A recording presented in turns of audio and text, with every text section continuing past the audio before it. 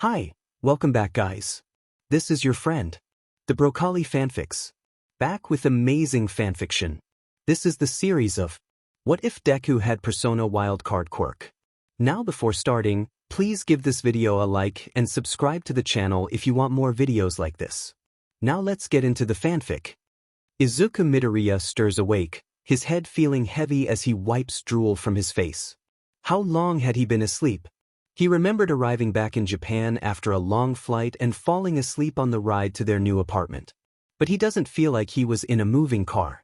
In fact, he felt like he was sitting upright, his head resting on his arms on a hard surface. Immediately, he jolts awake and finds himself inside of a classroom. One that was painted blue on every surface, with velvet material coating the walls. Looking around, he spots posters in the room as well, reminding him of those cheesy ones that would be plastered on the walls of his old school overseas to encourage the students. But instead of cheesy encouragement messages, they all looked to be familiar posters of All Might, only all sharing the blue color that was consistent with the rest of this strange room. Looking outside the windows, he spots no school grounds, but endless thick fog that cloud his sights. Just where was he? Ah, our guest is finally awake. The voice of a man startles him as Izuku turns towards the front of the room to find a bizarre bald man with graying hair, a long sharp nose and a black tuxedo. He sits at the teacher's desk with his arms folded in front of him, bulging and bloodshot eyes staring at him. Next to him was a young woman with platinum blonde hair tied into a bun with a blue ribbon, wearing a strange blue dress and holding a closed file in her arms that was blue like everything else in the room. Something about her stirs his mind, like she looked familiar. It's been so long since we last had a guest. And one with a strange destiny like yours. The strange man continues as Izuku stares at them blankly in shock. Where am I? Izuku asks, finally recovering his voice as he frantically stands up from his seat, looking around in a panic, trying to find a way out. Who are you people? How did I get here? There is no need to fear, young man. The man chuckles before spreading his arms, and to answer your question, welcome to the Velvet Room. My name is Igor, and beside me is Agatha. Delighted to meet your acquaintance. At this, the young woman, Agatha, bows in greeting towards him. A pleasure to meet you, she says in a soft, almost melodic voice. I look forward to assisting you in the future. Izuku wasn't sure how to respond, so his body moved on its own and gave a little awkward wave. As for your last question, this place exists between dream and reality, mind and matter. And what a peculiar location it has taken form of. It must hold some considerable sway in your heart. Igor explains as he gazes around the classroom. Only those who are bound by a contract can enter this place. A fate that awaits you in the near future. Contract? Izuku asks confusedly. I don't understand. You will in due time. Igor assures before continuing, now, why don't you introduce yourself?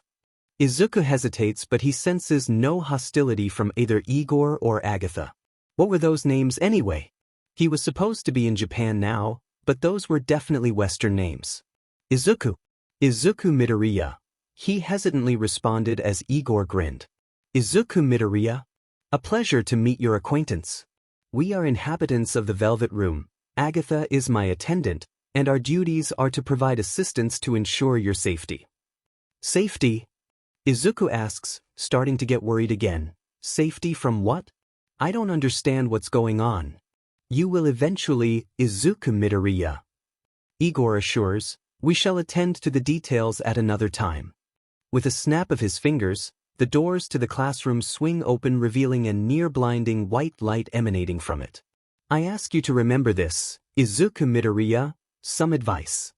Igor adds as the light begins to overwhelm Izuku, I urge you to accept responsibility for your choices, no matter how they end.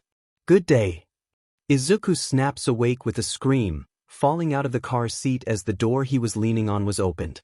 His mother jumps in surprise at this before rushing to aid him. Oh my, I'm so sorry Izuku, she hastily apologizes. Are you all right? Did you break anything? Mom, I'm fine. Izuku groans and rubs his arm where he had landed, looking around in a bit of a daze before he realizes they are parked outside of a small apartment building. A white building with 3 floors, is this? Inko smiles as she helps him to his feet. Yes it is, welcome to our new home. Come on, the moving company's already set everything up. Let's go check it out. Is Dad already up there? Izuku asks as he looks around trying to find his father, but seeing no signs of him. He wasn't in the car with them either, but he recalls hearing he was supposed to meet them here. His mother instead gives him a forced smile. He couldn't make it. He's still trying to look for his next job and is held up by an interview. But he has a great feeling about this one. A month ago, the support item company that his father worked at went under, the boss fleeing overseas with millions of dollars that belonged to the company. Despite efforts being made, they were forced to be declared bankrupt, and Hisashi Midoriya lost his job. It was why they were forced to return to Japan. They couldn't afford to live in the States anymore. So they decided to return, hoping to start over again from the beginning. Not like moving bothered him that much, there wasn't really anything he was leaving behind. There were plenty of things that were good while they were living in California. Memories of the only friend he made there flashed through his mind before he remembered everything else. The discrimination, both because of his country of origin and also because of his quirkless nature. And most times it would get physical. Explaining to his mother and father why he returned home limping was not rare. Most times they did just enough not to leave bruises, but when they did it was areas well hidden. And when he did fight back to defend himself, it would be even worse. There was only so much throwing a few punches could do when his bullies had quirks that gave them an advantage. Not to mention during one of the times he did, he was labeled the aggressor.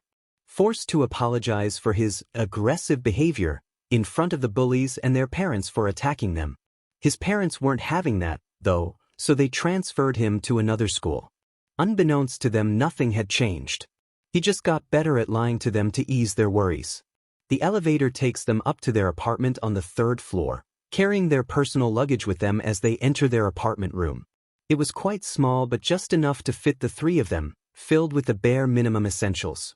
The moving company had already unpacked most of their furniture, arranging the tables, chairs, and whatnot. The place was definitely smaller than their old home in California. He was sure there was less than half the space, but it was home for now.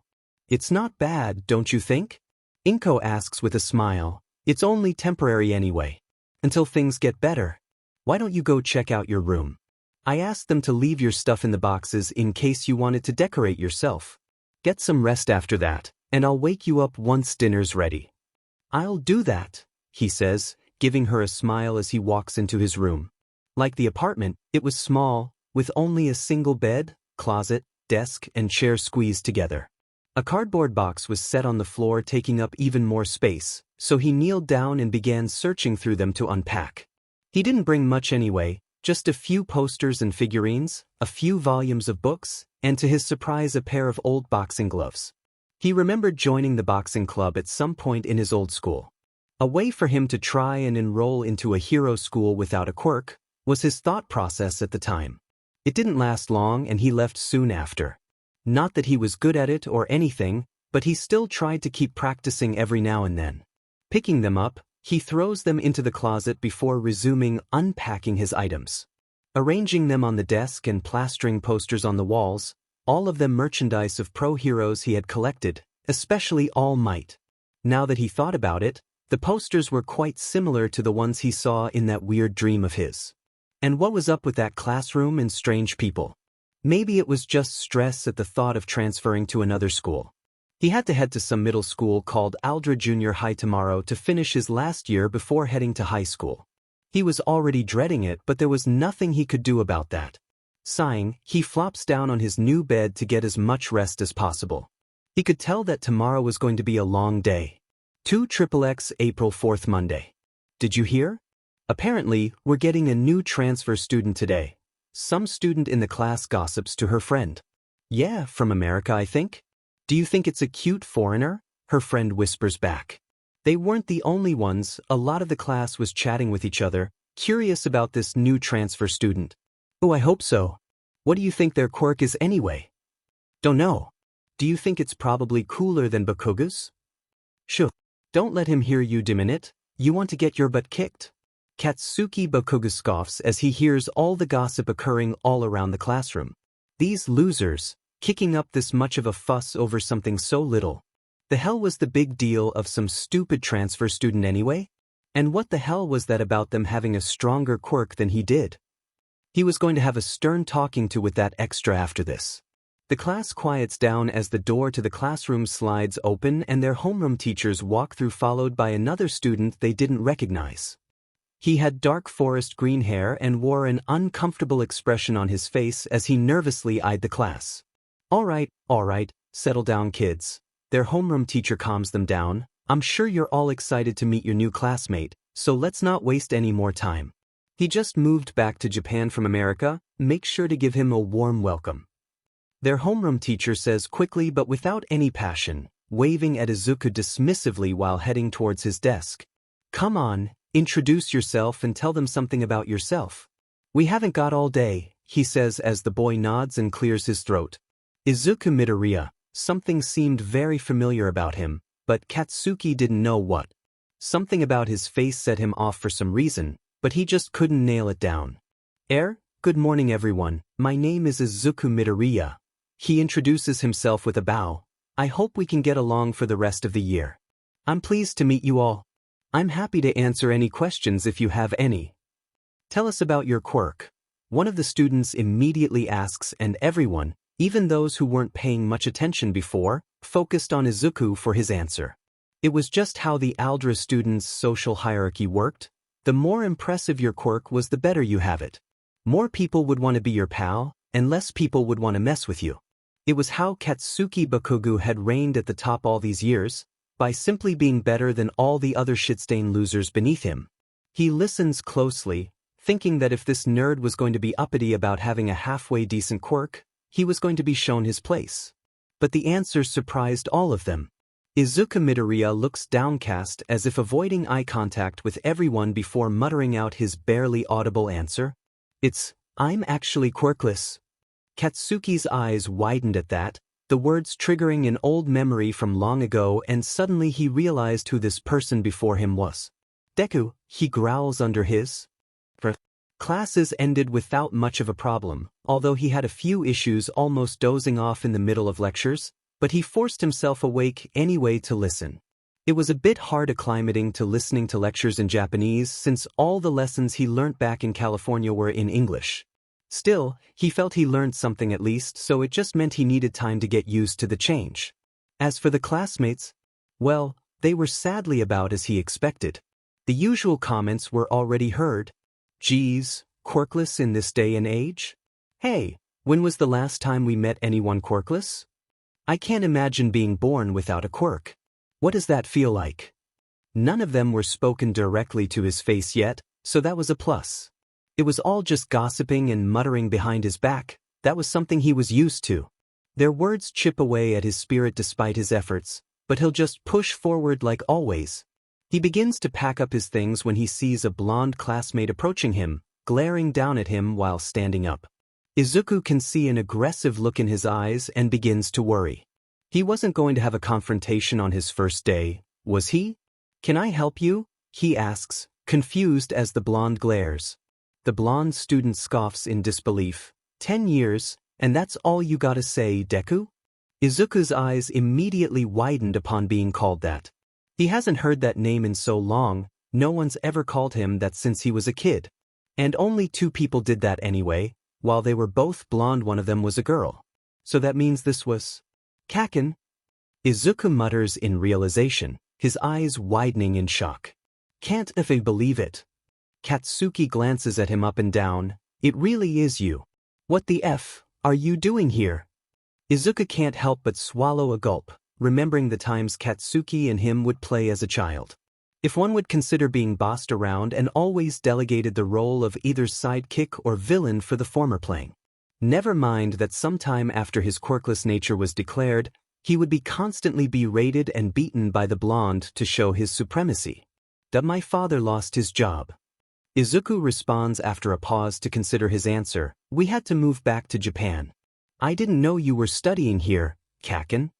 Hey Bakugo, what's going on? 2 other classmates walk up to Katsuki with their bags in hand. You two know each other or something?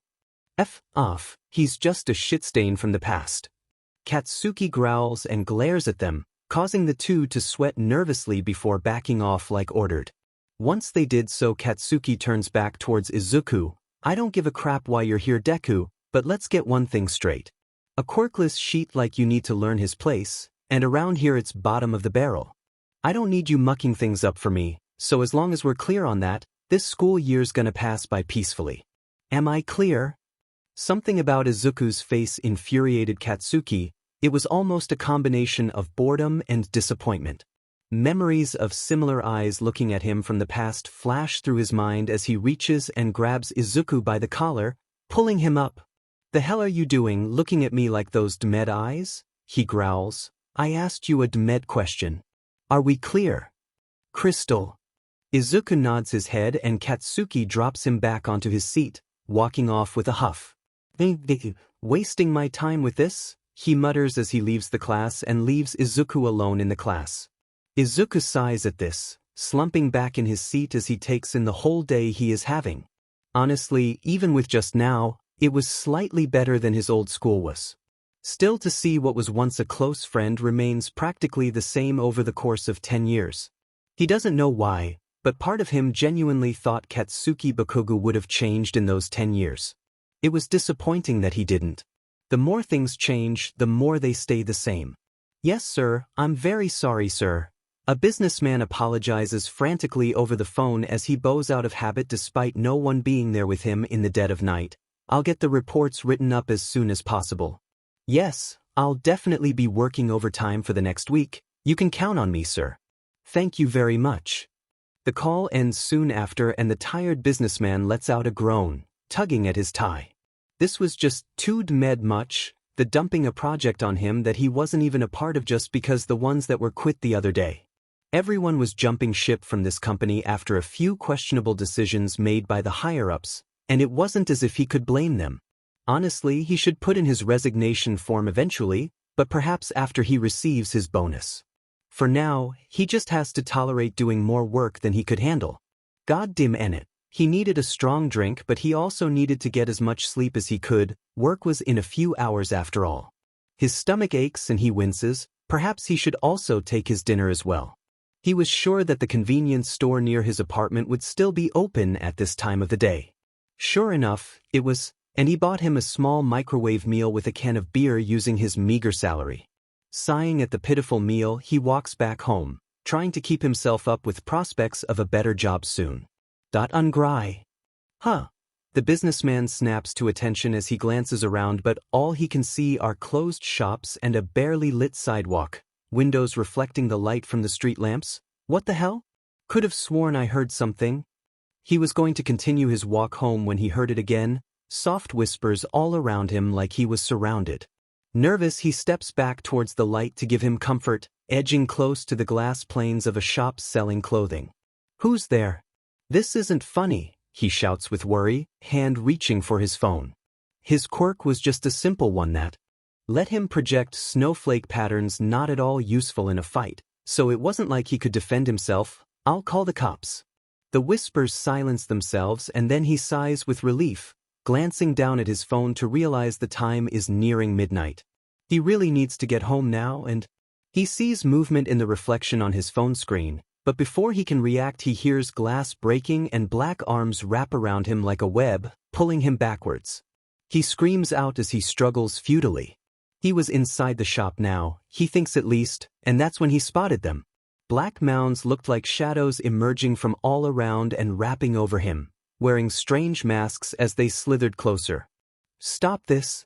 Let me go, he screams as he tries fighting back, but he is held too tight and suddenly feels the energy drain from him. Let me go. But before his eyes could close forever, a loud crack was heard sounding like a gunshot. One of the shadows burst apart and all the others immediately dropped him like they were scared or surprised. He sees a hooded figure step up, grabbing him by the arm and pulling him up. From her voice, he could tell it was a woman. Come with me if you want to live. She shouts as she throws him behind her and fires into the darkness with what looks like a sniper barrel emerging from her elbow.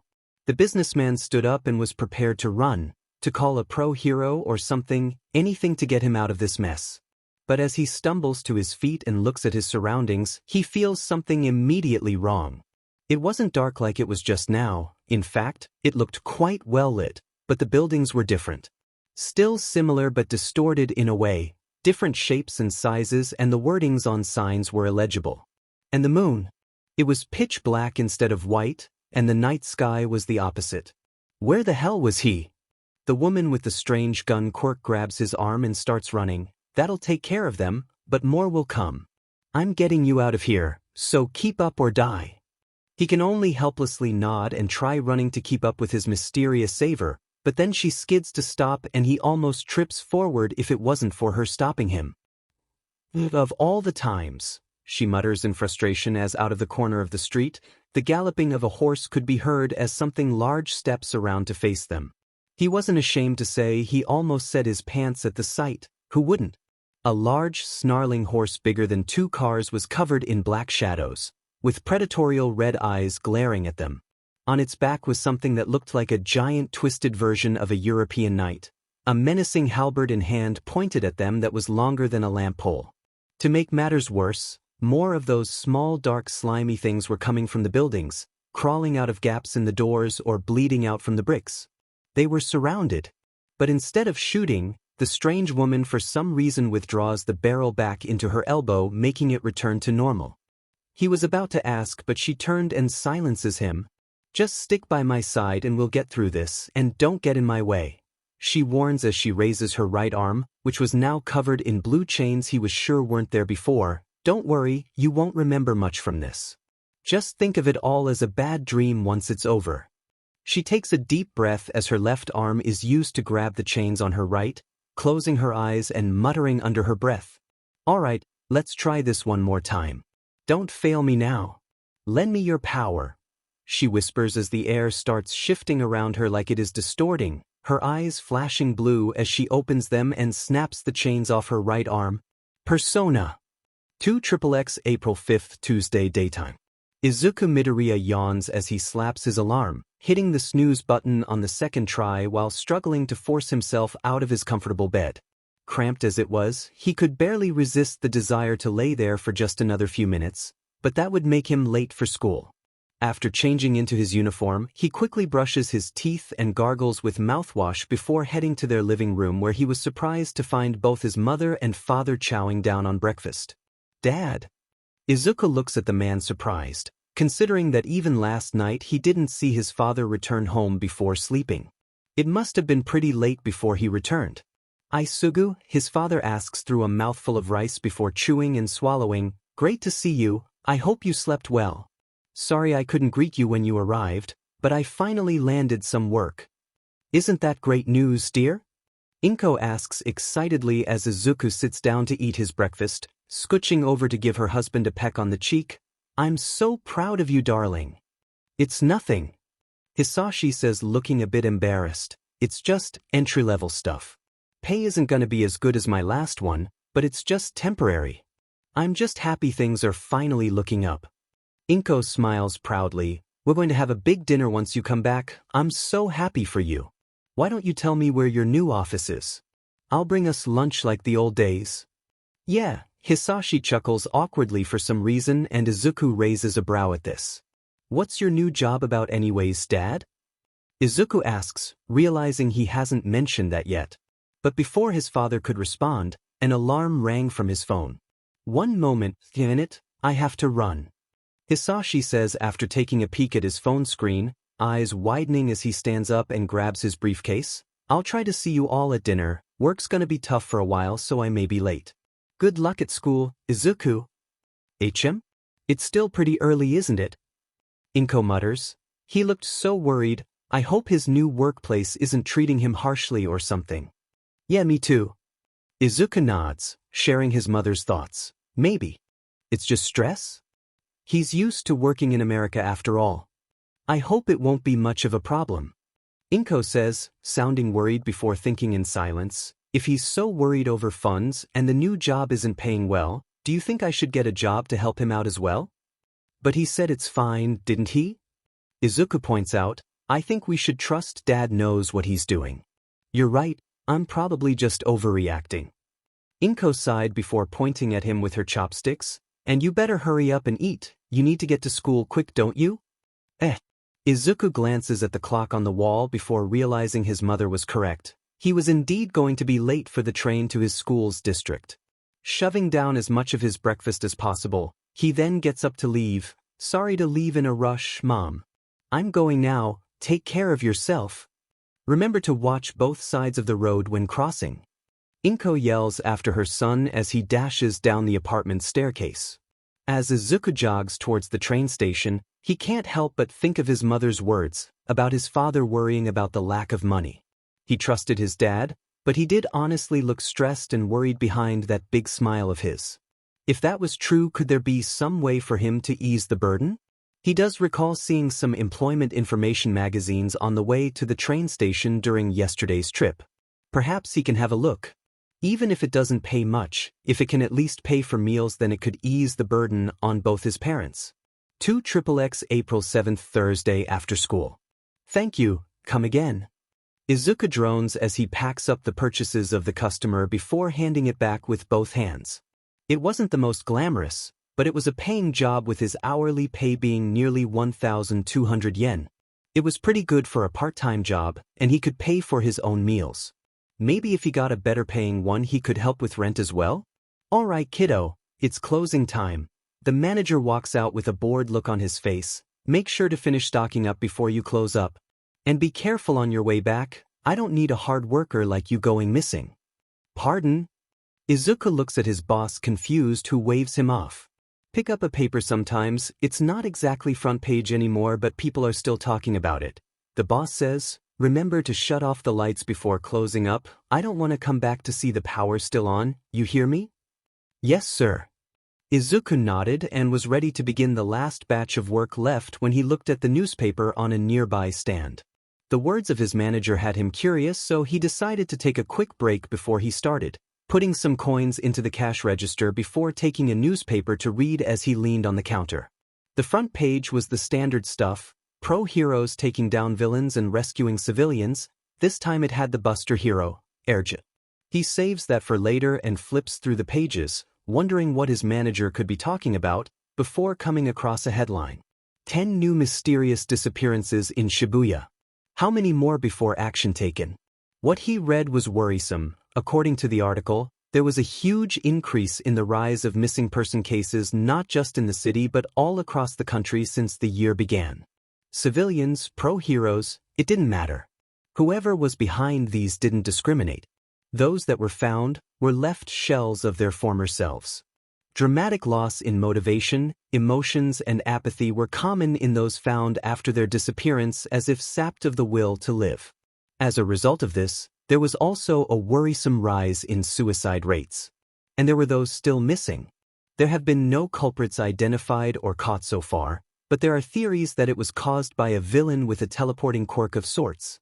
And it's still rising? Izuku mutters in disbelief. Why isn't this on the front page? Because people would rather not know that there's something that could make them disappear any minute and that the heroes can't help them. A woman's voice came from beside him as Izuku screamed, falling backwards. But before he could hit the ground, the woman's arm reached out and grabbed his before he could fall. Hey, watch it kid, the woman says as she pulls him back to his feet. Sorry to bother you, but is this place still open? I'm sorry, I didn't hear you come in. Izuku stutters out as he takes a good look at the woman. She was wearing a thick hoodie with the hood pulled up, a cap under it as well as a face mask. The only features visible to him were her purple eyes.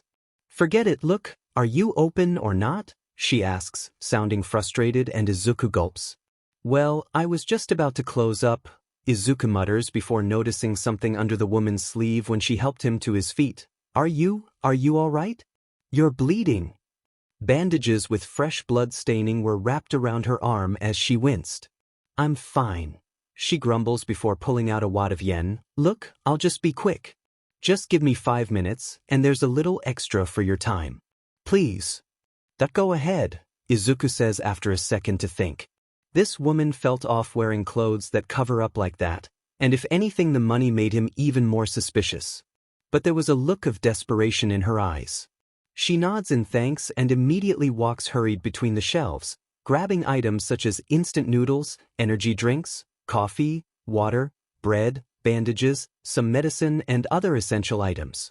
Once she brings it to the counter, Izuku scans them all while trying to think what kind of person needs all these.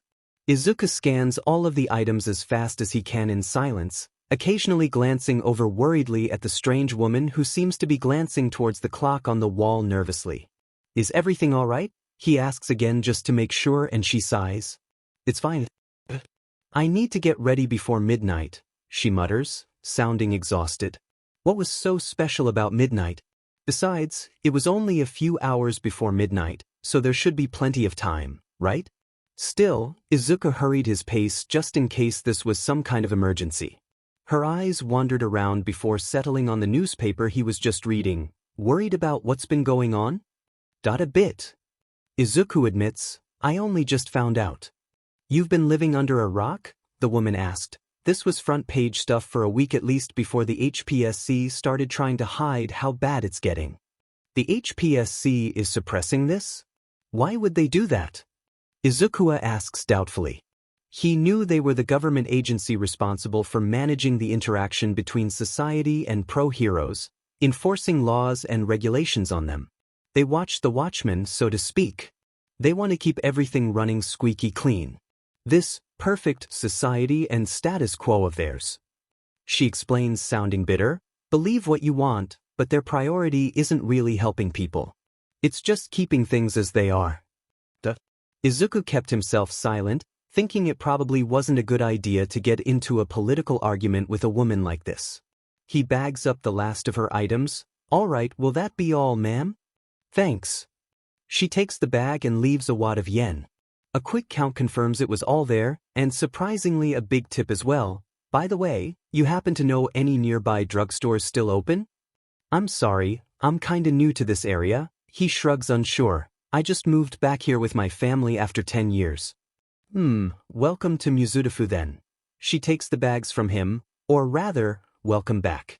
Take care of yourself on your way home, and I reckon you stick away from mirrors. Anything reflective really. Huh. Izuku looks confused at the warning as the woman leaves. Just a theory, but the broken glass is seen wherever someone goes missing. She waves goodbye. Like I said, believe what you want. Well, that was his strangest customer by far. Izuku sighs to himself as he heads off to begin restocking, hoping he doesn't have to deal with any more weirdos like that anytime soon. 2XX April 11th Monday daytime. Alright everyone, settle down, settle down. Their homeroom teacher calls out as he enters the class, hearing all their commotion.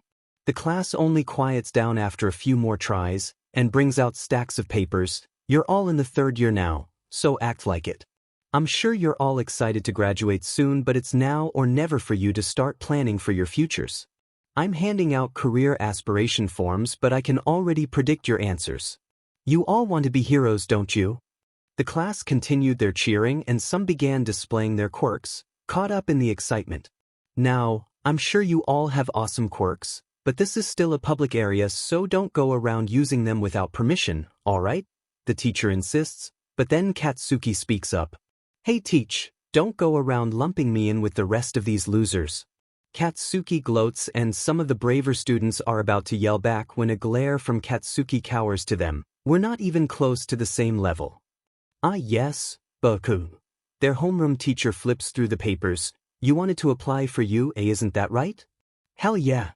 Katsuki gets up and steps on his desk triumphantly. I alone aced the mock tests. I have the best quirk in this entire district, and I'm the only one in this school who has a dead chance of getting into the best school in the country.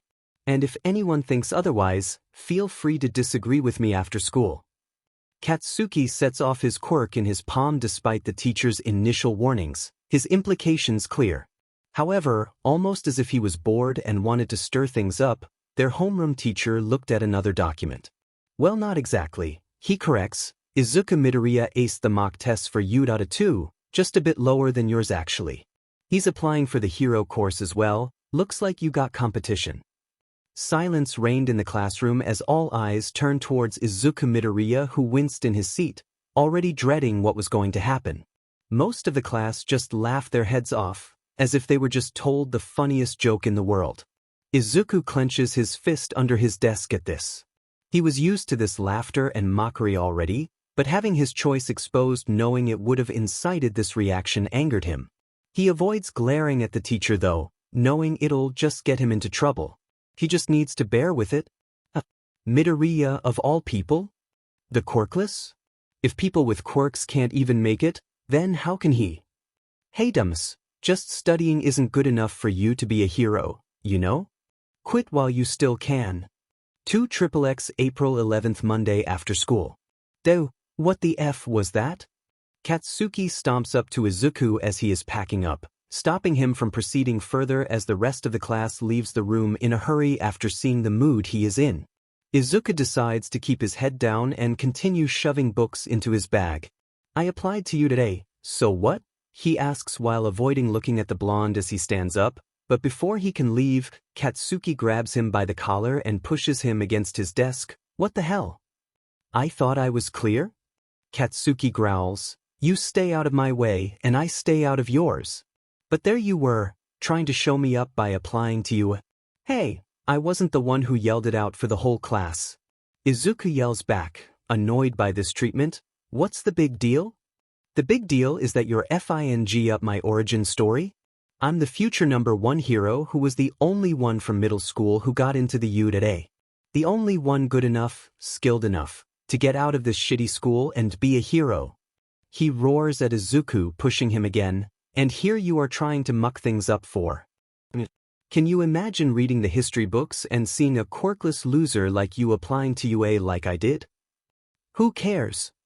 Izuku pushes Katsuki off him, surprising the latter. Nobody remembers what middle school heroes go to. Can you remember the one All Might went to? Endeavor? So what the hell is your problem?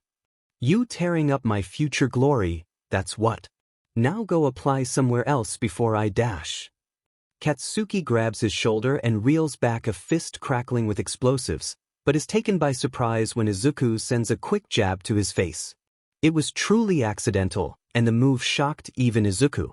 But the aggressiveness that Katsuki was displaying made him fear for his safety, triggered his fight or flight reflexes, and combined with muscle memory made him lash out without warning. Katsuki takes a step back and touches his cheek. Even if it didn't leave so much as a bruise, he still felt it like a slap to the face. Nobody in the school ever dared touch him like this, so the fact this happened confused him for a moment before he fully processed what just happened. Why does that matter? Izuku yells back, carried by his pent-up emotions. Heroes are supposed to save people. I want to be a hero to save people. You're only caring about yourself. Looks like you grew a spine. Katsuki growls as he activates his quirk.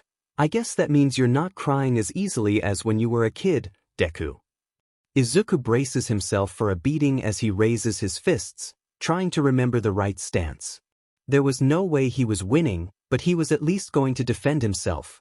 But before the two could clash, a voice was heard as a person entered the classroom. What's going on here? A random teacher asks. School's over. Get back home if you don't have any extracurricular activities, or I'm writing you two up. Katsuki growls as he stops using his quirk, turning his back to Izuku. Save people? Don't give me that sheet. A quirkless loser like you can't save anyone. Katsuki says as he storms out. Even you know that. You just want to try being a hero because you don't want to admit it. His words strike something in Izuku, stepping back like he has just been hit in the stomach by a hammer. Unsatisfied but unwilling to grab more attention from the remaining teachers with how loud they were, Katsuki takes his leave but not without parting words. Face it, Deku, you're just being a spiteful dumbass. He scoffs. Quit now or you're gonna get yourself killed. We were going to be heroes together. We promised. But we don't need to be heroes to help people. We can't dash. I thought you understood. Out of everyone. Stop shouting Iza dash. Shut up. Just shut up. Izuku kicks a trash can under the bridge on his way home in a fit of rage. The conversation with Katsuki left him remembering things he'd rather forget. Remembering his shameful behavior towards the only true friend he ever really had.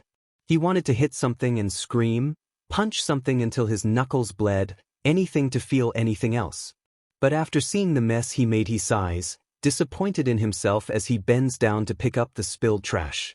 He didn't want to cause any unnecessary trouble for the garbage disposal workers. Still, the words of his former friend were etched into his mind. He knows it was true. God damn it, he knew. But every time it was brought up, every time someone reminded him how impossible his dream was, every time someone pitied him for how he was born, hated him for how he was born, Izuku felt he was close to tears, choking back a sob. It still hurts even to this day, even when he realized the truth years ago. There was no realistic way for him to truly become a pro-hero without a quirk. But he wanted to anyway, even if it was unrealistic, he still wanted it desperately. The thought of proving everyone wrong, even if it was unlikely, even if for a brief second, was what kept him going. His impossible, unreachable dream of being a hero. Otherwise, what else was left? He punches himself in the face at that thought. What was he thinking? He should be grateful to be born into a loving family like his parents. He shouldn't think thoughts like that. He shouldn't, but it was hard not to on bad days. Before Izuku could finish cleaning up the mess he made, he heard something behind him, like the sound of flowing water.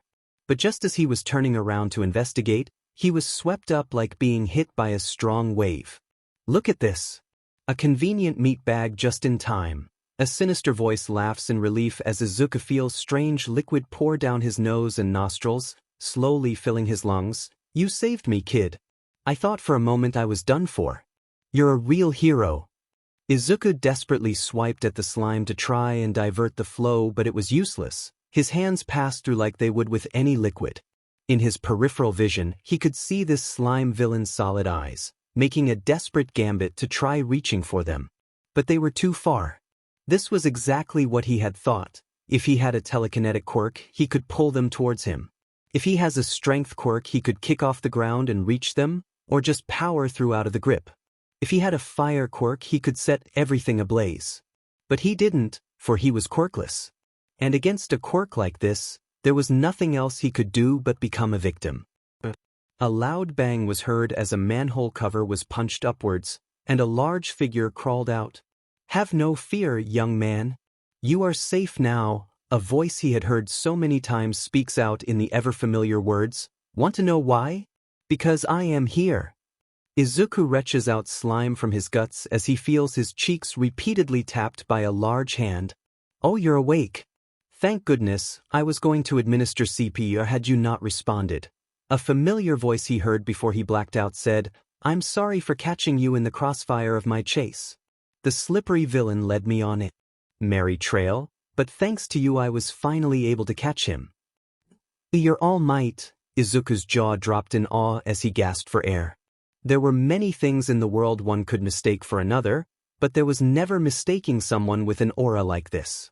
Ha! Yes, it is I, All Might. He let out his signature laugh as he stood up with 2 bottles in his hands containing the slime villain that attacked him. I must thank you again for helping me out, young man, and apologize for that terrible situation. If you need help getting to a hospital? No. I mean no. Izuku stumbles onto his feet as he stares up at the towering pro-hero. Oh my god, it's really you. It is. Can't forget this. All Might reached for his pocket and handed Izuku a notepad, realizing it was his #13 notebook for his hero analysis. I found it among your belongings that were spilt out with my punch. Apologies for that, but fortunately there's no permanent damage. I couldn't help but notice your work here. Mighty fine notes you have there, young man. And I left you something in one of the blank pages. Izuku flips through the open notebook towards the page he is pointing at, realizing it was a large signature that took up the entire page. Think of it as my apology for getting you caught up in this mess. All Might says as he begins stretching. Now if you don't mind, I have to get going. There's no telling when this villain may wake up. Izuku hesitates. This was not something that happens every day. Meeting the #1 hero like this, the statistics were impossible. He needed an answer to a question he had been dying to ask, and this could very well be his only chance. It may never come again. All Might, wait please. I have one question, he pleads at All Might, ready to leap away. Apologies, but justice waits for no man. All Might was about to jump off when Izuku desperately asked his question anyway, not caring how rude it was. This was his only chance to ask. Do you remember me? His question surprised All Might enough that he hesitated, and Izuku continued with his tone shuddering, We met 8 years ago. Do you remember me, All Might? He could remember that moment clearly to this day. The day his dreams were shattered the second time. The first was the day he was told he was quirkless, and that he should give up on his dream. The second time may have been the nail in the coffin.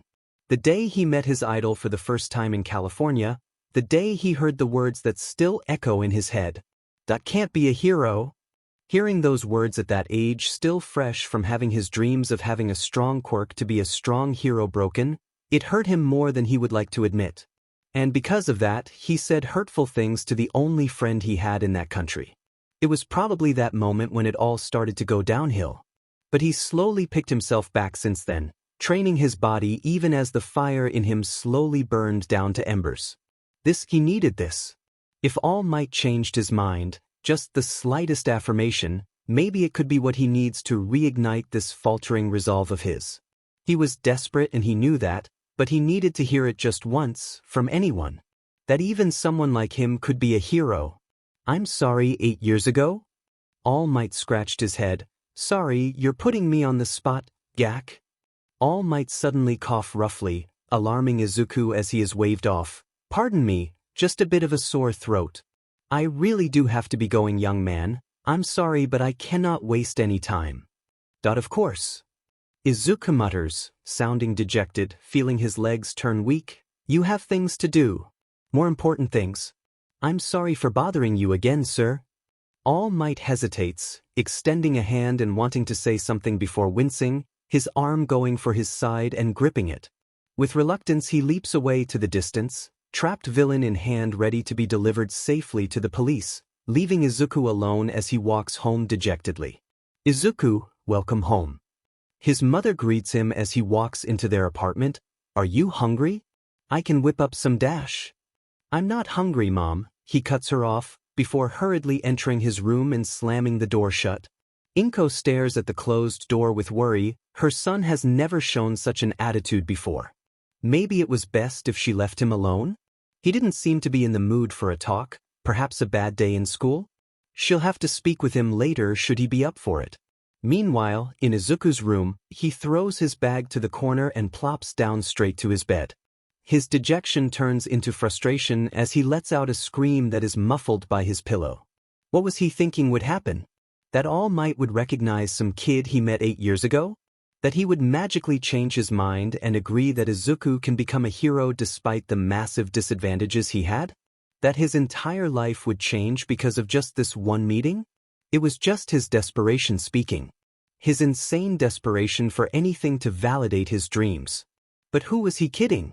What was there to validate? A dumb pipe dream he clung onto to give him meaning in his pathetic life? Why did he still cling to this, it? Why can't he just let go? Look towards a real goal he can actually accomplish. A real job he can do, just like, support them, be heroes that way. Heroes together. Why are you giving up? Izuku. Leave me alone. DMN him. God DMN him. Even after that he still selfishly clung on to his dreams, like it was the only thing keeping him alive. And even now, he still wants to cling to it. Was this his curse? To forever chase something beyond him? To forever uselessly dream of climbing above his stations that life decided for him? Why did he still dream? Why did he still yearn for this? Why was he born like this? His eyes struggled to keep open, his body yearning to sleep. To just stop thinking for one brief moment. Yes, he needs to sleep. 2XXX April 11th Monday afternoon. Dim nerd. What the hell was he thinking messing with me like that? Katsuki yells as he kicks an empty can down the alley, told the fucker to stay in his place, and what does he do? The complete opposite. Yeah, you said it, man. One of his lackeys, whose name escapes him, cheers him on. So what are we doing today, heading to the arcade? Shut up, not in the mood, he dismisses. Dumb. Sheesh, he's really hung out about that, isn't he? Lackey number 1 mutters to the second one, thinking he couldn't be heard. What you're reading anyways? This? Just the latest trend right now. You know those horror ritual things people do in sleepovers. You mean like the fortune game or something? Yeah, this new one's been on the rise recently. Lackey number 2 nods, sounding frightened, and I hear real people are actually disappearing. Break a mirror in the dark at midnight, and you'll be dragged and killed by a ghost. But if you survive, you get a reward or something like a wish. Freaky. Come on, that's what all of them say. Lackey number 1 sighs. When has that ever happened? It could be serious. I heard from a friend of a friend that their cousin knows someone in their school who had a classmate go missing trying it out. Lackey number 2 insists, this is scary sheep man, especially with those kidnappings recently. Can't be too bad. Hey, how about we all come over to my place this weekend and try it out? No. Hell, I don't think even Bakugo would want to do this. The last part gets his attention and immediately he stops, spinning around and glaring. The F? Did you just say dipshit? I mean dash? Before he could spit it out, Katsuki grabs his collar. You think that since you saw Quirkless Deku F with me, you can do that too? He shouts as he pushes him against a wall. Unless you want a beating, don't say sheet like this again, got it? I ain't scared of some ghost story or some sheet. Gee, got it. Lackey number 2 nods quickly. But I mean, I wouldn't say anything if you were. This thing could be real, you know? Katsuki throws him onto the ground. Off, you little scaredy cat. It's just some dumbass wanting attention. So what if I break a mirror at midnight? I tell you what, if there really is a ghost, I'd kick its butt. We get it, Bakugo. Lackey number 1 insists. Come on, let him go, he's just saying dumb stuff, no need to be all mad at him. Katsuki growls. This was what he thought would happen. With Deku disrespecting him in public, dumbasses like these feel a bit bold, or at least bold enough to say stuff like that within hearing range. He needs to start by proving them wrong first. Katsuki releases his grip and turns to glare at Lackey number 1. You.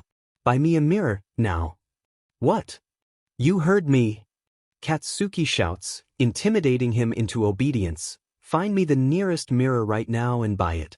I'll show you that you're all just a bunch of pussies. Bakugo Household 2XXX, April 11th, Monday night. This was stupid, Katsuki thought to himself as he stared at the handheld mirror in his room. The lights were turned off and he had a hammer right next to the mirror on his desk, ready to bash it. He was supposed to have those two as eyewitnesses and prove this is just another stupid ritual kids make up to scare one another, but those two chickened out at the last moment, saying their parents wouldn't let them stay that long. Pussies. Katsuki checked the clock on his phone once again, only a few minutes left until midnight sharp. Seriously, why did all this dumb shit have to happen at midnight? Why couldn't it be in the morning or something? This was going to mess with his sleep schedule. Normally he'd just call it a night, but his pride and reputation were on the line here. If word gets out he'll be known as the coward that backed out of this stupid ritual thing. What kind of future number 1 hero backs out of something like this? He rubs his eyes and yawns, trying to stave off his exhaustion from the training he did earlier. As he did, he saw something move in the mirror in front of him. Quickly he turns back only to see nothing, cursing under his breath. Was he seeing things? Probably because he needs to sleep soon. Raising the hammer, he waited until the timer struck midnight and brought it down hard, shattering the mirror. For a brief second, he feels his body subconsciously tensed for some unknown reason. It can't be because he actually believed this sheet, right? A minute passes and nothing happens. He lets out a chuckle. What the hell was he thinking would happen? Did he actually believe a ghost would come out or something? He probably needs to cut back on the horror movies he was watching recently. This was, as he predicted, ridiculous. Hey brat, what the hell was that? His mother roars from the other side of his room's door. You better not be practicing with your quirk at night, you hear me? Get some sleep already. Shut up, you'd med hag.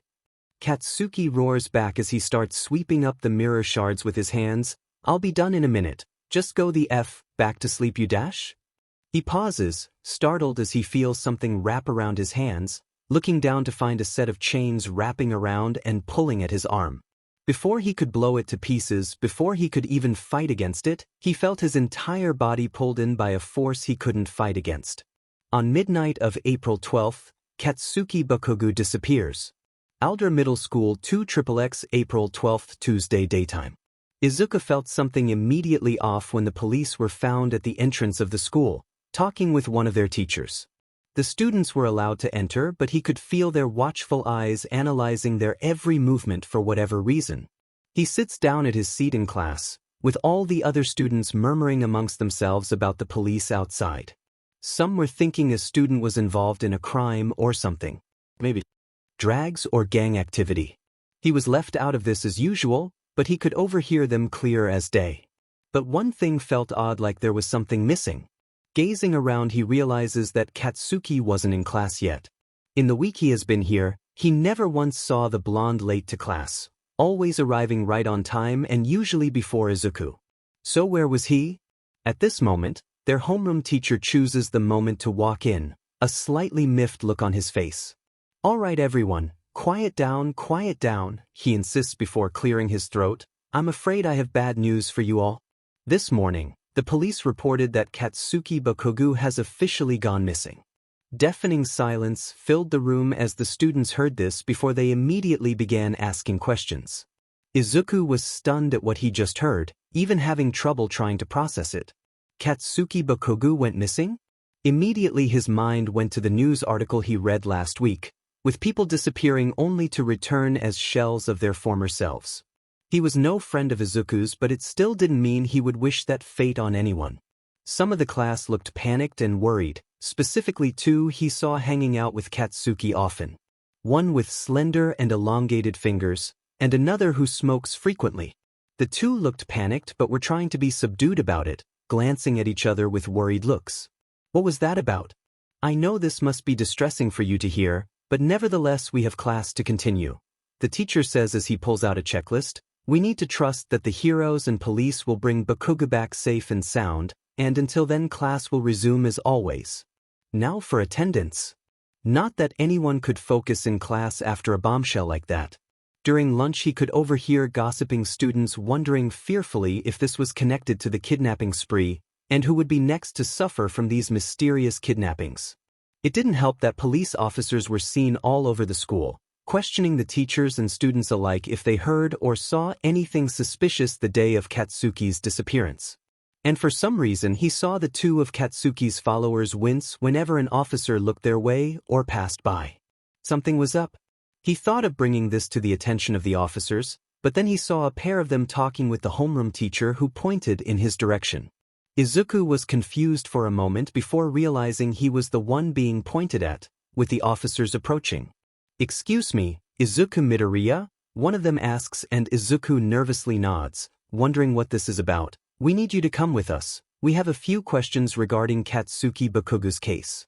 Police Station 2XXX April 12th Tuesday after school.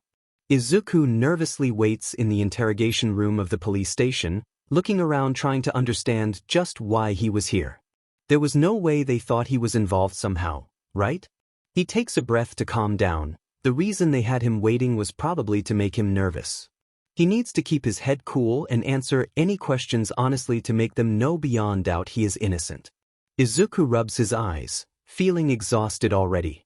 However, he saw something as his eyelids were fluttering. Thinking it was the officers at last, he opened them wide only to see nothing.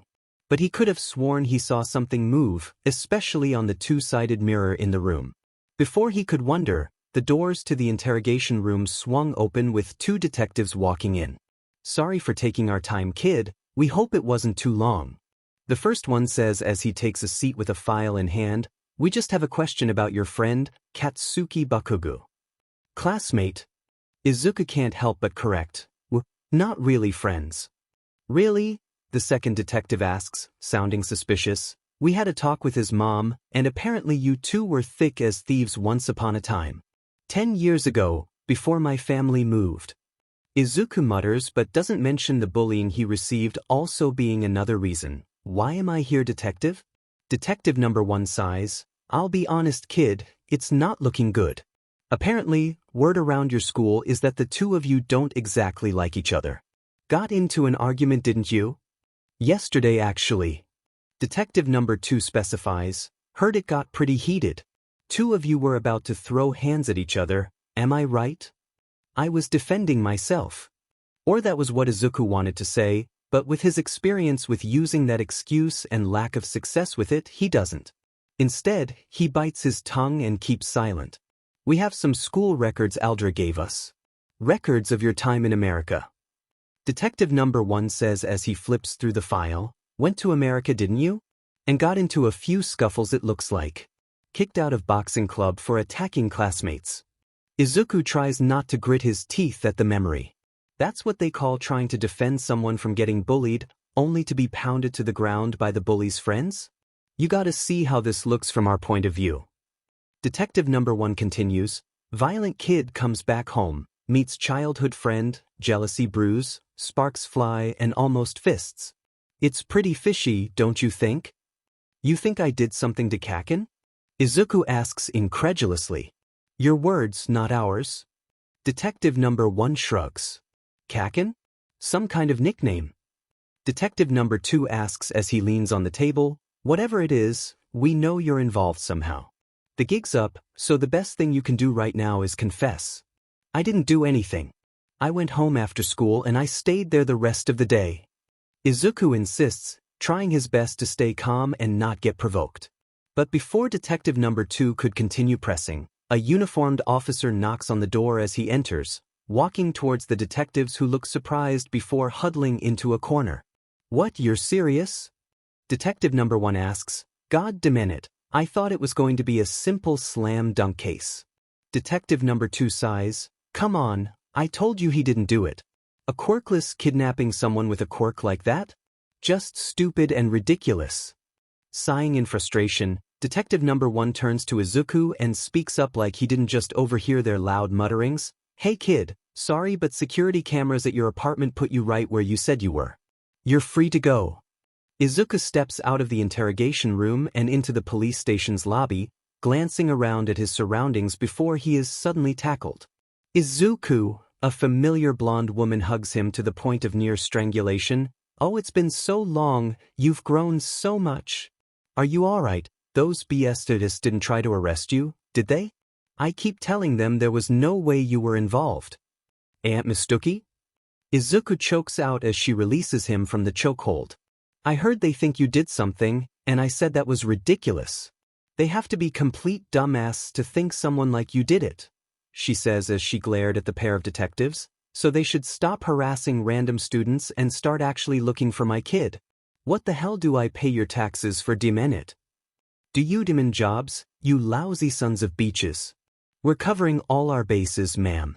Detective number 1 insists before pulling out a card and handing it to Izuku. If you think you come across anything, be sure to let me know. Get back home safely then. They walk off, discussing with each other about the case as Izuku looks up at the woman that was Katsuki's mother. Aunt Mitsuki, are you alright? He asks, noticing the stress she was displaying on her face, before she shakes her head and tries to hide it.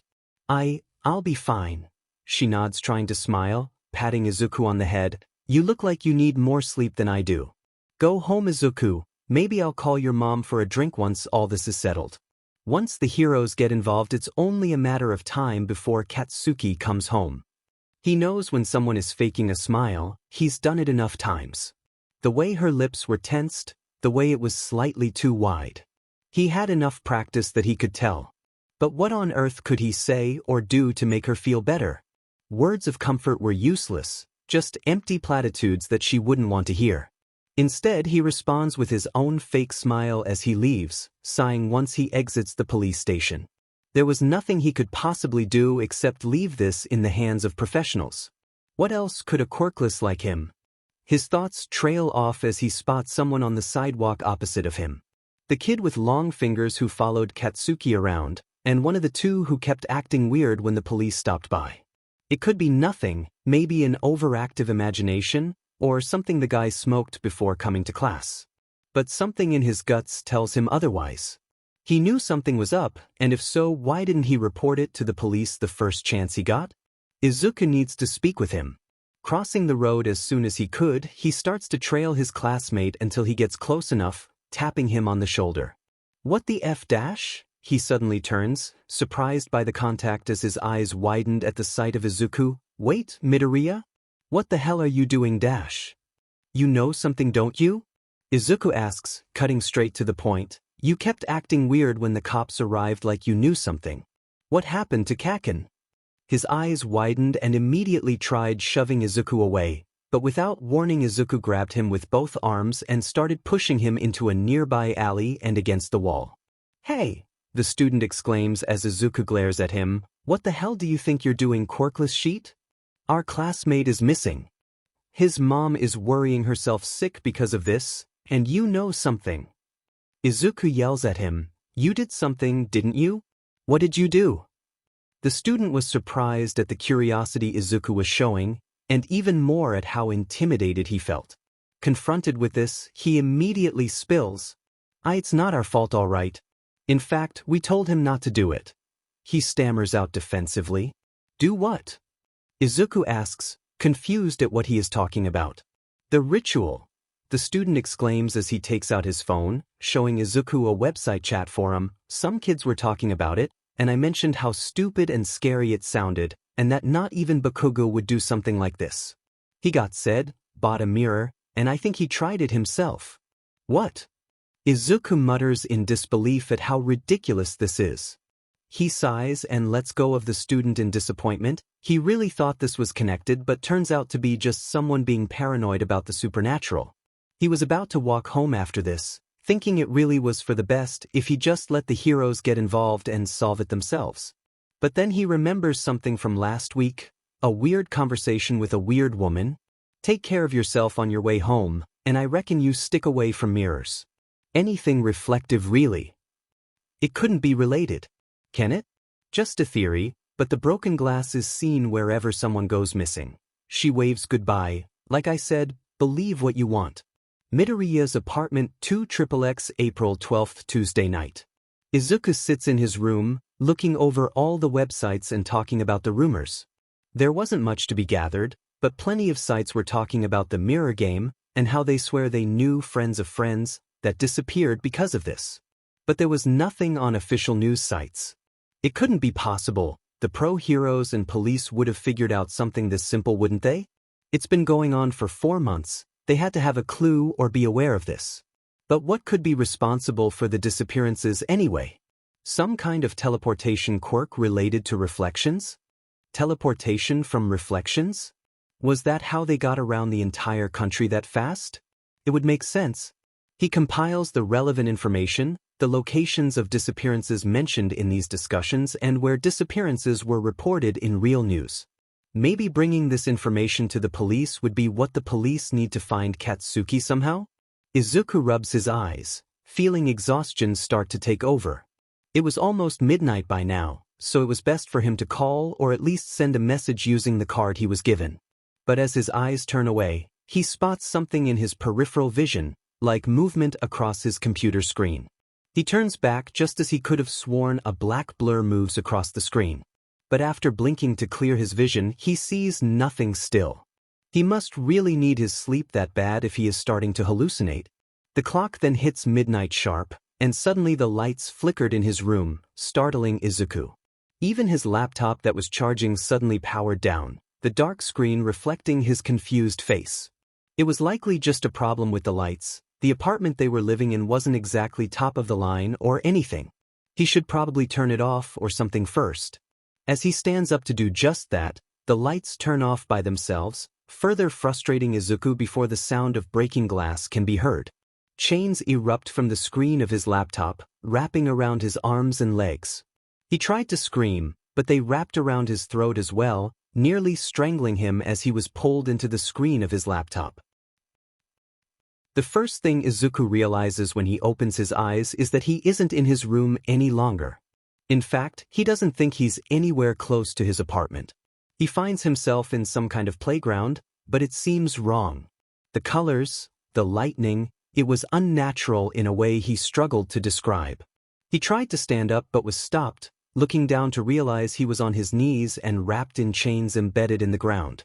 And what was more frightening was the figure that stood before him, sitting at the end of a plastic spiral slide, chin resting on an arm like he was bored. The figure was roughly around his height, but covered entirely in shadows appearing like dark flames shrouding him, with only unnatural red eyes peering through them. You're awake, that's good. Who are you? Izuku demands, trying to sound brave. You're the one that kidnapped me, aren't you? Did you kidnap Kaken as well?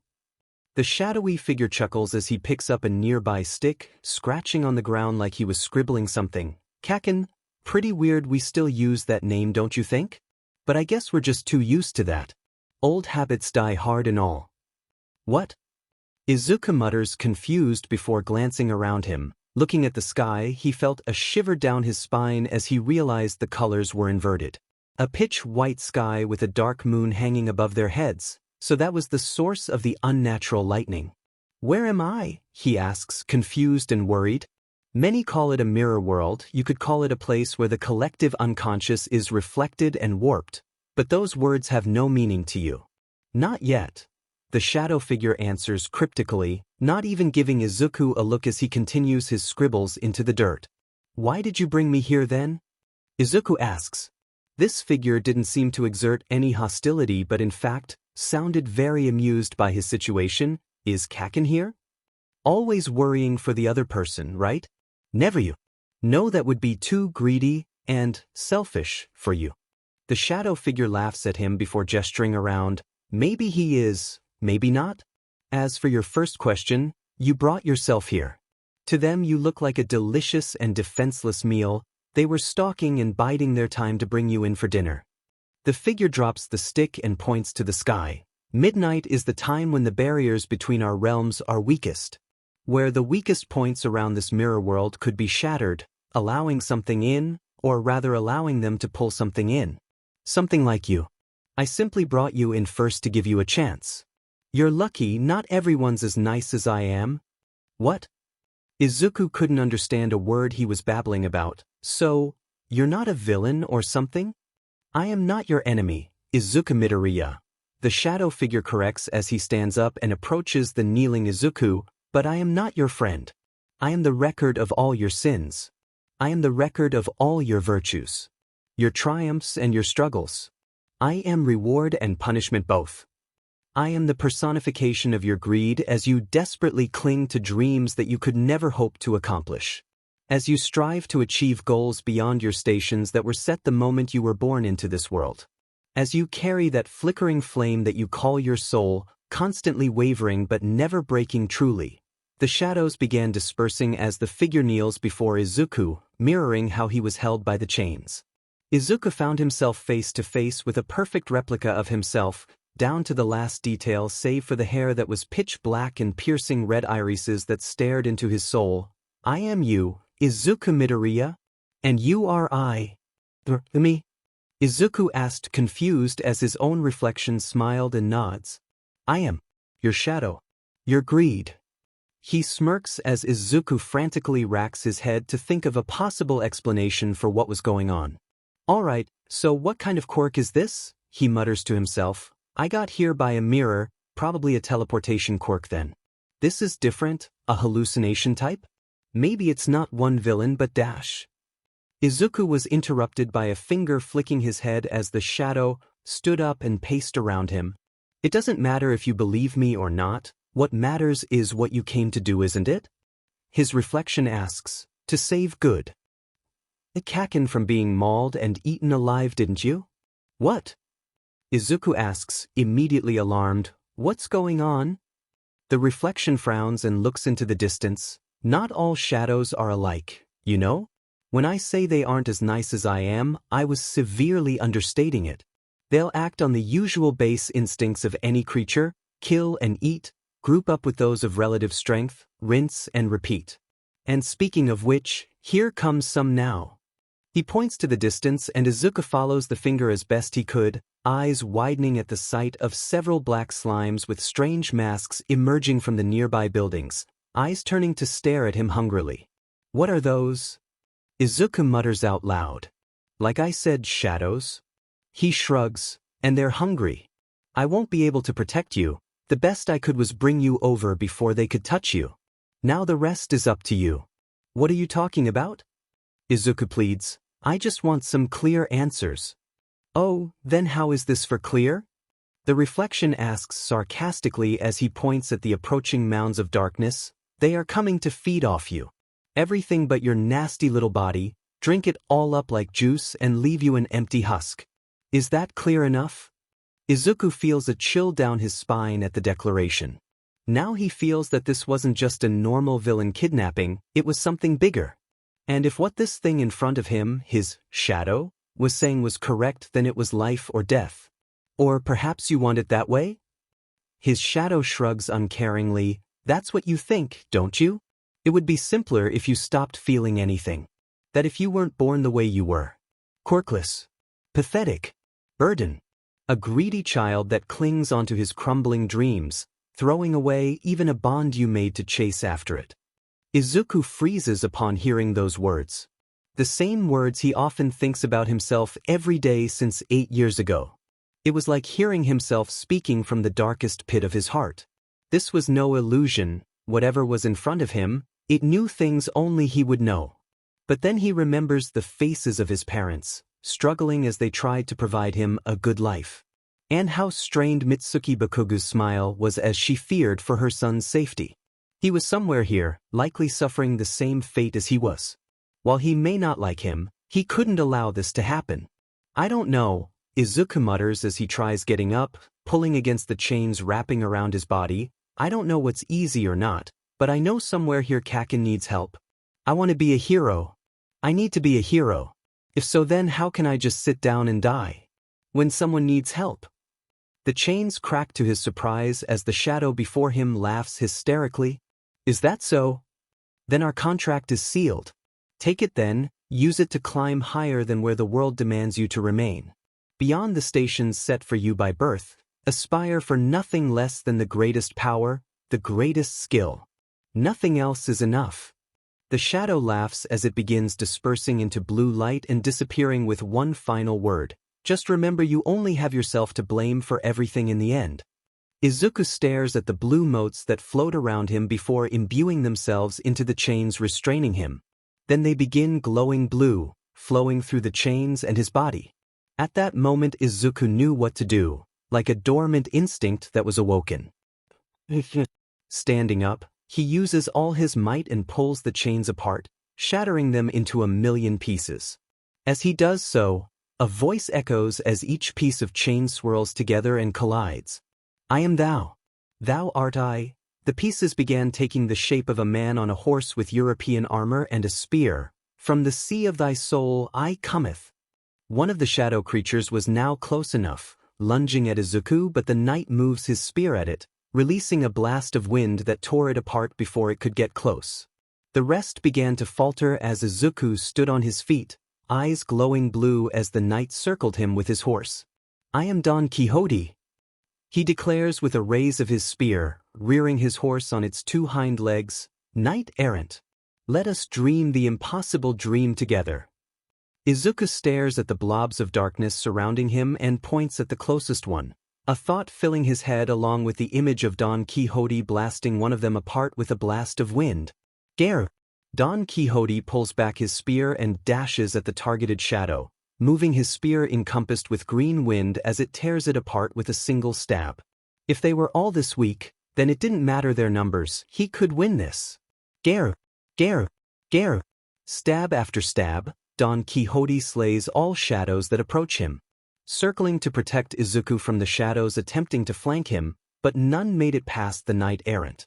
But as this continued, Izuku felt his head begin to ache, like it was splitting in half. Groaning in pain, he falls to his knees grasping at his head. But while he is distracted, a shadow manages to slip past Don Quixote and leaps at him.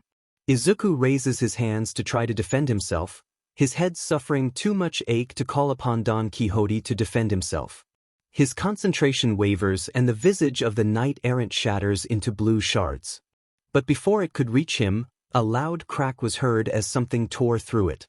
All across him, more and more of these shadows were destroyed as cracks were heard. Izuku stares around in shock before something lands near his foot, startling him. He realizes that it was some kind of bullet made of strange purple material with a small communication device at the end. "Pick me up." A strangely familiar voice speaks from it, and Izuku does as ordered, holding the speaker close to his ear. Listen, we don't have much time. I'm covering you right now, but the noise you made is bringing an entire colony to your location. What? Izuku stammers as he looks around confused. A colony? What's going on? I don't even have time to explain why there's no time to explain. She shouts down the device, causing Izuku's ears to ache. Head north now before you're cut off. North. Izuku mutters, unsure where the direction was to the woman's exasperation. On your right. She sounds frustrated as Izuku begins making a mad dash towards the direction with the woman, occasionally throwing him more directions to follow, such as down an alley or which turns to take at intersections. All around him, Izuku finds himself surrounded by odd warped buildings that reflect the downtown of Mizudafu.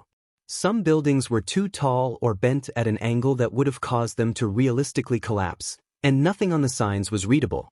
And what was worse was the number of shadows that he narrowly avoided. The first he saw was a group riding nightmarish horses that galloped across the streets in search of something, then mechanical humanoids on large wheels with spikes protruding from their center, as well as more of those slime things. He was nearly caught if it wasn't for the woman's warning, telling him to hide behind a warped-looking dumpster in an alley. Peering out of the corner, he cringes as he spots large bird-like creatures flying through the skies. Alright, just keep calm, kid. The woman says in a voice trying to be assuring, it won't be long before the streets are flooded with more shadows, so we need to get you out there. Do you see that building in front of you? The one with a white and blue sign. Izuku looks for that and finds it on the street opposite of him. Yeah, I do. Am I supposed to hide inside? Won't any building do? No, they'll search everywhere eventually. She explains, but they don't often check the roofs, it'll be safer up there. I'm making my way there now, so when you see an opening make a break for it and get up. Izuku looks up at the building and pales, realizing it is at least 20 floors high. I hope you love cardio, kid. The woman jokes, trying to insert some levity into the tense situation as Izuku sighs and braces himself. Izuku gasps as he finally climbs up to the roof of the building. It turned out that apparently the rooms on the inside were much bigger than they looked on the outside, so making it up was harder than he initially thought. As he fell to his knees, exhausted by everything that was happening, a bottle of water was extended in front of him. Here, drink up. The woman who was talking to him earlier orders as he looks up at her, eyes widening to find the same woman that came to the store a week ago. She was still dressed the same, but even with the mask on he could recognize her by the intensity in her eyes. Honestly, I didn't think I'd be seeing you again, especially in this place, she says as Izuku takes the water from her gratefully and drinks it. Didn't I tell you to stay away from mirrors? It was my laptop.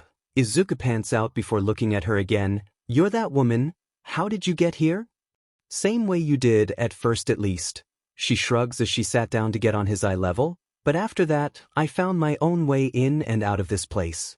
Honestly, if you ignore the fact that there are colonies of shadows hunting for humans 24/7, it's not a bad place to live. You live here? Izuku asks, flabbergasted as he gazes at the strange inverted sky. She shrugs again. I only come out to get supplies and save folks like you that got dragged in. But this time it looks like you saved yourself. Didn't think I'd meet another Persona user like me. Persona? Izuku mutters before realizing what she meant. That knight he summoned just now, the chains he broke. Who are you? He asks as the woman stands up. Are you a hero? Just some passerby. She dismisses. Call me Kana. Now listen. There are only a couple ways to leave this place, but all of them are always guarded by shadows. I'm going to do a little scouting to find us an exit, and then you're going home. Sorry to say, but if you're like me, then it means you won't be forgetting what happened like a bad dream. Tough luck. But before she can leave, Izuku stops her. Wait, he pleads, causing her to stop. There's someone else here, a classmate. He went missing yesterday. Another one? Kana mutters before realizing, yeah, I think I know what you're talking about. There was one that popped up almost 24 hours ago. Around here you can tell when someone gets dragged in. The sky cracks a little and you hear an echo of glass breaking. Sorry to break the news to you, kid, but he's as good as dead. Izuku freezes at the news. What? How do you know? Kana sighs and points to the distance. Over there's another colony of shadows, smaller than this, but they're all grouped together in one building, and the one on top's hidden deep inside, so I can't exactly snipe it. I'm not as good as I once was, so even with both my quirk and persona I wouldn't make it far. But he could still be alive? Izuku asks, and Kana turns to him with a glare. Don't get your hopes up, kid, it just leads to disappointment, she advises. Look, most times shadows don't kill. They just feed off their victims, leaving them husks. Like in the newspaper. Izuku realizes as Kana nods and continues. Precisely. It takes a while, usually weeks or even months, so there's maybe a 50-50 chance he's still alive, she explains, so wait for the shadows to get their fill and toss him out. He may be a husk, but at least he'll be alive. Maybe the hospitals or psychiatrists could fix him up. Has that ever happened? Izuku asks doubtfully. Kana pauses for a moment before reluctantly revealing the facts. No. Most husks choose to end their lives after they leave, she explains to Izuku's horror, but it's the highest chance he has of making it out alive, even in the barest sense. And who knows, they may come up with something this time. Not unless we save him. Izuku points out, you said it yourself. They don't kill, they feed off humans, so there's still a chance he's alive. He gets up to his feet, ready to go looking for Katsuki when Kana gives him a shove with an angry look in her eyes. Did you not hear a word I say? That place is crawling with shadows. Even if I fight my way through, I'll only barely make it to where their boss is. They aren't your run-of-the-mill shadows, each of them is on their own level. I can barely fight one off, let alone after fighting an entire colony, she yells at him, furious. If there's a way to get you both out, even without me, I'd take it. But there isn't, so I'll just focus on the one I can save instead of the one I can't. Got it? You said you can't save him by yourself. Izuku mutters, and Kana believes he is finally coming around, only for his next words to shock her. Then what if I help you? Kana stares at him silently, her eyes wide before grabbing him by the collar of his shirt. Do you have a death wish or something? Kana looks at him furiously. What, did I waste my time saving some suicidal dumbass? Don't you have a family or something back home? Do you want to break their hearts by going on a suicide mission? Are you prepared to die that badly to save some classmate? That I don't know if I'm ready to die to save Kaken. Izuku replied honestly, it's not like we're friends or anything. But I told myself if I ever had the power like I do right now, like this persona thing, then I'd use it to be the hero I always dreamed of being. A hero that saves people with a smile on his face. How long has it been since he declared that with true belief in his own words? It felt almost strange for Izuku, but this was different now. He had power now, whatever this persona was, it was his power. How can he dare dream of being a hero if he doesn't try to save someone the chance he has? Kana stares at him in the eye, and while she sees fear, she sees conviction as well. To her disbelief, this kid was serious about wanting to save his classmate. Those eyes of him burning. My God, you really are serious? She mutters to herself like she couldn't believe it. Gritting her teeth, she paces in a circle before groaning and pinching the bridge of her nose. All right, fine. Kana exclaims in defeat. I'll take you to where I think your friend is, we'll figure it out from there. But I hope you don't regret it, kid. In case you die, just remember this, it was your choice. As Izuku nods, he recalls something he heard before. It felt familiar and unfamiliar at the same time, like he heard it in a dream or something. I ask you to remember this, Izuku Midoriya, some advice. A voice echoes in his head as he remembers a bright light overwhelming him. I urge you to accept responsibility for your choices, no matter how they end. Good day. There it is, the nest of a shadow colony. Nasty, isn't it? Kana asks as she peers over the edge of a roof at a familiar building covered in some sort of spiky dark crystallized matter with the occasional orb of yellow decorating it on the outside. Meanwhile, Izuku was recovering from their method of travel. Traversing through the rooftops was much harder than it looked, especially with the gaps sometimes being nearly too long for him to jump over. However, Kana had no such problem, maneuvering with such ease it almost looked like she was out for a simple jog. No doubt she would have made it there in half the time it took if she didn't have to stop and help Izuku along the way. Izuku winces at the sight of the building, Aldra Middle School. You study here? She asks and Izuku nods. Then you're probably familiar with the insides. Good, that's another advantage. Now do you see the problem? I do. Izuku winces at the sight of numerous slime-like shadows through the stained windows of the building. There's probably more on the inside then? It's bigger on the inside than you'd think.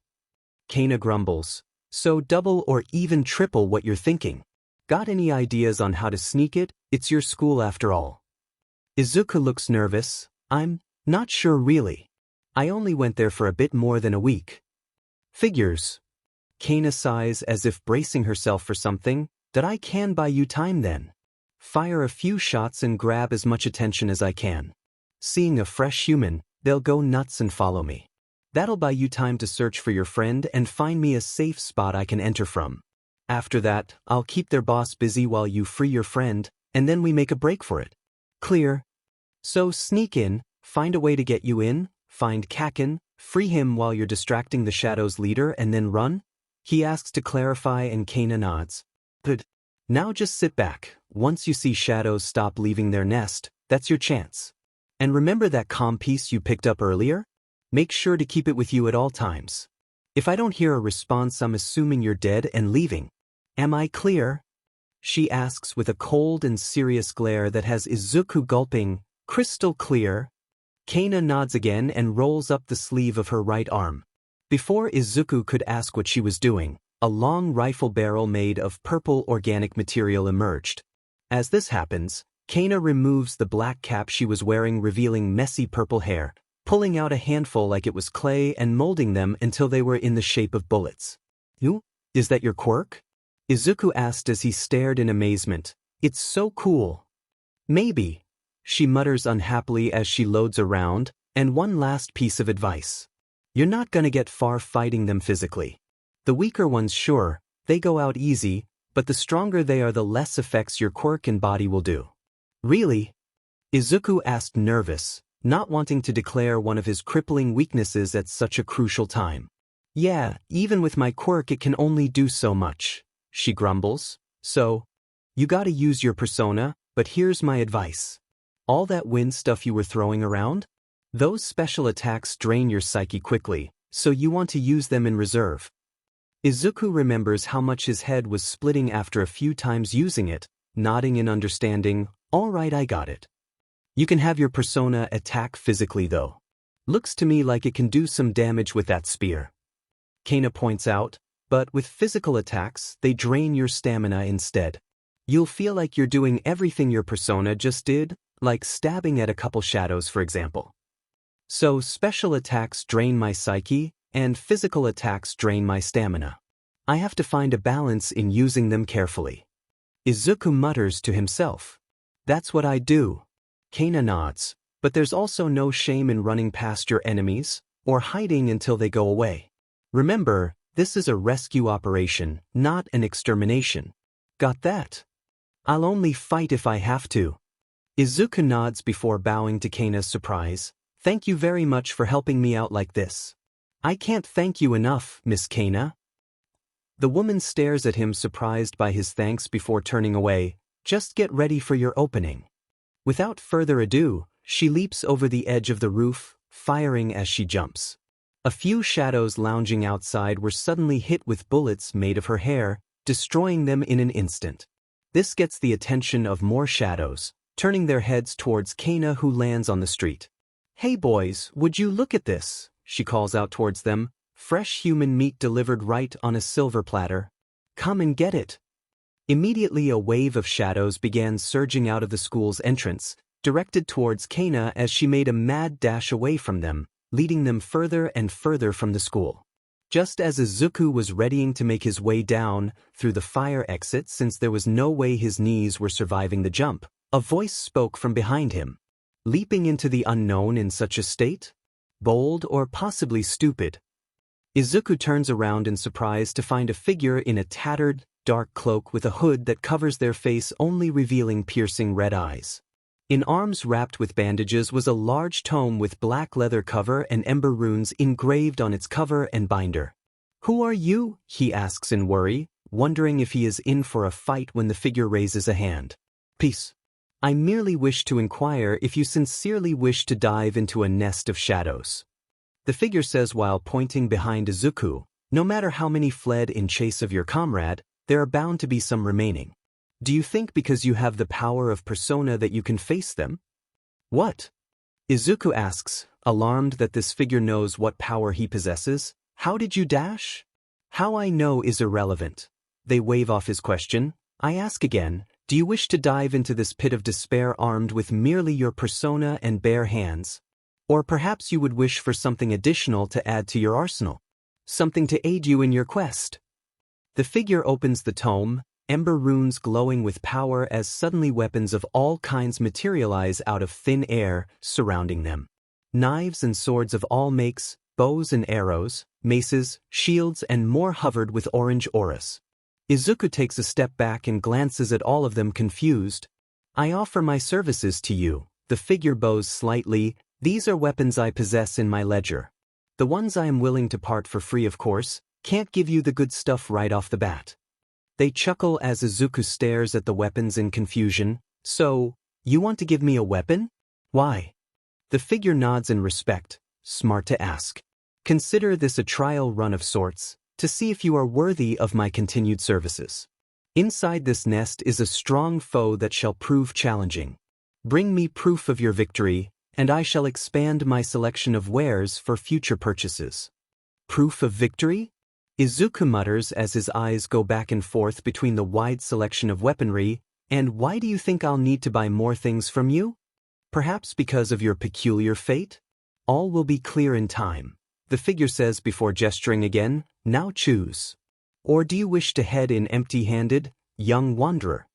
Izuku pauses in thought before nodding. It would be better if he went in with at least one weapon so he could defend himself if he was unable to use his persona. Should he use a sword? No, he has no training at all with bladed weapons, so the best he could do was swing them like bats. A bow and arrow would be even harder. He thought of going for a mace or hammer until his eyes set on a pair of metal knuckle dusters. If he needs a weapon, he should pick something he is at least proficient at. Taking them from the selection, he slides them on to find they are a perfect fit. He gives them a few practice punches as the figure nods. An intriguing choice. I expected a blade, the weapon of heroes.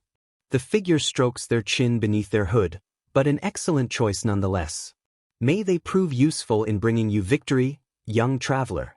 For now, I bid you a good day and good luck in your conquest. Wait! Izuku calls out as the figure begins fading away in a thick fog. I still have questions. And I have answers to share for the next time we meet. The figure tips their hood. Farewell, young traveler. The mysterious figure disappears, along with the weapons that they were displaying. Looking around for any signs and finding none, he turns his attention back to the nest, now a bit more confident with weapons in his hands. Hang on, Kaken, it's going to be fine now, he mutters to himself for courage as he looks at the corrupted image of his school, because I am here. Izuku roars as he punches right through a shadow in his path. The strength of his blow, aided by the knuckle dusters, shatters the mask-wearing slime shadow, destroying it instantly. Instead of staying behind to face the other four shadows lingering at the entrance, Izuku chose to run past once he had an opening. The shadows chased after him, snapping at his heels, but Izuku was able to keep ahead of them. These shadows were slow compared to him, so he was easily able to cut a corner and hide in an empty room while the shadows ran by, thinking he was still ahead of them. Once they were gone, Izuku peeked his head out of the classroom to check if the coast was clear before proceeding. He carefully tiptoed his way through the maze of halls that was this warped reflection of Aldra, stepping through cracked floors with roots of black crystallized material growing out of the floor, barely lit up by the glowing yellow orbs sparsely decorating them. Like Kana had said, this place was not as it seemed from the outside. The hallways were unlike the original, which he was starting to get used to, instead being twists and turns like a labyrinth that defied the shape and size it had on the outside. He takes the wrong turn, and instead of a staircase leading upstairs, he runs into a group of those slime shadows patrolling the halls. They lashed out with their hands as Izuku raised his arms to defend himself. yelling in pain as the surprisingly sharp claws flayed his flesh. Izuku backed up and grasped his injured arms, prepared to run the other way when another pack of them blocked his exit. Dripping from cracks in the ceiling before reforming, they were drawn in by his screams of pain. Gritting his teeth, he looks around to find an exit, only to realize he was now surrounded. He might fight his way out with bare hands, but if even a single scratch can do this much damage to him, then it was risky at best. He needed his persona. As he thinks this, blue chains are generated and formed around his body. Knowing instantly what he needs to do, he grips them hard and pulls, shattering them like they were made of sugar glass. Don Quixote! He calls forth his persona, the knight emerging from the fragments of the shattered chains and taking a guard stance. Now with his back covered, he at least had a chance. As Don Quixote stabs at the shadows behind him, Izuku charges at the three shadows before him with arms raised. This time he was prepared, backstepping when a shadow leaps at him with claws swinging wildly, before delivering a powerful strike that shatters its mask and punches through it instantly. These shadows were pretty dangerous with their claws but were also weak in terms of durability, which added to Izuku's chance. However, while his attention was on the first shadow, the two others didn't wait for their turn and rushed at him while he was distracted. One tries clawing at his legs, but Izuku steps on it before turning to the last one, unfortunately a second too late as it scratches his right leg, forcing him to his knees, and was prepared to strike at his face if Izuku's fist had not been faster. Behind him, Don Quixote was having an easier time, slicing and stabbing with his spear, wiping out twice the shadows he was facing. His job was done, and the persona was dismissed, fading away and leaving Izuku bleeding in the hallway. He now understands what Kana had been talking about. The fatigue he was feeling now feels tripled, as if he had done all the work Don Quixote had. The bleeding certainly wasn't helping matters, his breath accelerating at the sight of his blood leaking out despite applying pressure on his arm's wounds. This place was dangerous, but he had no choice but to continue forward. If Katsuki was here, then he had to get him out quick before the shadows were done with him. But as he was about to get up, screeches of more shadows could be heard echoing around the halls. "Kid!" Kana's voice came through the calm peace she had given him as Izuku sat leaning against the walls of the janitor's room on the second floor. "I led them on a merry chase, but I think they got bored and went home. Trying to make it there before they found me an entry point yet." "I think so," Izuku pants as he looks out of the window leading into the room, janitor room on the second floor. "There's no shadows on the outside, so I think it's safe. Are you all right, kid?" Kana asks in concern after hearing how exhausted he sounded. "No." Izuku answers after a moment of hesitation, looking at the torn sleeve of the green jacket he used to bind his wounds, blood still leaking out despite his best efforts. "I'm bleeding a lot actually. But I'm almost there, just hang tight. You're gonna be all right, kid." Kana assures as he hears her start running faster. "Where's the room you're talking about?" "I don't know." Izuku tries to keep his breathing under control. All he was concerned about when he was running from the shadows was just keeping ahead of them and finding a safe place. From all the twists and turns in this unfamiliar labyrinth, he lost track of which direction he was facing. "I'm sorry," he apologizes before wincing as the pain in his wounds flared again. "That's fine, don't worry." Kana keeps assuring him, "You have a phone, don't you? Flash some light from the window, I'll keep an eye out for it." Izuku grunts and pulls his smartphone out, turning on the flashlight and pointing it outside the window, hoping it was bright enough to get Kana's attention. It took a few minutes, and for a moment Izuku felt dread until her voice was heard again. "I see it. Can you get it open?" Kana says, and Izuku pushes himself up, unlocking the window and sliding it up. A moment later, a grappling hook made of homemade material was thrown into the room, hooking on the edges of the window as Kana climbed through with a backpack slung over her shoulder. "Sorry I'm late, had to grab some equipment on the way," she says before looking at the condition Izuku was in. "God, they got you bad, didn't they?" "I can't stop the bleeding," Izuku says, trying to keep the panic out of his voice as Kana bends down, pulling out bandages from her bag.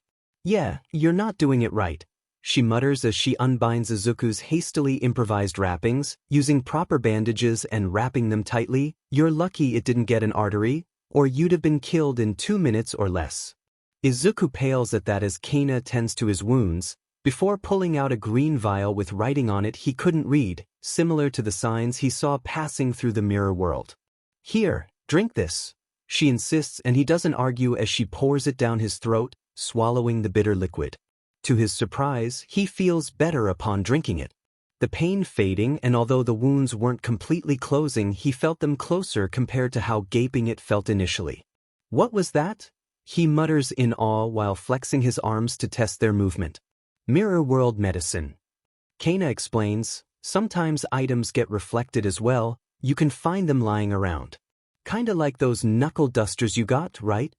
She gestures to the weapons in Izuku's hands as he remembers the strange figure that gave them to him.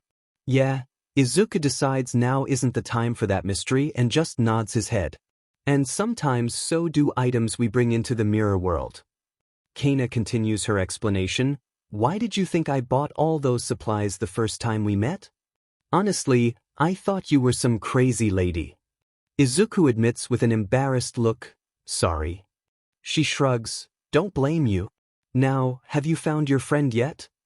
Izuku shakes his head in disappointment. "No, I didn't. This place is very different from what I imagined. It's like a maze instead of a school." Kana grimaces. "Like I said, this place is a death trap. Nests are almost impossible to map out, and with the numbers, they are almost impossible to clear out. If you want to save your friend, still then we got at best 15 minutes, 10 at worst, before the other half I lured away comes back. But we can't search the entire building in 10 minutes. Izuku says alarmed, "And we can't go back, who knows if they'll fall for the same trick next time." Kana raises her hands to silence Izuku. "Good thing I'm here then. My persona's not just good for combat, but it has some other skills as well. I might not be able to see them, but I can get a feeling of the shadows now that I'm inside." "You can tell where Kaken is?" Izuku's eyes widened in surprise as she shook her head. "Not exactly, but I can guess," she explains. "I'm getting powerful signatures coming from the first floor. I can guess that's probably where the strongest shadow is at, and probably where your friend's at." "Why would you think that?" Izuku asks, wondering why they would be at the same place. "Because the top dog always gets the first bite and biggest portion." Kana says with her eyes looking away, "I see it all the time with the people I've rescued. Could never beat one on my own, only grab and run. Success varies even with that strategy." Izuku understands what she meant with the look of guilt in her eyes. Even if they grabbed Katsuki and avoided combat, there was a chance of not making it out alive. But before he can say anything, Kana ruffles his hair. "But don't worry yourself over this. There are 2 of us here, so you can grab this Kaken guy and run while I hold the big one back." "But you'll dash." Izuku's eyes widened at the thought of leaving her behind, but she could feel her smile behind her face mask. "Relax, kid, I've been in tougher spots," she assures Izuku. "Just get your friend out and head west. You'll find a building I marked with a big red X. It's one of my safe houses, you'll find your way out there." "Are you really not a hero?" Izuku asks quietly. There was no way that she wasn't. The look in her eyes matches those of heroes he's seen in the past, resolute and determined. Kana's eyes shifted at those words, looking full of bitterness and regret now as she avoided his eyes. "I don't think I ever was." Her answer confuses Izuku as she stands up and offers him a hand. "Now we got a kid to rescue. Are you good to go or not?"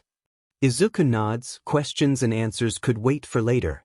Accepting her hands, he gets back onto his feet. "Of course I am." The 2 of them sneak their way back to the first floor of the nest, carefully but quickly to get out before the rest of the shadows return. Kana made sure to guide Izuku on how to sneak past some shadows that were blocking their way, and how to carefully step to make the least sound possible. "As long as you don't make too much noise like running or shouting, shadows won't notice you," she whispers while picking up a stray piece of dark crystallized matter and chucking it down another hall to get the shadows' attention. "They're pretty stupid as well.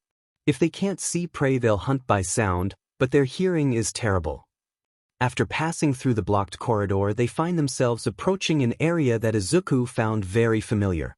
The gym. He grimaces at the sight as they hid behind a corner, 2 shadows standing by the entrance. But there was something different about them, red auras glowing around them making them feel dangerous to Izuku. Red shadows, that's what I call them. Kana explained, sounding worried. They're often leading smaller packs of shadows. Tough and better DSPON, meaning they follow orders pretty well. They're ordered to stand guard, meaning they won't be lured away. We gotta take them down. How? You said they're stronger. Izuku asks, concerned, as Kana reaches into her bag, surprising Izuku by pulling out bottles of alcohol with rags attached to the tip. Are those Molotovs? Sure, she warns as the red shadows glance their way, but they hide just in time. Glaring at Izuku, she continued, explaining while lighting them on fire. Yeah, they are. The shadows in this district are pretty weak against fire, as I found out. My persona doesn't have fire, and neither does yours. I assume? Izuku shakes his head as Kana hands him one. Here. Once they get hit, they're usually staggered and defenseless after that, so we use that chance to jump them. Save your persona. At that state, even basic weapons can do a lot of damage. Got that? Izuku nods as the two ready their own bottles, before turning around the corner and throwing them. Caught by surprise, the red shadows didn't have time to react before the bottles shattered and their contents were set ablaze.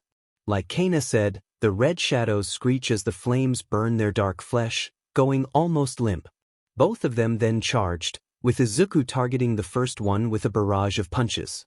Once sufficiently weakened, Kana used her quirk and fired a bullet that pierced through the first shadow's mask and struck the red shadow behind it.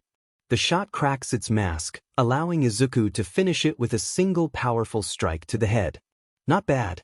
Not bad at all. Kana praises as she watches the shadows dissolve, leaving behind only broken masks. Izuku breathes quickly from the exertion, catching his breath and rubbing his sore hands. First time fighting, kid? Kinda. He shrugs. I was in the boxing club once, but got kicked out. Really? What for? Kana asks out of curiosity, and Izuku looks down, almost embarrassed. I beat up 3 of my classmates, he says before quickly adding, they were bullying this other kid, I had to step in. But the teachers didn't like that, and I got expelled. Well, at least this means you're accustomed to fighting with terrible odds. Kana shrugs before gesturing at the door to the gym, because behind that door are some pretty bad odds. I'll be ready. Izuku nods, determined, as Kana pushes the door open. The two of them walk inside the large gymnasium, far larger than Izuku last remembered. But what caught his attention was the one in the center of the room, on his knees with chains binding his arms and pinning him down. Kaken! Izuku shouts and is about to approach when Kana suddenly grabs and pulls him back. Right where he was standing, a pillar of fire suddenly bursts out, nearly incinerating him. Izuku pales at the sight, feeling the heat scald his skin from the proximity. Even Kana was intimidated by such an attack. Even among the few shadows she faced that led colonies, this was on another level. What the hell's that ruckus? A familiar voice was heard as a shadow manifested behind Katsuki Bakugo, matching his appearance save for having paler blonde hair and glowing red eyes. Intruders! The F, I keep those lapdogs around for then. That's the shadow, Kana mutters under her breath. But those chains? You're telling me this kid has the potential too? Potential? Izuku whispers back at Kana. Don't you remember? Kana asks, when you woke up here in chains and some copy of you talking sheet? It happened to me too, and looks like this kid as well. And look who it is. Shadow Katsuki laughs in recognition as his eyes land on Izuku. It's the nerd. Are you seeing this? With a flick of his hand, the chains wrap around Katsuki's body and force his head up like it was a puppet. Useless Deku's come to save you. Can you believe it? Holy shit, as if once wasn't enough. How pathetic do you have to have some quirkless dumbass take pity on you, you little sheet? Spinning around, Shadow Katsuki delivers a vicious backhand against Katsuki's cheek, leaving a deep bruise as he glares at Izuku. Off you little dipshit, he roars, get the F out now. I'll take care of this cheap copy my dash. With another flick of his fingers, Shadow Katsuki forces the chains to smash Katsuki's face into the dirt. Sheesh, that's how you speak to someone trying to rescue you? No wonder you don't have any friends.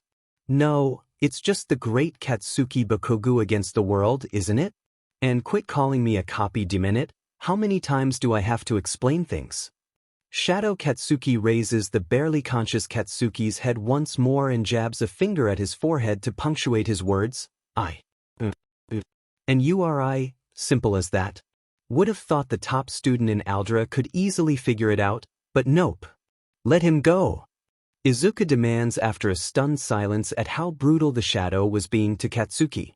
This was nothing compared to how his shadow treated him, and then its words played back in Izuku's head.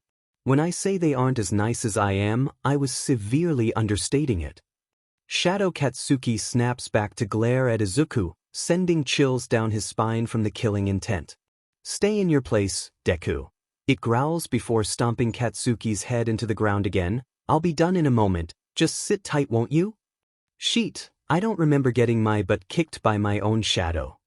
Kana mutters in surprise, not expecting this at all. Hey dumbass, are you trying to kill yourself? What about the whole I am thou thing? Won't killing him mean killing you? Shadow Katsuki cackles. Come on, you really think I'll go that far? This is just tough love. He kicks Katsuki down and stomps on him again repeatedly. It's the only way this piece of shit will learn, won't it, Kaken? But if you want to die that badly, that's fine with me. I'll just absorb you and keep on living. But then what will happen to him? The real one? Izuku asks, not liking the implications. Did I give you permission to speak, Deku? Shadow Katsuki glares with a wicked smile. But since you want to interrupt so badly, go ahead dash. A gunshot rings out as Kana quickly engages her quirk, loads a bullet and fires before Shadow Katsuki can finish the sentence. Its head whips backwards, but then instead of falling over, it twists its head back into position, smiling at Kana with a bullet between its teeth. It spits the bullet out before wiping its mouth. Heh, cocky beach, aren't you? I have no time to play with you, but I guess I can let the dogs out to play. With a snap of his finger, a shadow manifests and before them stood one that was larger than either of them. It wore a jester-like hat with long flowing robes and one of the masks that all shadows so far seem to wear. Two giant hands wrapped around its body as it floated in the air, staring at them. Kid, dodge now. Kana shouts, her battle-hardened instincts warning her of something dangerous. Izuku hesitates, not knowing where to dodge and what is coming, but Kana pushes him away in time before a glacier erupts from where Izuku and Kana were just standing. She pulls him by the arm as he stumbles, the shadow hovering in the air as it summoned an array of icicles circling behind it like a halo before launching themselves at high speed. She pushes Izuku away at the time she throws herself in the opposite direction, avoiding most of the icicles except for one that almost strikes her head, tearing off her face mask. Sheet. That thing's just as strong as any other colony leader. She curses before getting back on her feet just as the shadow was charging an ice blast. But before it could be released, a blast of green wind energy strikes it, knocking it back a few feet as it turns its attention to Izuku. Hey, I'm over, dumb, ugly clown, he shouts, trying to distract it. Irritated by him, the shadow turns his attention and fires a beam of ice towards Izuku, who tries countering with Don Quixote's gear. Unfortunately, a single blast of wind does nothing as the ice beam washes over both of them, dispersing the persona and freezing the lower half of Izuku's body. As it was about to finish off Izuku, Kana used the time granted to charge up her rifle quirk, the barrel bulging with kinetic energy buildup before releasing, firing a single shot with speed and force stronger than most anti-material rifles. The bullet pierces through the shadow, but instead of dealing heavy damage like presumed, it seems to look unfazed by the shot and turns its attention to Kana. Damn, looks like it's resistant to piercing attacks, she mutters before withdrawing her quirk. Guess I'll have to bring him out then. Chains manifest around her right arm as she gripped them tight, with the shadow charging another ice attack. Heed my call. Hodor. The chains were pulled and shattered, and from behind Kana a male figure dressed in gray robes with armor reminiscent of Norse Vikings worn over it. Bound around his eyes was a beanfeld and in his hands a curved wooden longbow with an arrow made of mistletoe nocked. Aiga!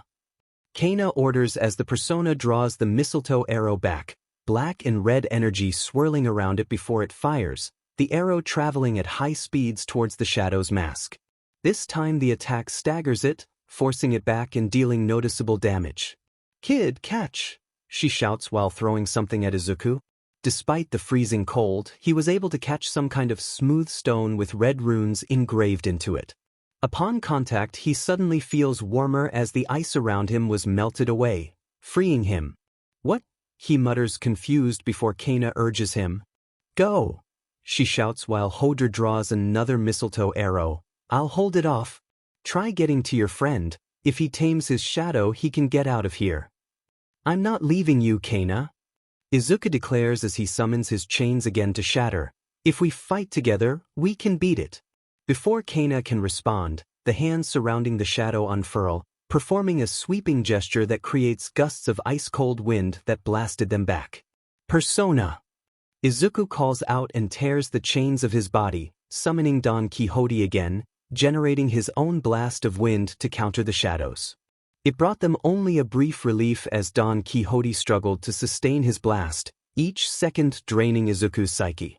But the opening created by the clash of the wind blast was what Kana needed, channeling her persona once more as she chanted. "Rakunda," she mutters as indigo energy swirls around her opponent, the defense of the shadow weakening as Hodor draws another arrow. "Iga." The dark-infused arrow pierces through the shadow once more, but despite the additional damage it was still not doing anything but chip away at it. Still, it forces the shadow to stop its blast of ice wind. "Scatter!" Kana orders as both she and Izuku make a break for it in separate directions to split its attention. Deciding to target the weakest one first, it focuses its attention towards Izuku and starts summoning glaciers from beneath Izuku, who was barely dodging. He directs his persona to charge full speed. Icicles were launched once more, but Don Quixote weaves between them and bats away them with his spear and shield, before leaping into the air to cleave with his spear. But the shadow intercepts, blocking the spear with one of the giant hands before using the other to clap hard, crushing the persona. Izuku staggers and trips, the exhaustion of using his persona catching up with him. But before the shadow can take advantage of this, Kana leaps on top of the now exposed shadows, clinging onto its jester hat. "Persona!"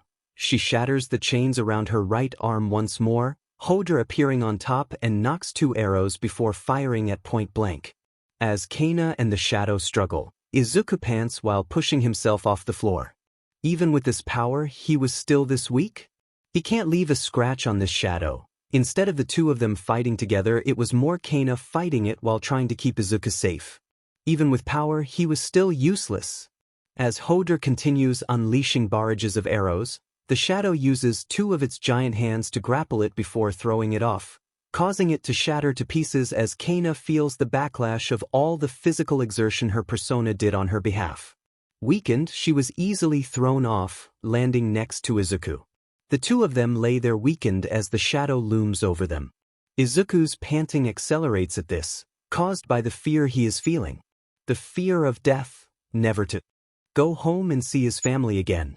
The fear of failure, knowing if they die then it wasn't just his parents that would mourn but Katsuki's as well. And the fear that Kana will die, a woman only here because of his request. The shadow prepares to finish them off, and with the last bit of energy she has, Kana throws herself in front of Izuku, closing her eyes and bracing herself. Izuku's eyes widened at the sight of this as time almost slowed to a halt for him. "If there's a way to get you both out, even without me, I'd take it." She says otherwise, but she was a real hero, wasn't she? Leaping in to protect others, unafraid of death, with a drive to save as many people as she could. How long had she been in this mirror world, fighting to save people from the shadows just by herself? She was a true hero. He was just someone playing hero, compared to the likes of her. And now she was going to die to save him. But he refuses. If she can still fight, then so can he. The shadow was overwhelmingly powerful, but it was slower than both of them. He just needed more speed, more power, more skills. King's more. Now you get it? A voice echoes in his head. The familiar voice of his shadow, his self-proclaimed greed, emerged from the depths of his mind. Now you begin to understand your power. Your potential, the voice says louder as something deep in Izuku's soul resonates. I am thou. Thou art I. With this new bond of yours you grow closer to throwing off your shackles, one step closer towards freedom. The arcana of the tower, shout its name from the depth of your heart, and bring forth this new power. Yes. Izuku's eyes glowed blue as he pushed himself to stand up, chains wrapping themselves around his body once more. But instead of Don Quixote, something else was in his mind as the chains shattered. See you Chulain. A powerful and large icicle launches at them as Kana braces for death, but instead, something rushes forward at near-blistering speeds, moving out a silver spear that shatters the ice in a single blow. But it wasn't Don Quixote that did the deed. I heed your summon and respond in kind. An Irish man dressed in silver armor twirls his spear before standing in front of the two defensively. I am thou. Thou art I. From now on I place my spear, Gi-bulg, in your service. Zio. Izuku chants as Siuchulin moves his spear into the air, a bolt of lightning striking from above and shocking the large shadow. Yellow electricity coursed its body as it became unable to move for the moment. A second persona, Kana looked at the figure, stunned at the sight before shaking her head. Got any more tricks up your sleeve, kid? I'm not sure how long I can maintain it. Izuku pants from exhaustion before Kana chucks something at him from her bag. Catching it, he realizes it was a bottle of iced coffee. It'll take the edge off, she explains before summoning her chains and snapping them. Now let's take it from the top then. Hoder. The persona resurfaces and fires off multiple arrows rapidly, sacrificing power for speed and turning it into a pincushion. As it does this, Izuku has Siuchulain take stabs at it with its spear, attacking with such speed that was above Don Quixote's. But once the electricity wears off, the shadow roars in agony as it reaches out with both giant hands to swat them away with blasts of icy wind. Sukukuja. Izuku chants as a green aura emit around Siuchulin, disappearing in a blur before appearing right in front of the exposed shadow. Now. At his command, the persona moves his spear repeatedly with speed and power akin to that of a machine gun while at the same time, Hoder flanks it with a barrage of mistletoe arrows. Despite its resistance towards physical attacks, the sheer volume of attacks from both personas meant that eventually its defense was overwhelmed and something critical was struck. A spear through the throat later and the shadow falls on its back, defenseless and wide open. Seizing this opportunity, Kana glances at Izuku, and when their eyes meet the two immediately agree on the next course of action. Both charged in with their weapons and quirk respectively, ready to take advantage of its vulnerability when a voice interrupted them. Marajan. Shadow Katsuki chants with a snap of his fingers, summoning two flaming orbs the size of basketballs, speeding towards the two humans much too fast to avoid in time. Even the shadow they were fighting was caught in the blast, incinerated from the flames. Waves of fire cover half of the stadium, catching everyone in the blast radius as it goes up in flames. Deku! Katsuki shouts in shock at the sight as his shadow laughs. What?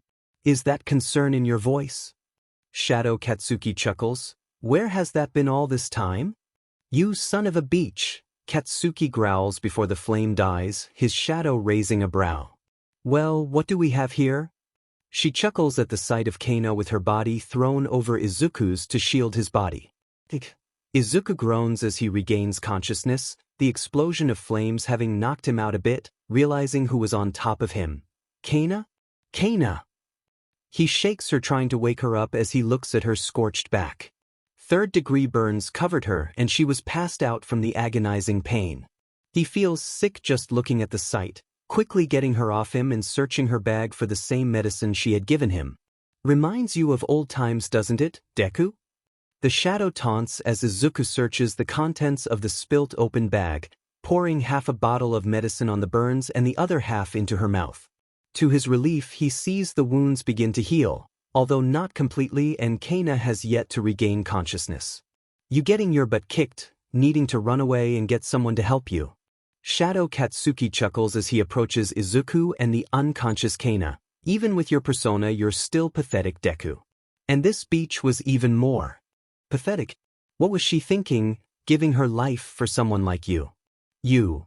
Izuku growls in anger, seeing red as the shadow continues his taunting. grabbing his chains and shattering them. "See you, Chulen. That's how you want to play it, huh?" Shadow Katsuki grins before snapping his fingers. Immediately the chains surrounding Katsuki were loosened to free him before they were used to manipulate his body like a marionette. "Then let's play." In a flash, Katsuki was forced to activate his quirk, launching him towards Izuku and his persona.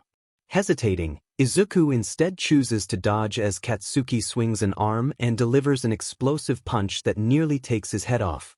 "Kaken!" Izuku shouts as he dodges and avoids the wild explosive-propelled swings. "Stop it. You need to fight this." "You dumbass, what do you think I'm doing?" Katsuki roars in frustration as his body moves on its own. "Just get lost, you Quirkless bee. I'll handle this by myself. I don't need a useless Deku trying to help me demand it." Izuku grits his teeth as a haymaker comes right at him, but he raises a hand to block it before returning a punch across Katsuki's cheek. "Are you serious right now?" Aided by the knuckle dusters, his punch was able to get through Katsuki's naturally durable skin and stun him enough for a blow to the guts. "It's always like this with you, even back then. You and your demon pride. I'm trying to help you and you're still on my butt for being quirkless. What's wrong with you, Demenit?" But it was a feint. Katsuki's chains forced him forward and grabbed the arm Izuku used to punch, activating his quirk at the same time and delivering the explosions point blank. Izuku screams in pain as the heat burns his skin and the force breaks his bones, commanding Siuchulein to bat Katsuki away as he checks the damage, wincing at the sight of his mauled left arm. "You still haven't figured it out, haven't you?" Shadow Katsuki laughs as he continues puppeting Katsuki to fight Izuku. Katsuki Bakugo can never accept help from anyone. That would be showing weakness. How can he be weak? He's born with such a great quirk. He's so talented, so smart, so skilled, so strong, so effing perfect, isn't he? With a twitch of his fingers, Katsuki leaps at Izuku and blasts him with another point-blank explosion that Izuku blocked with Siuchulein. However, the attack shatters the persona, leaving Izuku open for another swing to his stomach. "But then you happened, Deku." Shadow Katsuki growls and says sarcastically, "Oh, just had to come in and start showing pity for the poor guy. How could he handle such a thing? What a poor child. Boo-hoo, useless Deku showed pity on me, so that must mean I'm the most pathetic thing in the universe." "What?" Izuku mutters, confused, before Katsuki leaps at him again with explosions used to propel him. He didn't want to hurt Katsuki too badly and thus refrained from using his persona, but he wasn't going far with his pure physical skills, so he had no choice. He can only hope Kana had more medicine stashed away somewhere. "Persona!" He breaks his chains again and Siuchulein emerges. "Zio!"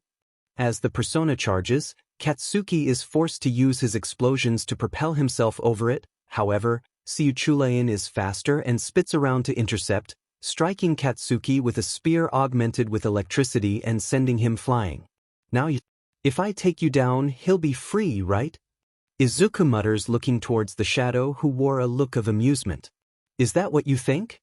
Shadow Katsuki smirked before its flesh turned ink black and looked like it was melting as its voice became more distorted.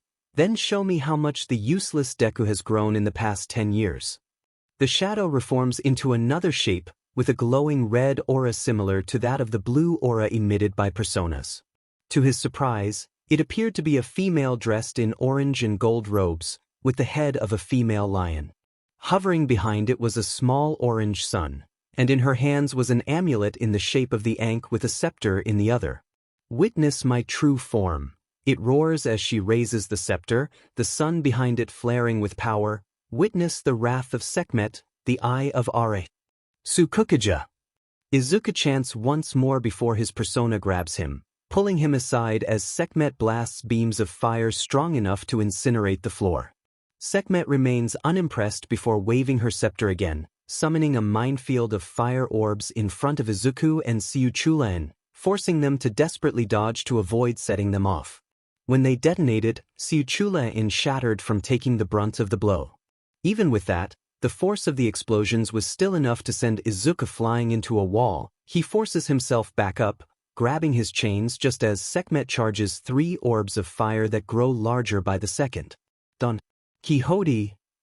Izuku snaps the chains as the knight-errant leaps forward, blasting Gare to counter the fire orbs just as they were launched.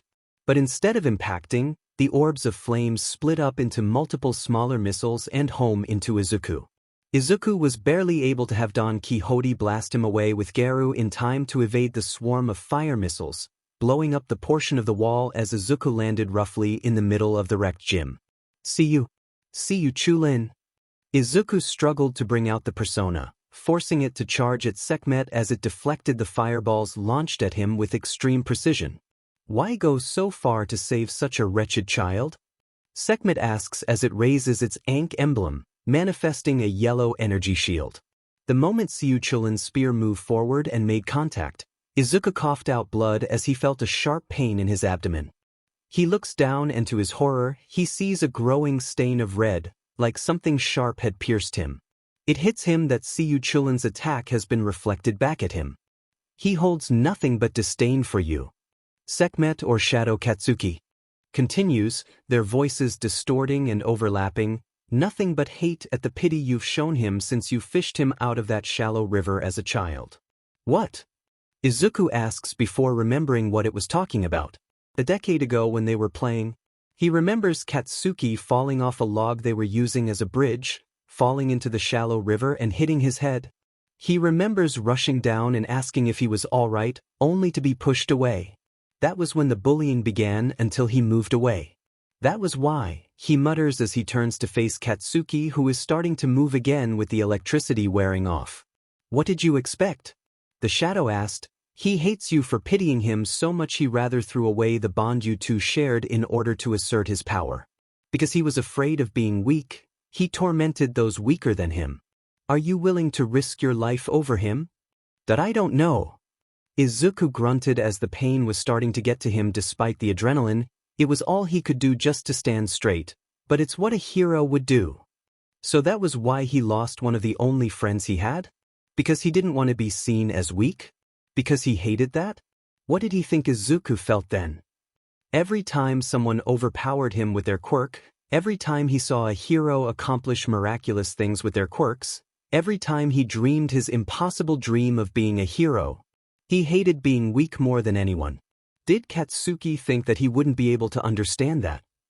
His head aches once more, but it wasn't a different type of ache than overusing his persona. Back again, aren't you? The voice of his shadow echoes in his head. As you begin to understand him, as you risk your life to save him, you begin to form a new bond, or rather, repair one that was broken so long ago. Izuku forced himself to straighten his body, glaring defiantly at the shadow before him who looked slightly impressed. I must admit, you went beyond my expectations, low as they were. It chuckles as it points its scepter as Izuku's eyes glowed blue. I will burn you to ashes so quickly you won't have time to realize. I am thou. Thou art I. With this new bond of yours you grow closer to throwing off your shackles, one step closer towards freedom. The arcana of the magician. Those that possess initiative, action, and immaturity, but guided by stern will and unfailing determination. Jack Frost.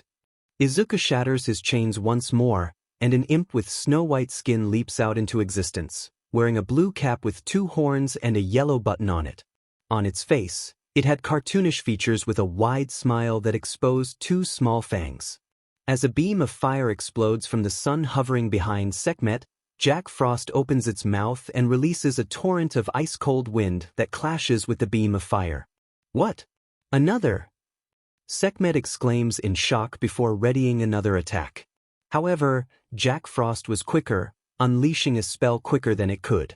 Ice begins growing all over Sekhmet, as it tries melting them off only for the ice to grow faster until it completely encapsulates it. Before it could break free, Izuku charged it and threw his fist as hard as he could, shattering the ice and pushing a stunned Sekhmet back. You utter dash! It roars before being interrupted by a gunshot to the back of the head. Across the wrecked gym, Kana loads another bullet with a second empty medicine bottle next to her. Seriously, you're just full of surprises, aren't you? She grumbles before firing another shot at the stunned Sekhmet. Don't let up. Just keep pouring it on. She fires another shot to keep the shadow destabilized, while Izuku throws the strongest punches he could. A bullet strikes its leg, and as it staggers, Izuku throws a haymaker across the shadow's face that sends it spinning as another bullet strikes it in the head, pushing it back towards Izuku as he delivers another punch to the face. This all-out attack from the two pushes Sekhmet to the brink, not being given time to react or think with the constant barrage of blows that was finished off with Izuku summoning his persona. Don Quixote's horse breaks into a gallop at full speed, giving more power to its blow as it strikes Sekhmet in the face with its shield, sending it flying. Its form was now destabilizing, returning to that of Shadow Katsuki as it stumbled onto its feet. You assholes. The shadow rages as it pants heavily, its hair disheveled, face bruised and clothes torn from all the damage it took. Its eye stares at them manically as it continues ranting, igniting several orbs of flames around him. You think you can beat me? I'm the strongest shadow in the entire district. You think because you have some cheap trick with your personas you can dash. But as it was ranting, its attention fully on both Izuku and Kana, he failed to notice Katsuki sneaking behind him and wrapping his chains around its neck. The F-dash! It roars before Katsuki smashes its head into the ground, the distraction enough for the flames to dissipate. Payback's a beach, isn't it? He asks with a manic and satisfied grin. Fucker, you spent a full day kicking my butt. Not so fun now, is it? The shadow laughs. Huh. What do you think this will accomplish exactly? I'm your wrath. As long as you exist, so will I. I am you and you are I. It's a fact as certain as gravity, you dumb piece of shit. Maybe, Katsuki growls before his stare turns to both Izuku and Kana. But from what that beach said, they got these ghost powers and something like you. So I'm thinking you can do the same, can't you? Heh, so you want me to be your persona, is that right? I am thou and thou art I, Katsuki Bakugu, but you still continue to reject that. How can you even think about using me if you can't accept such a simple fact? Shadow Katsuki bursts out laughing before calming down after Katsuki smashes his head into the ground again. Shut up. There's no way a piece of shit weakling like you can be me. Katsuki growls. You're just a shitstain who got his butt kicked by a quirkless loser. You'll never change, will you? His shadow chuckles. But fine, I'll play along for now, see how it goes. I can't wait to see the look on your face when this backfires. Katsuki's chains glowed, however instead of blue it was a sinister red as the shadow vanished. Instead of the chains shattering as both Kana and Izuku had seen, they seemed to bury themselves inside Katsuki and disappear. And that's how you do it. Katsuki pants in exhaustion as he rubs the area where the chains were wrapped around his arms tightly. Sheet. I told you I could handle it myself, Deck. He trails off upon hearing a thud, turning to find Izuku had fallen forward and collapsed face first, a pool of blood leaking out from where his stomach was. Deku. You have returned. Izuku's eyes slowly open as he feels himself resting on a desk. Pushing himself up and rubbing his eyes, he suddenly realized he wasn't in a wrecked and half-burnt-down gym anymore, but inside a blue classroom with a strangely familiar old man and a young woman at the front of the classroom.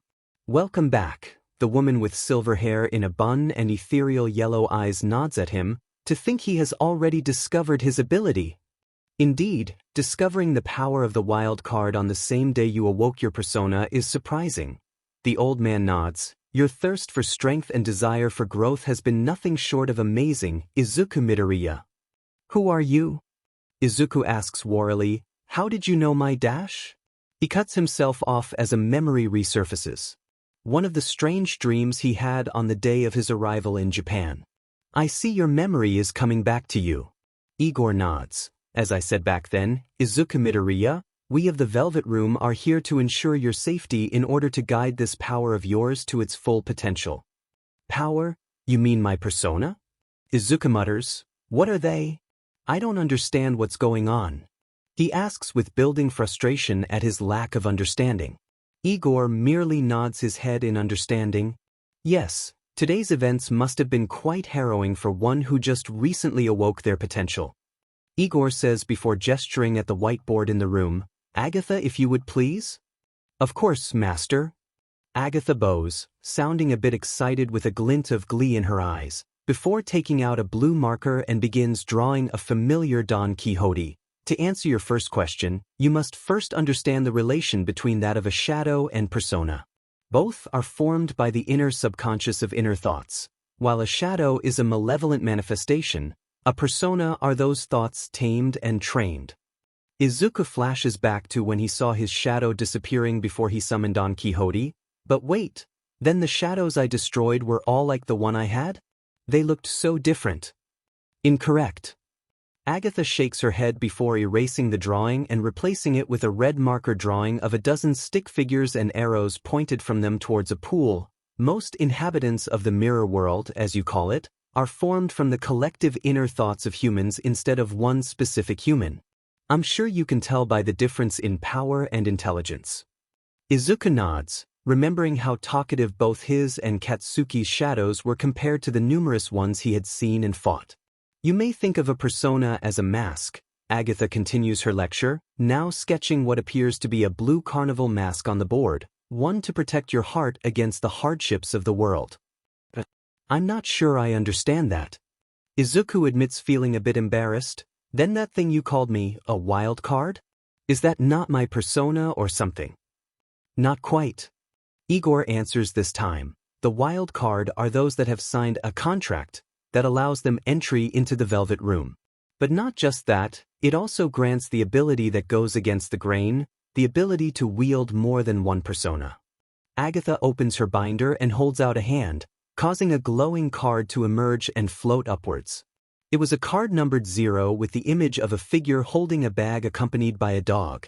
The Arcana of the Fool. She holds it out to show Izuku. It represents the beginning from where all things begin, where infinite possibilities will spring from without boundaries to contain.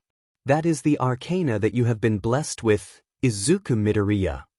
A power, my power, Izuku mutters in disbelief, looking at his hands. It's like a quirk of my own. He didn't have a chance to properly register that back then, but it did sound like a quirk, didn't it? A unique power that only he possessed. It was a dream come true. Did you give me this power? He asks unsure as Igor lets out a chuckle. No, of course not, I do not have the power for that. But if you are curious about the origins of it, I'm sure I can. No, perhaps it is too long of a tale with such a short lifespan. Igor thinks to himself and confuses Izuku, but nevertheless, we of the Velvet Room are in charge of watching over your growth, Izuku Midoriya, as well as providing services to aid in said growth. But why? Izuku asks, still unsure, why are you helping me? Does it have something to do with the mirror world? The shadows? You can say we are observers of sorts. We will not be able to give you all the answers you wish for. Igor explains before snapping his fingers, and suddenly Izuku's desk was lit with blue flames causing him to jump back. But alas, time grows short, you are due to return to the waking world. Until then, keep this close, will you? The fire dissipates and Izuku looks to find a silver key on the desk, picking it up as it glows a strange blue aura around it.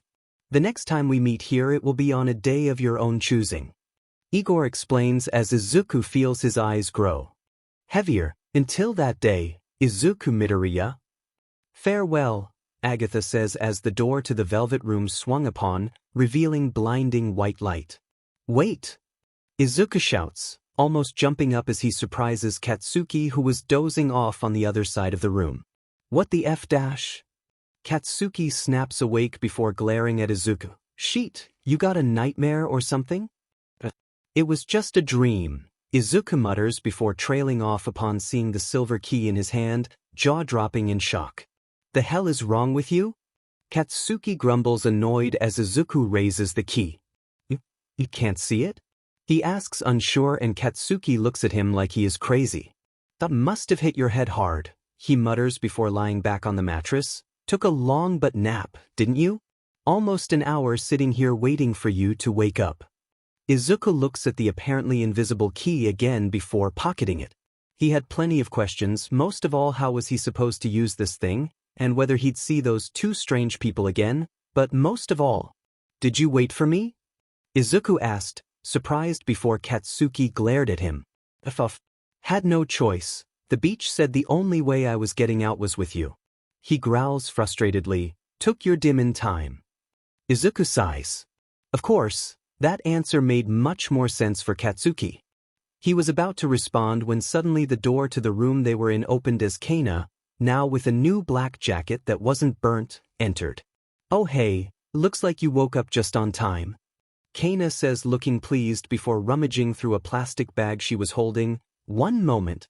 Catch.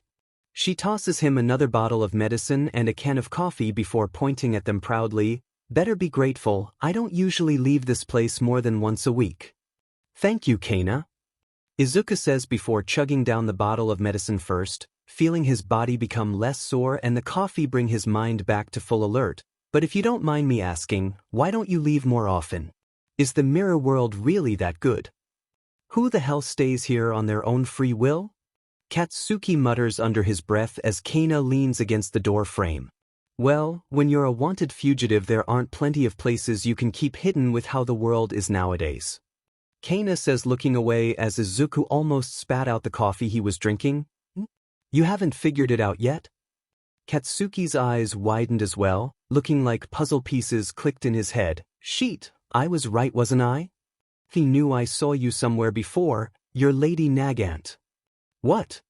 Izuku asks, confused at the situation before Katsuki stands up, looking ready for a fight. You're kidding me. The hero nerd doesn't know who that is? He points at Kana still leaning on the doorframe with a grim look on her face. 10 years ago she killed another hero and got her but sent to Tartarus. Izuku pales at that before recovering and standing up, despite the pain in his stomach. That can't be true. She risked her life to save the both of us. She can't be a killer. Oh, but I am. I won't deny that.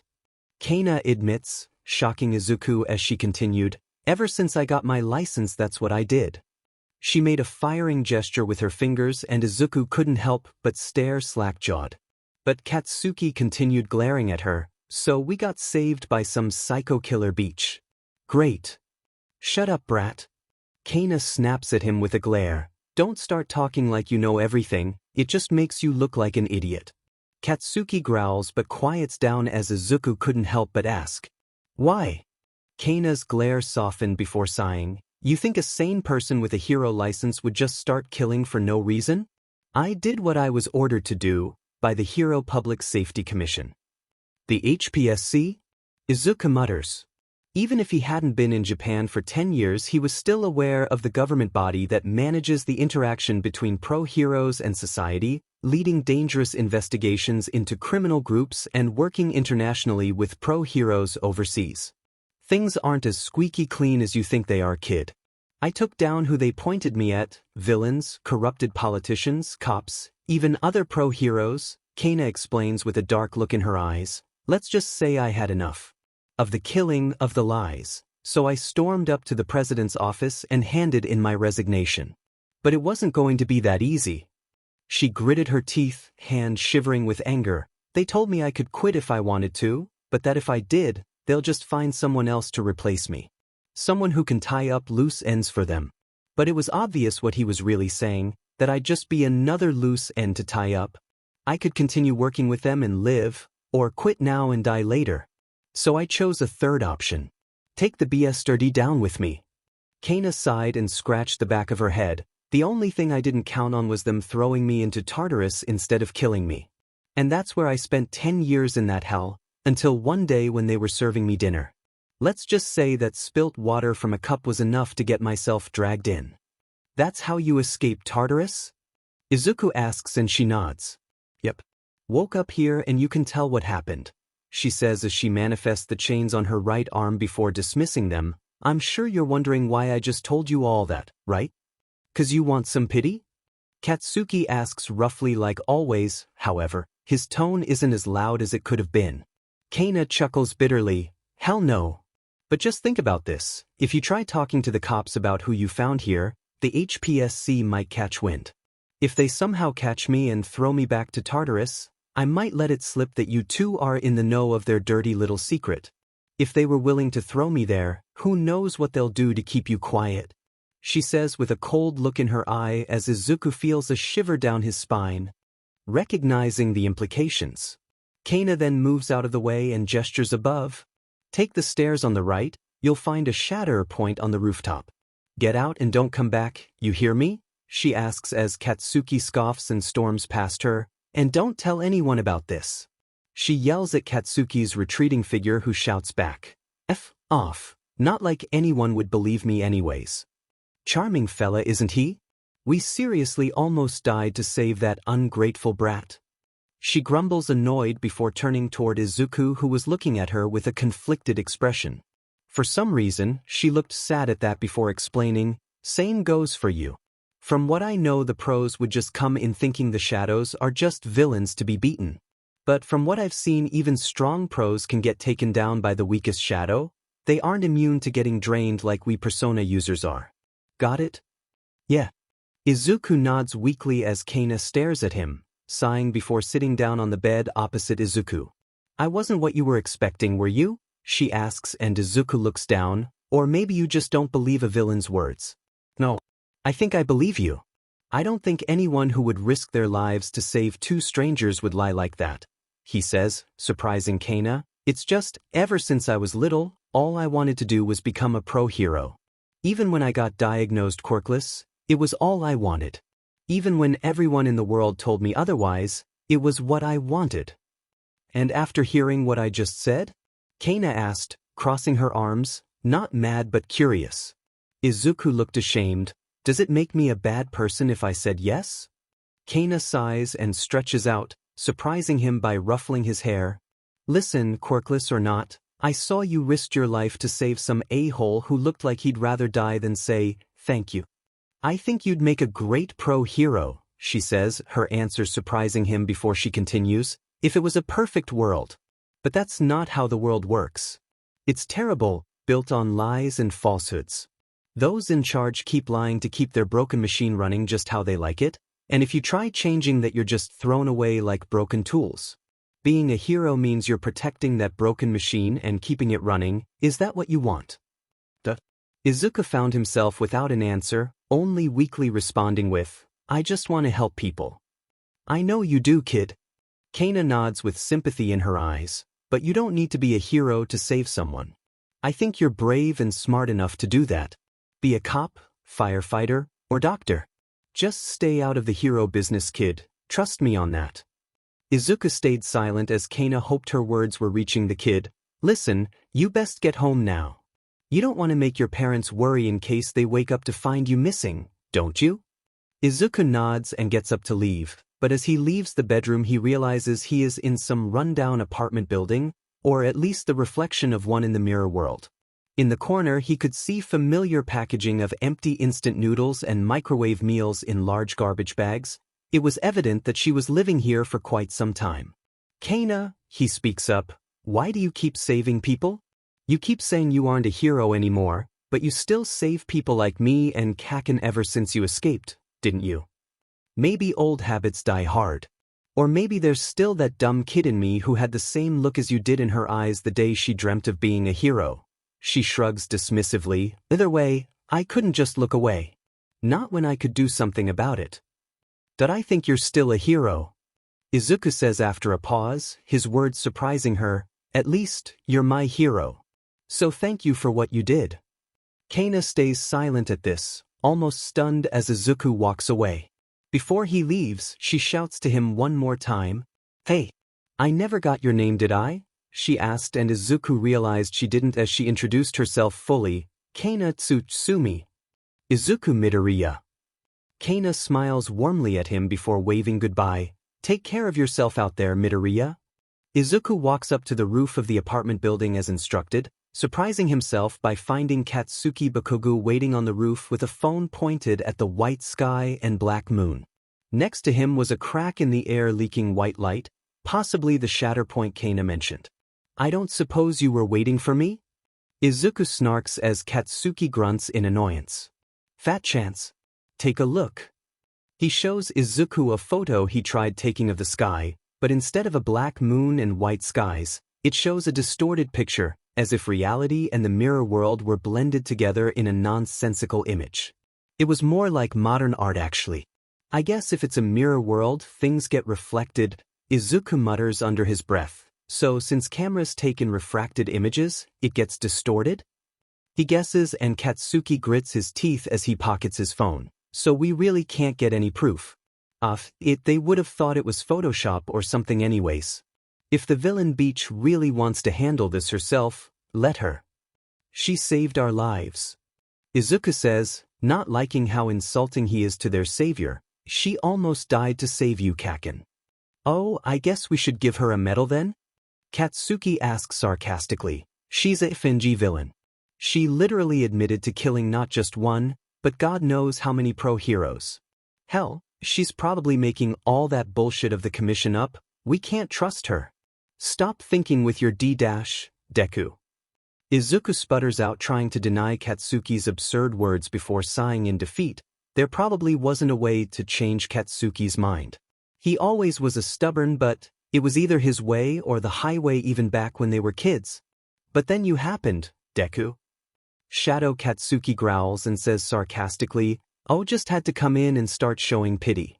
For the poor guy. How could he handle such a thing? What a poor child. Boo-hoo, useless Deku showed pity on me, so that must mean I'm the most pathetic thing in the universe. Izuku remembers the Shadow's words and pauses before asking Katsuki. Kaken, was your shadow right? He asks, surprising him. All this time, you just didn't want to be seen as we dash? Katsuki doesn't let him finish, stomping over angrily and pointing a threatening fist at Izuku. You watch your effing mouth, Deku. Every word that came out of that thing's mouth was bullshit. I ain't scared of being weak or something, I'm strong and I know it. The strongest. The one who's supposed to surpass all might. The next #1 hero. He screams and shouts at Izuku, and while once upon a time he might have felt intimidated or angered by such a display, today he feels something else. Pity. He feels the magician arcana stirring within him, thanks to Jack Frost, feeling it empathizing and resonating with his words, granting him a level of understanding. Katsuki's voice was full of desperation to reassert his position of power over Izuku, desperate to appear strong, desperate to appear as anything but weak. Leave me alone. He knew what that was like. Izuku keeps silent as he chooses his next words carefully. You don't think I know what it's like to be weak? I was born weak every moment of my life, and I don't take it out on those weaker than me just so I can feel strong. That's because there's no one weaker than you. Katsuki screams before tripping over his words, realizing he was basically admitting Izuku was right. Just shut up. It doesn't make you strong. Picking on the weak doesn't make you look strong, it makes you look pathetic, Izuku says before Katsuki has enough and decks him across the face, sending him falling to the ground. Immediately afterwards a look flashes across Katsuki's face. Guilt perhaps? His body twitches like he is about to move towards Izuku before relenting, clicking his tongue and walking towards the Shatterpoint. Did that make you feel better? Izuku grumbled as he rubbed his sore cheek. Katsuki hesitates as he is about to leave, putting his pants in his pocket and rummaging through it before throwing something at Izuku. Here. Huh. Izuku catches the object, realizing it was a blackened trading card with a once gleaming silver sheen now covered in soot. A memory was triggered inside Izuku, remembering the old times when they would spend their meager allowance on trading card packs as kids. This is... It dropped from Sekhmet, or whatever that shadow thing was. Katsuki trails off before resuming his exit. I already got mine back home, so this is just a fake or some sheet. I don't need a fake copy, so keep it. This makes us even now, got it? Now shut the F up and leave me alone. So you're basically equating the worth of your life to a burnt trading card? Izuku asks, half sarcastic, half confused. Katsuki sputters out an answer before deciding with a simple, shut up, as he leaves the mirror world through the Shatterpoint. Izuku sighs as he stares at the burnt card. He hoped whatever Katsuki was doing, he was at least considering his words seriously. Although he seriously doubts that, he hopes so. He pockets the card for later, thinking what kind of use could he get out of some burnt trading card, before wondering what kind of excuse was he going to tell his parents about his torn jacket and scars? But most of all he was thinking about what Kana had told him. About the society built on heroes having a foundation of blood and lies, created by the same government body they were supposed to trust in the regulation of the pro-heroes that protect said society. A broken, perpetual and stagnant machine. One he would have to defend as a pro-hero should he choose to become one. Was that what he wanted? His dream of being a hero had been his fickle light at the end of the tunnel that had been guiding and pushing him towards his entire life. What the hell did he have now, waiting for him at the end of this dark tunnel? Midoriya's apartment, 2XXX 13th Wednesday dawn. Izuku sneaks his way back inside his apartment, carefully unlocking the door with his spare key, and is about to tiptoe back into his room when he surprisingly finds his father lying on a couch, his jacket strewn over him like an improvised blanket. He doesn't know why he's out here and not with his mother in their room, and wanted to shake him awake to warn him not to sleep like that as it gets him arthritis early. But he hesitates, knowing it would just lead to complicated questions and answers. Instead, he bites his tongue, deciding to head into his room. This was probably just some long overtime or something, and his father didn't want to risk waking his mom, so he slept in the living room. He stops by their joint washroom first, opening the tap at low pressure to avoid making a sound as he splashes some water to clean the soot and dried blood off his face. As he glances up at the mirror, he is startled at the sight of a familiar grinning figure staring with red eyes. "Miss me?" His shadow asks teasingly as Izuku covers his mouth to avoid shouting in shock. "Careful, Mom was always a light sleeper, wasn't she?" Izuku clenches his teeth as he stares back at his twisted reflection, dressed in a jacket that was torn the same way he was, the matching scars that were leaking black and red smoke. "What do you want?" Izuku asks trepidatiously. "I thought you were gone.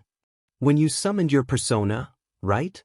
His shadow laughs. "So it was Don Quixote who answered the call, huh? Fitting, isn't it?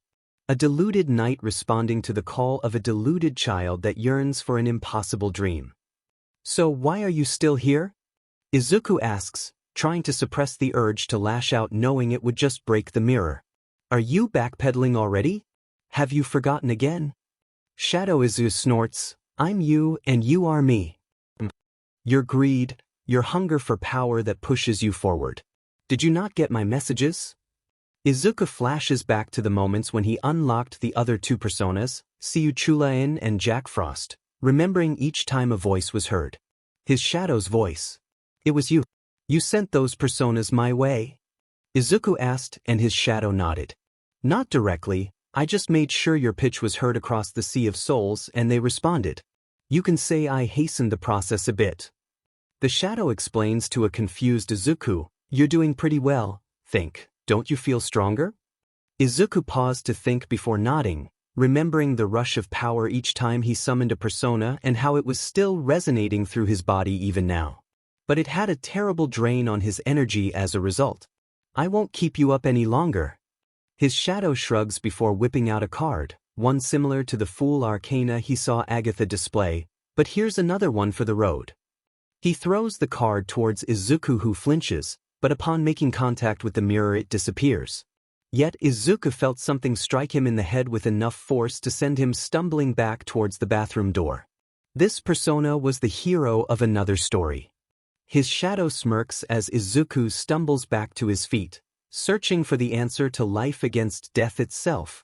"May it serve you well in your struggles." "Why are you helping me?" Izuku asks before cringing as his shadow smiles. "Let me guess, I'm just going to get another weird non-answer?" "Look at that, you're starting to understand me." His shadow chuckles before beginning to fade away. "Remember our contract, remember your desires, remember yourself. I'll see you again soon." There was nothing there.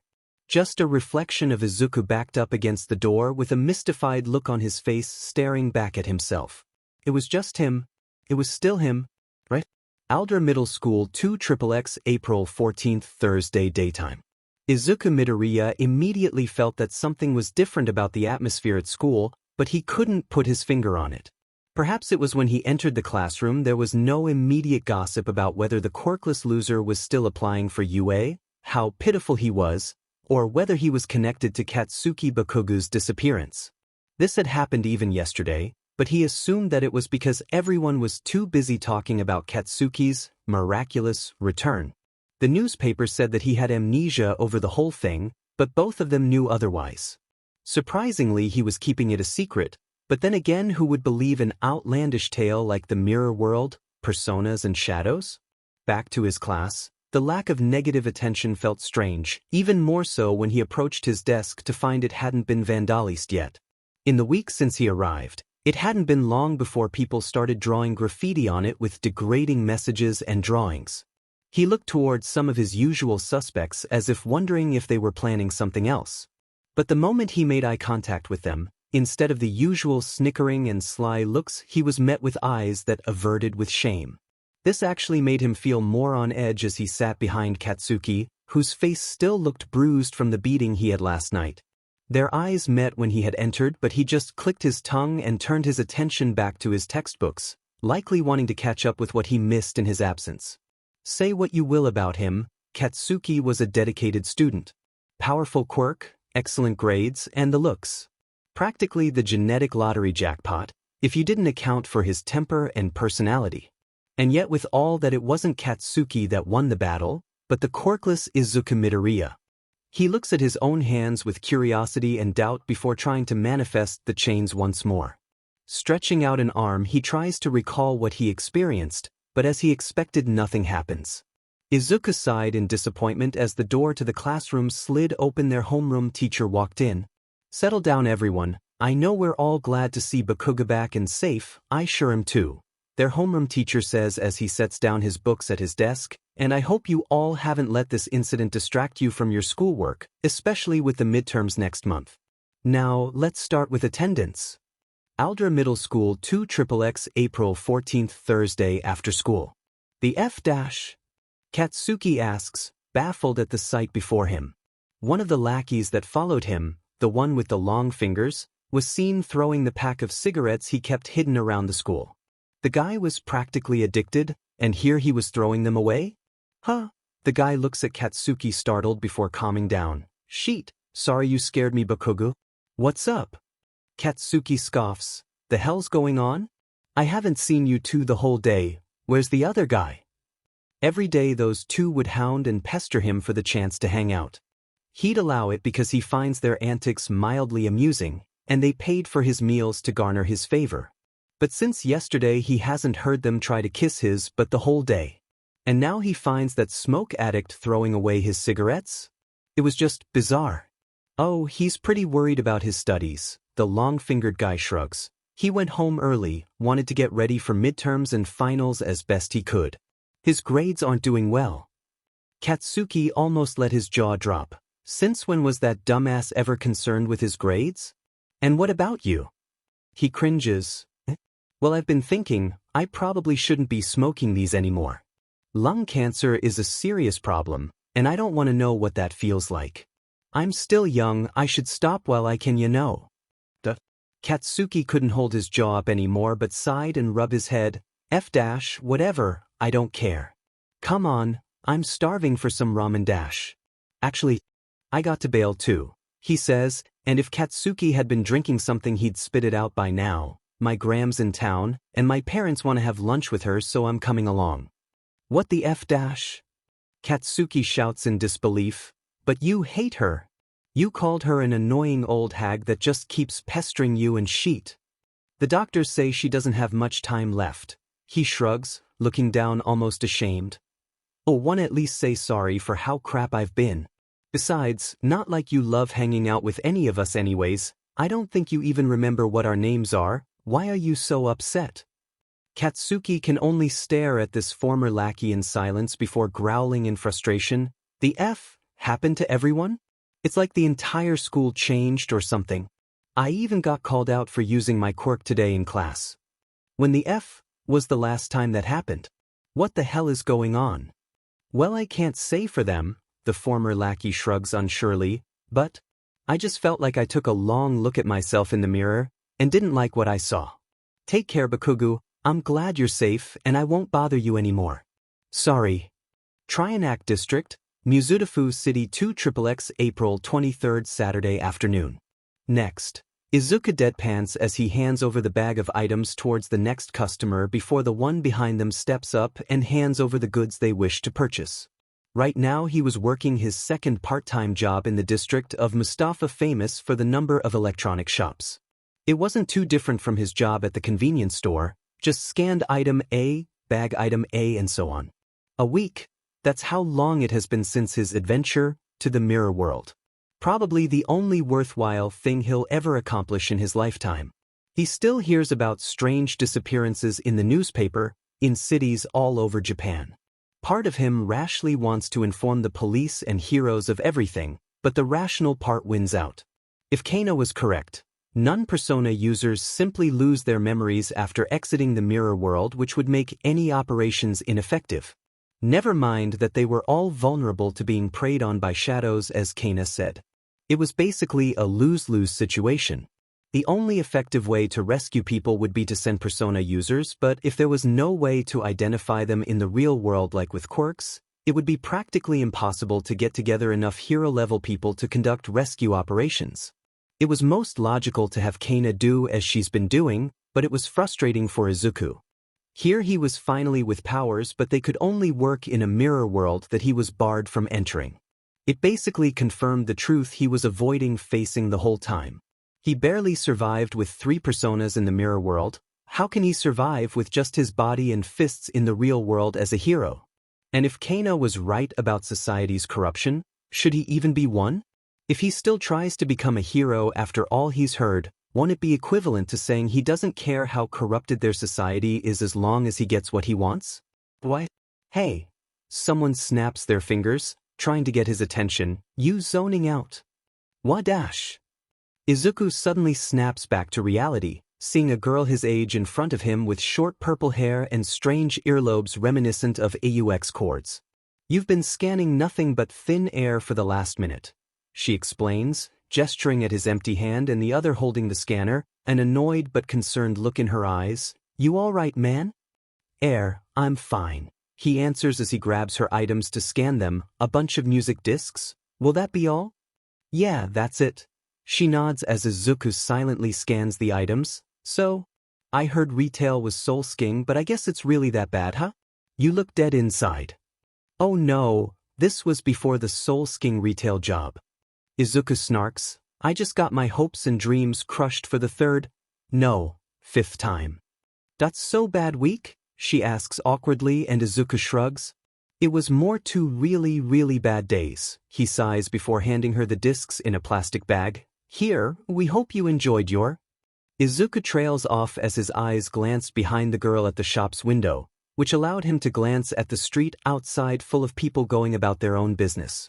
But one person catches his eye, with silver hair in a bun and yellow eyes, wearing a blue wool blazer that stretches down to her knees, binder tucked under her arms.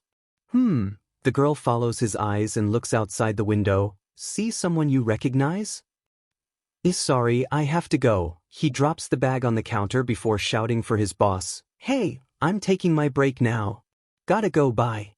Wait, it isn't even time dash. His boss shouts after him as Izuku makes a mad dash outside to where Agatha is waiting for him, leaning against the wall of an alley, looking up at him with a glint in her eyes. Ah, it is a pleasure to see you again, dear guest.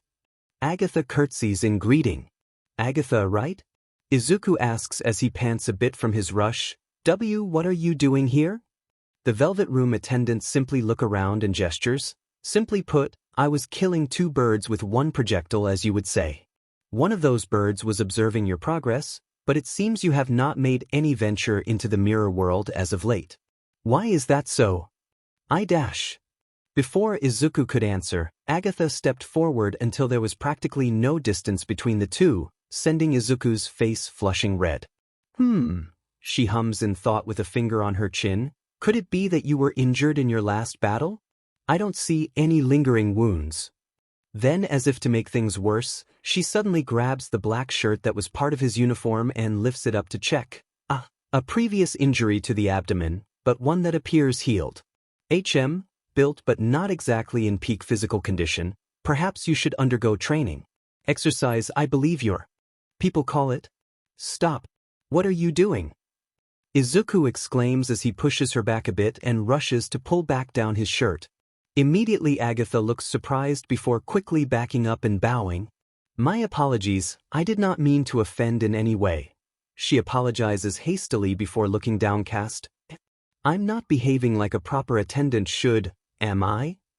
Sorry, I didn't mean to shout. Izuku says as he clears his throat, trying to forget what had happened.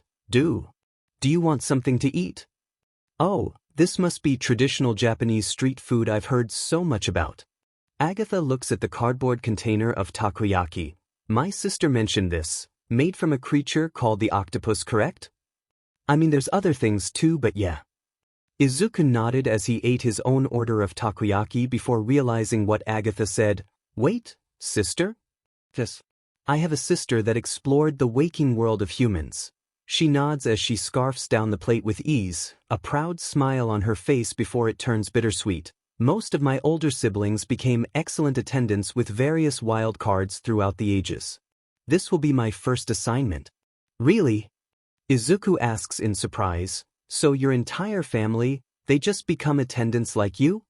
It is what we were made to do, Agatha says, confusing Izuku, so she explains, I may look like it, but I am the furthest thing from a human like you and everyone else.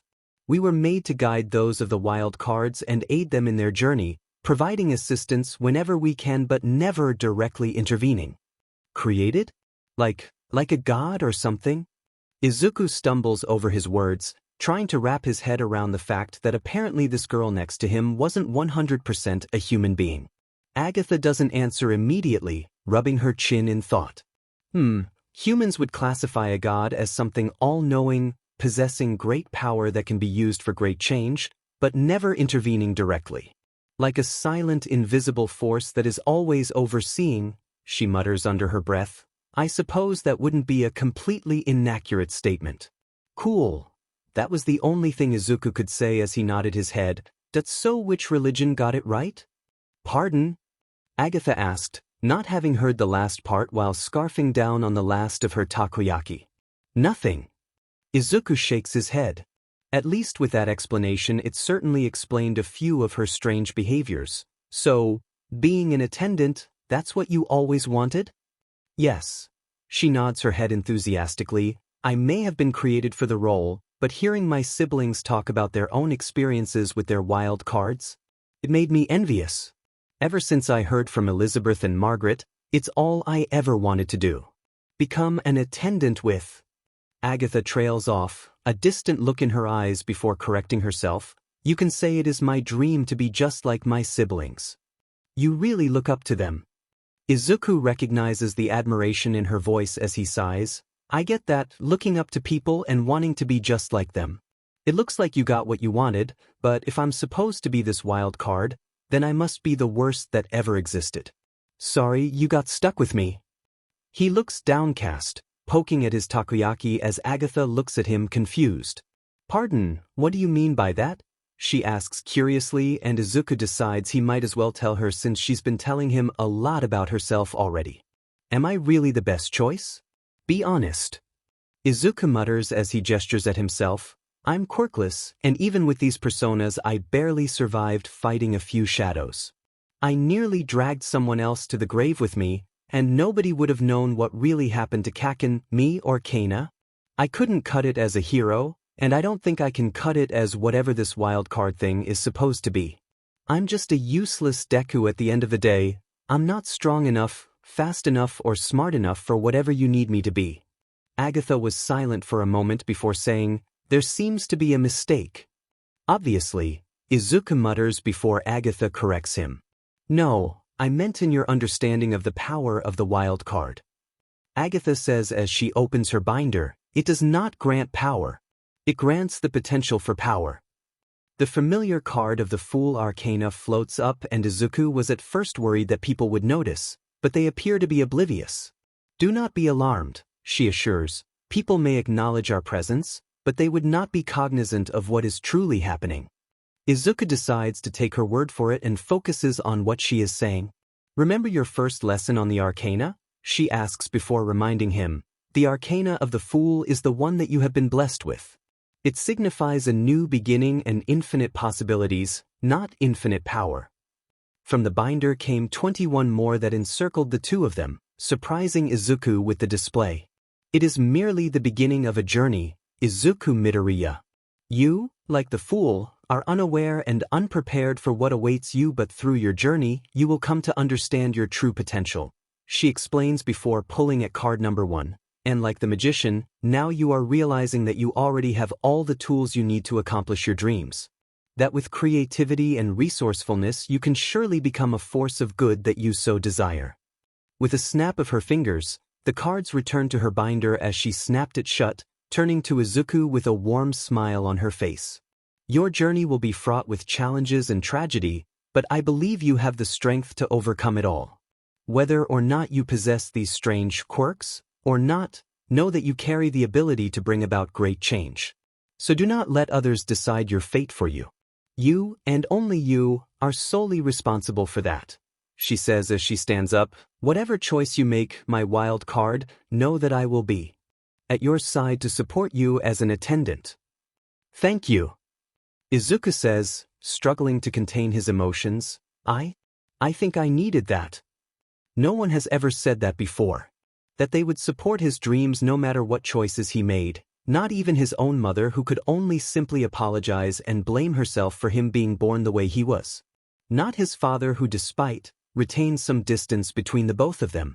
Not his teachers who all encouraged him to be more realistic in his dreams and desires. The words of his shadow from the week before echo in his mind. Take it then, use it to climb higher than where the world demands you to remain.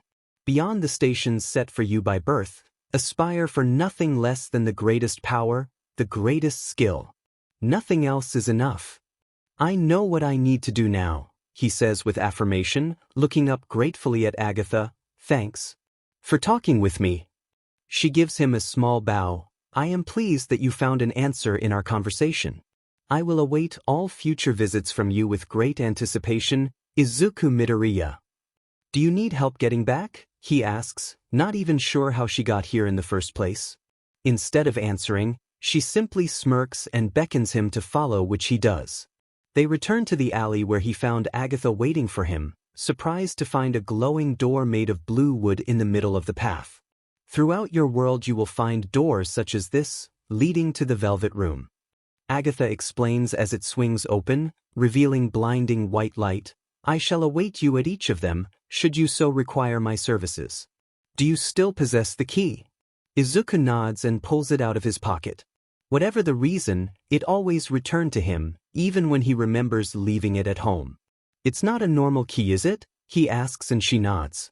That is correct. Consider it a part of your psyche. Agatha explains, use it to access the Velvet Room at your leisure. If you so wish, you can enter now. That's fine. Izuku pockets the key again. I have something to do first. You said I have a journey ahead of me, right? I think I need to take the first step then. Agatha nods in understanding as she enters the Velvet Room. Then I will await your eventual return. Farewell, dear guest. The door swings shut behind her and remains there. Izuku turned around and looked outside the alley as people walked by, unaware of the strange door just standing there. Perhaps it was similar to the key, some part of his psyche, as Agatha said. Whatever the reason, he knows what he has to do now. He needs to return to the mirror world. He needs to visit Kana Tsutsumi. Midoriya's apartment 2XXX, April 24 RD, Sunday night. Izuku zips up the backpack full of supplies as he puts on another jacket from his closet, a black hoodie this time. Grabbing 2 more plastic bags full of items, he carefully steps out of his bedroom and into the living room. Once he made sure the coast was clear, he quietly left the apartment and started making a dash towards where he remembers dropping back into the real world after his adventure in the mirror world. It was a populated apartment building, and it took a lot of explaining for both Katsuki and him to get out without further questions. Fortunately for him, it was only a 20-minute run from his location. Unfortunately, he didn't have the additional baggage, so the trip took a bit longer as he was forced to make more stops to rest. But finally he makes it. Sneaking his way towards the back, he finds the fire escape, leaping up and grabbing the ladder before pulling it down. Afterwards, he climbs all the way up to the roof, careful not to make too much noise to disturb the inhabitants of the apartment. Once he was there, he grabs his phone, double-checking the time and being relieved he left early in case he was delayed. Izuku watches time tick down on his phone as he brings out a handheld mirror he bought from a nearby shop, hoping it was enough. According to all rumors, if a mirror was broken at this time of the night, there was a chance he'd be brought over to the mirror world. Holding a breath as the seconds ticked down, he threw it hard against the floor the moment before it struck 12. Immediately he winces, bracing himself for the sudden rush while closing his eyes. Midoriya, what in the absolute F are you doing here? Izuku blinked and groaned from the nausea he was feeling, realizing that Kana was looking over him with a very set-off look on her face. Hi, he greets awkwardly before pointing at the plastic bag full of goods he dropped on his way here. I brought you some stuff. She just looks at him in disbelief before pinching the bridge of her nose and sighing heavily, for the love of...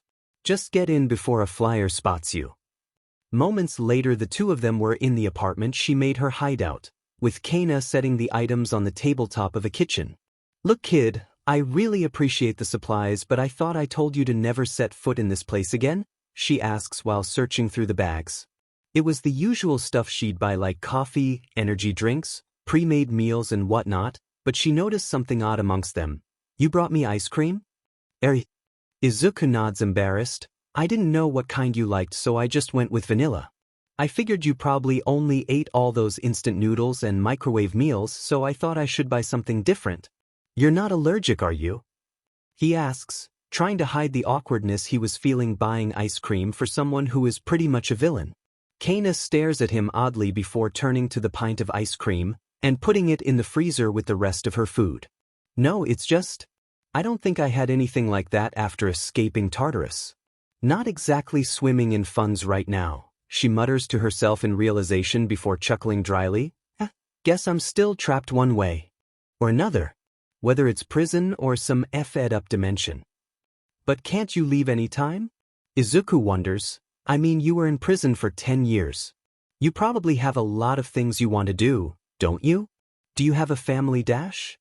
Kana slams the freezer door shut loudly, silencing Izuku who sweats nervously as she steps into the living room and plops down on an armchair and crosses her legs, all while glaring at him. That's none of your business, Midoriya, she says harshly before relaxing her tone. Look, thank you for the supplies, but did you really have to risk yourself entering the mirror world? How did you get back here anyway? Well, I wanted to avoid the shadows so I went back where the shatter point dropped me off. Izuku explains, I had to sneak out of home before midnight, get a mirror and break it. Why'd you have to wait till midnight? Kana wonders, confused. What? But isn't that how you get here? Izuku asks before Kana shrugs. Well yeah, for the first time. But pretty much after that, as long as you're near a shatter point you can enter whenever you want, she explains. Midnight's just the time shadows can pull in their prey. It's why I wanted to get back before midnight the day we first met. Does that make sense? Izuku nods in understanding. Well, glad that you at least have the sense to try that. Kana nods. If you just broke a mirror anywhere there's a chance you might have gotten pulled into a completely unknown area surrounded by shadows. Izuku gulps at the image of being swarmed by an endless swarm of shadows as Kana continues. So, now that I got your stuff, again I appreciate it, I've been running dry on funds lately. But I think it's time to go home. She gestures upwards. It's Monday tomorrow, ain't it? Go home, get your sleep, and then do whatever kids your age do. Video games, manga, underage drinking, dating, or whatever. That's actually what I came here to ask you about, Izuku says, his nervousness building up to an all-time high as he struggled to put together his words.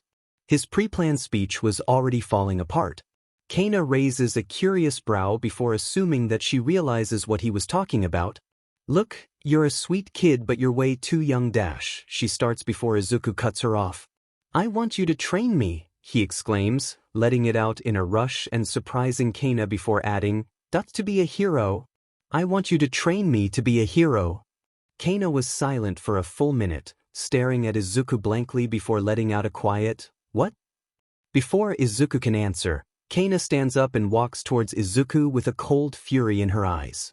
After everything I told you about the HPSC, about how the world really works, you want to ignore all that just for the chance to play hero? She asks before raising her voice. And you came to me looking to help you? Of all people?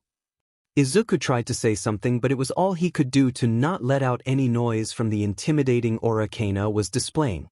But then he feels something resonating in his heart. The tower arcana within, amplified by Siu Chulain, made him feel something from Kana's words. After everything I said, why the hell do you still want to be a hero? She demands to know, the pain in her voice hidden behind the anger and bitterness evident to Izuku. Because I was just a selfish hypocrite, he says after a pause, confusing Kana before continuing. A few weeks ago, Kaken told me that the only reason I still try to be a hero is because of spite. I wanted to reject that, but he was right. He grips his hand tightly in frustration of admitting that, I was just so angry with how the world worked. I wanted to prove everyone wrong just because I hated they were right, that a Quirkless like me can't save anyone. I even hurt someone close to me just because I was so selfishly focused on my dream. Memories of a blonde girl with glasses flash through his head before he refocuses back on reality, looking up to meet Kana's glare. But I realize, that was just for the wrong reason. Izuku says as he raises his hand, manifesting the chains, and then this happened. For whatever reason I got this weird power. I'm one of the few people who actually knows what's going on with the missing people and can actually help them. I once told myself that if I ever had a power I wouldn't let it go to waste like others would. I'd use it to save as many people as I can to become a hero like my dreams. To Kana's surprise, he gets on his knees, bowing in desperation. I'm asking you to teach me because people will keep getting hurt as long as these shadows are around. I might not be able to become a hero in the real world, but maybe here I can be a hero, helping you save people and actually do something meaningful with myself. I can actually make a difference somehow. So I need you to train me, please. Effing hell, I can't believe I'm even considering this. Kana puts a hand on her face as if trying to wipe away her frustration. You know the last time you tried saving someone, you almost died, right? And so did you. Izuku reminds, causing her to flinch. Both of us would have died, but we worked together and took Sekhmet down. Because you got lucky with whatever bullshit power you had. She waves at him. I mean, think about it, without those extra personas we wouldn't have made it out alive. You think the next fight you get into you'll somehow awaken a convenient persona that just so happens to have its exact weakness? No. I think.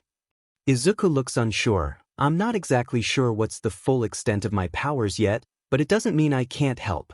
If you'll have me along, I can target more weaknesses on strong shadows. I might get more personas in the future and get stronger.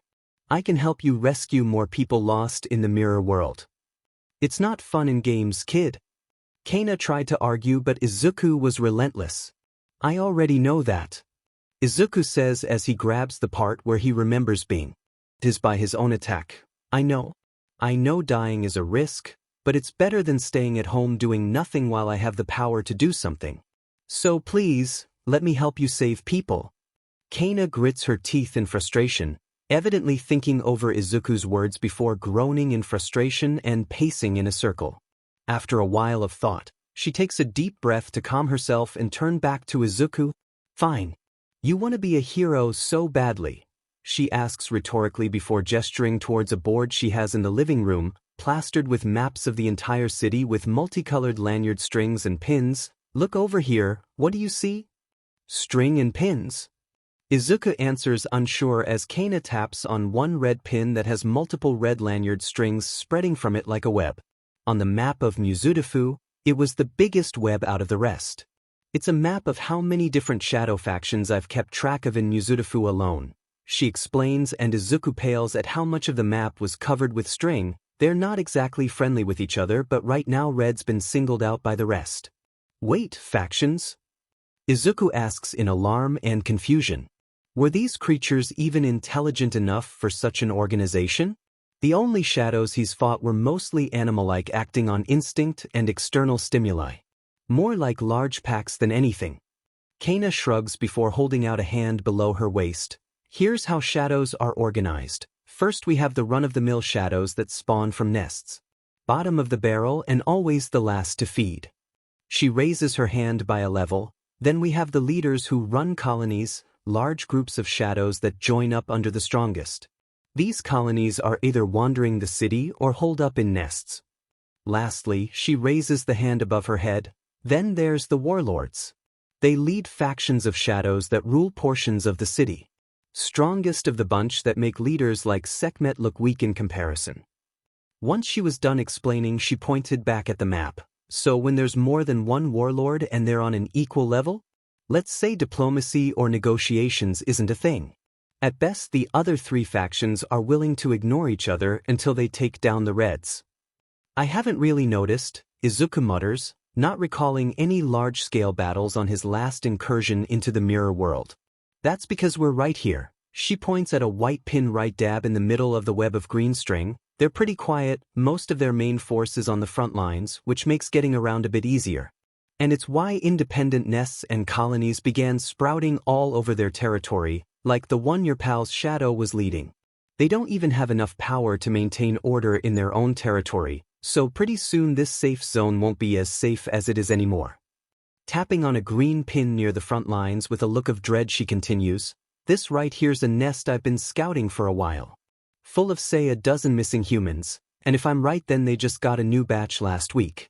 The front lines are pushing closer every day, and sure shadows won't go around randomly killing humans if they can capture and feed, but it's war out there. If you can't capture enemy supplies, you destroy them. I'm sure you can understand what we need to do." The look on Izuku's face spelt out worry and fear, which was exactly what Kana wanted. He needs to understand how lucky they were to survive their battle with Katsuki's shadow, and that there were more dangerous things in the mirror world. The sooner he realizes this, the sooner he goes home and forgets this. "All right." Izuku nods after having a moment to steel himself, surprising Kana with the determination in his voice. "When do we leave? Trouble keeping up?" Kana asks as she waits for Izuku to leap across the gap between two buildings, landing roughly and rolling on the ground. "We're not even halfway there, kid. I can keep going." Izuku pants, out of breath, before getting back up. Honestly, if she wasn't annoyed it would have been impressive. Sure, she wasn't as fast as she once was, 10 years of prison would do that to you, but the kid was able to keep up quite well. He even started learning some of her tricks like he was copying her movements. She kept ahead of Izuku, leaping through rooftops with practiced ease as the teen struggled to catch up.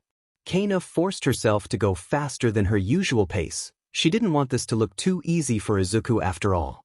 The whole point of this was to show how rough her missions in the mirror world could be. His friend's shadow was plain luck, who could plan to randomly unlock a persona specifically geared towards countering their foe. Sure, an arsenal like that would be potent against the forces of shadows roaming this distorted reflection of their world, and if he thought that was enough to let him play hero, she was going to prove him wrong. She wasn't going to have some kid risk his life again after nearly dying once. If he really did die under her watch, she would never forgive herself for that. But to her frustration, there was no deterring him. Despite the distance between them, he only pushes himself harder until Kana is forced to slow down so he doesn't burn through all his energy just getting to the location. "You're gonna exhaust yourself before we even get there." She points out once he was in hearing range, "Your breathing needs work, those are more important than you think. Try not to force yourself to breathe, let your core relax when breathing out, but don't force it out. You're also going to want to stop breathing in before an impact, it'll tense you up too much. Exhale before you jump." Understood. Izuku forces before trying to do as Kana advised. The woman felt like slapping herself after that. This was supposed to get him not to come here, but the advice just slipped out. She rationalizes it as just making sure he'll still have the energy to run away when necessary. After a few more minutes of travel across the rooftops, they start to hear explosions in the distance and both stop. "Was that?" Izuku asks, tensed with a worried look on his face as Kana nods. She gestures towards the horizon where smoke is visible, with flashing lights of various elemental attacks bombarding all over the area.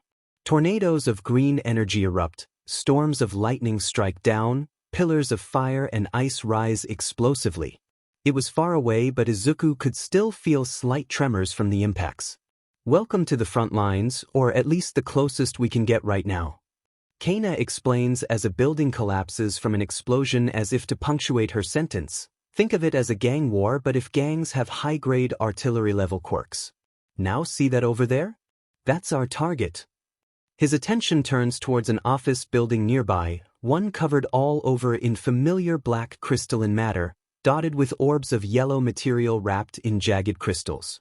The two Persona users climbed to a vantage point of a nearby building and Kana whips out her rifle quirk, using its scope to get a closer look. Looks like it's not time yet. Get some rest and stay hydrated. Kana advised and Izuku nodded, unslinging one of her spare backpacks she gave him and taking out a bottle of water.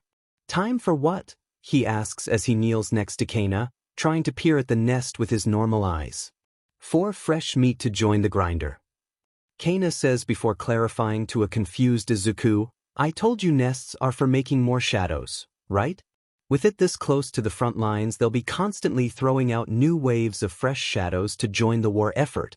If we don't do anything quick, the humans they're feeding off on would be drained dry in a few days. Izuku pales at the image before steeling himself. Then how do we save them? Tell me, you remember your friend's shadow, right? Kana asks and Izuku nods. Ever wondered what happened once we took it down?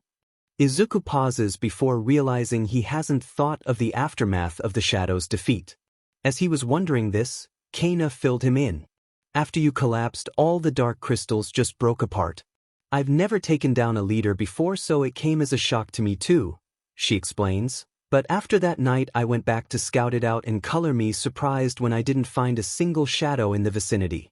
It looks to me that taking down a leader disrupts shadow activity in their territory, forcing them out probably to join other colonies. Then if we take out this nest's leader, we won't have to deal with the rest. The shadows will scatter and let us save the prisoners without being disturbed. Izuku realizes and Kana nods. Got it in one, she says before standing up. I'll go ahead to scout the area, you stay behind until the moment is right. Still, got that comm piece I gave you? Izuku nods and reaches into his pocket for it. Yeah, I was thinking of returning it since I was here. Hold on to it for the moment, I'll call you on it when I find us an entry point, she explains before leaping off the building. Izuku panicked for a moment before looking over the railing to see she landed on a shorter building, heading towards the nest's directions. He lets out a sigh as he watches her run off. Even with the exercise he did, he wouldn't be able to keep up if she was serious. And this was all without a speed or agility-based quirk.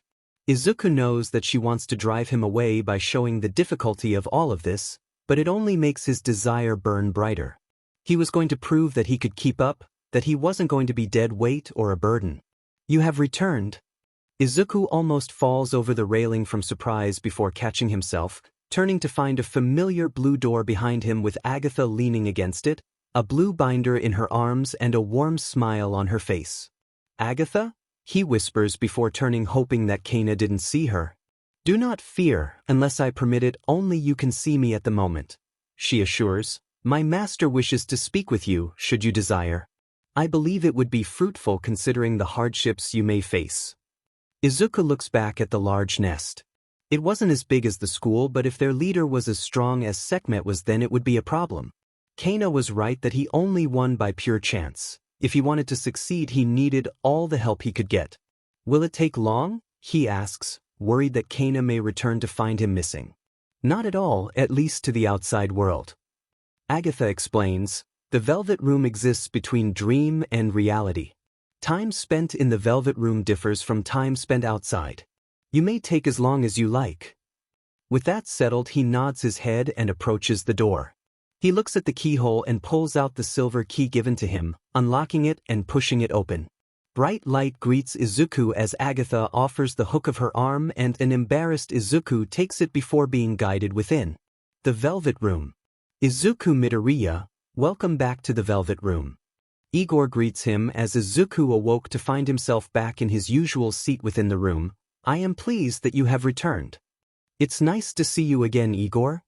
Izuku says, standing up and bowing gratefully. I hope this isn't much of a bother, but I'm going to get into another fight soon. Agatha told me you would help me? Of course, our services are always open to you, Izuku Midoriya. Igor says with his ever-present toothy smile, to celebrate your return I have made one such service available to you. The fusion of personas. Fusion? Izuku mutters, confused as Igor looks to the attendant. Agatha? He urges, and she nods before drawing on the whiteboard. Fusions are a service that we of the Velvet Room provide. She explains as she draws two figures with a plus sign between them. Your personas will be sacrificed and combined into one to become one that is usually of higher power and of a different arcana. Wait, sacrifice? Izuku asks in alarm, you mean I have to kill them? Agatha shakes her head. Incorrect, a persona sacrificed during fusion does not die. They are an archetype that exists within the hearts of all humans in the Sea of Souls. Should they be sacrificed, they simply return to where they once were, awaiting future calls. Meaning if you like, you may call forth their services again. For a price, of course. Oh, well, that's a relief. Izuku says, relaxing a bit before noticing her last words. Price? Is it another metaphorical thing? Oh no, it is quite literal. Agatha says as he hears the sound of a cash register ringing somewhere, it is a monetary price, paid for in that currency you call Do you take I.O.US? Izuku asks sheepishly as he realizes he doesn't have much on him. He was insistent on using as much of his money earned from part-time jobs to help around the house, like with groceries. Do you even need money anyway? He asks curiously, and Agatha shakes her head. No, but you humans as a collective place surprisingly great importance on the value of metal coins and paper slips. She explains, because of that we use it as a sacrifice to summon personas from the Sea of Souls. Unless you rather sacrifice body parts or sections of souls. No, money's good. I'm fine with that. Izuku hurriedly says before they start getting ideas, as he makes a mental note to start saving up. So, when do we start? The door opened once more and he was met again by bright light. If you would follow me then, Agatha asks and offers her arm for Izuku again. Is this the school gates? Izuku steps out of the doors to find a courtyard with twin metal gates in front of them and thick obscuring fog beyond it. I guess the Velvet Room really is a school? The Velvet Room takes the shape determined by the state of your heart. I've also found strange posters of a smiling muscular man plastered through the hallways. Agatha explains as she looks back at the blue school building. If I may ask, what do you think tells you about yourself? Izuku pauses to think as he glances at the building. Well, I guess it's because I've always dreamt of being a hero. To do that I needed to enroll in a hero school to learn how to be one. Since All Might's the greatest hero out there, I guess my heart always wanted to be taught by him. Just a fantasy, I guess. He mutters to himself, disappointed as he remembers the words of his idol seared into his heart. Both from 8 years ago and from weeks ago. The words from almost a decade ago were faint, but he hears them still, and the recent ones even clearer. Quirkless, can't be a hero. I'm sorry, but I cannot waste any time. Oh, an academy for future champions then. Agatha looked interested before opening her binder. I must make note of that. Perhaps she would be interested in such a thing. Huh. Izuku looks at her confused as she jots something down with a silver pen before closing her binder. Ah, nothing of importance to you, dear guest, she says quickly before changing the subject. Now, which persona do you wish to sacrifice? She opens her binder to Izuku and he sees pages begin filling up with possible combinations of all his personas which he studied intently. Izuku hesitates and starts thinking, well, currently I have a total of 4, and 3 of them are balanced between physical attacks and magical, with 1 fully dedicated to magic. Out of them all, Jack Frost is the strongest with magic and a wide radius of attack. I don't think I should give him up yet. Siyu Chulain is the best physical fighter on the team too, with electric attacks that can stun, and his speed outclasses everyone. But then there's the new one. He mutters frantically as he considers the pros and cons of each of his personas before his eyes land on one of the choices. If these skills were what he thinks they are, then it would be a huge help. But he cringes as he realizes it required both Don Quixote and Siyu Chulain, and with the funds he has now, he could only afford to summon one of them once again. As he was about to skip over it, he heard a voice come from behind him. Do not let sentimentality cloud your judgment, young squire. Izuku turns and widens his eyes in surprise to see both Don Quixote and Siyu Chulain strolling towards him, with the former on his horse. These old bones will only slow you down. I'm too weak and you know it, and you have a long journey ahead of you. I am thou, your other half, so I know what your heart desires. And I agree with what you are planning. Don Quixote assures. Izuku hesitates but feels his persona's desire mirroring his. Still, this was the first persona he unlocked, a part of himself. It felt almost wrong. The knight-errant chuckles. Do not weep, young squire, for I will watch from the depth of your hearts, ready to return shall you call for me again. Let her aid you in thy quest to save innocence from clutches of villainy. Thanks for saving me, Don Quixote. Izuku smiles bittersweetly. I'll see you again one day. And you. The persona bows his head before laughing jovially as his horse charges towards the open gates and into the fog. As this happens, Siuchulin follows on foot, sparing Izuku a glance. I see what you desire in thy heart, and I will await your call. Siuchulin nods as he walks into the fog, disappearing. The choice has been made, and the personas are expelled from you. Agatha nods as she slams her binder shut, the gates closing to mirror her action. Izuku felt something sever from within as the gates creaked open once more, a figure floating in the air approaching from the fog. I am Linen City. A beautiful woman with long blonde hair and a purple dress floats towards him, hands holding two metal objects intertwined with each other. Very well. I shall share my power with you. If you don't leave my side, of course. She giggles and Izuku forces himself not to blush as the persona dissipates into motes of blue light and flies into him. A successful fusion. Agatha celebrates with a clap of her hands. It's my first time doing so out of practice. I'm glad it went well. Me too. Izuku says happily before realizing, wait, went well? What does dash? That's right, you wanted to summon back a persona, correct? Agatha quickly changes the subject and opens her binder. Which one shall I recall? Choose wisely, dear guest. I've made my decision already. Izuku nods. I'd like Siuchulin back, please. Very well. She smiles and waves a hand over the binder. From the compendium you have assembled, I shall bring forth the expelled persona and re-enroll him. Before Izuku can react, he feels his wallet suddenly rush out of his own pocket and into Agatha's hand. It glowed blue for a moment before she handed it back to Izuku, now feeling way lighter. Footsteps were heard from the gates as a familiar armored figure walked back into the courtyard. I heed your summons once more, Izuku Midoriya. Siuchulin salutes him and Izuku hastily returns it. Once again my spear is in your service.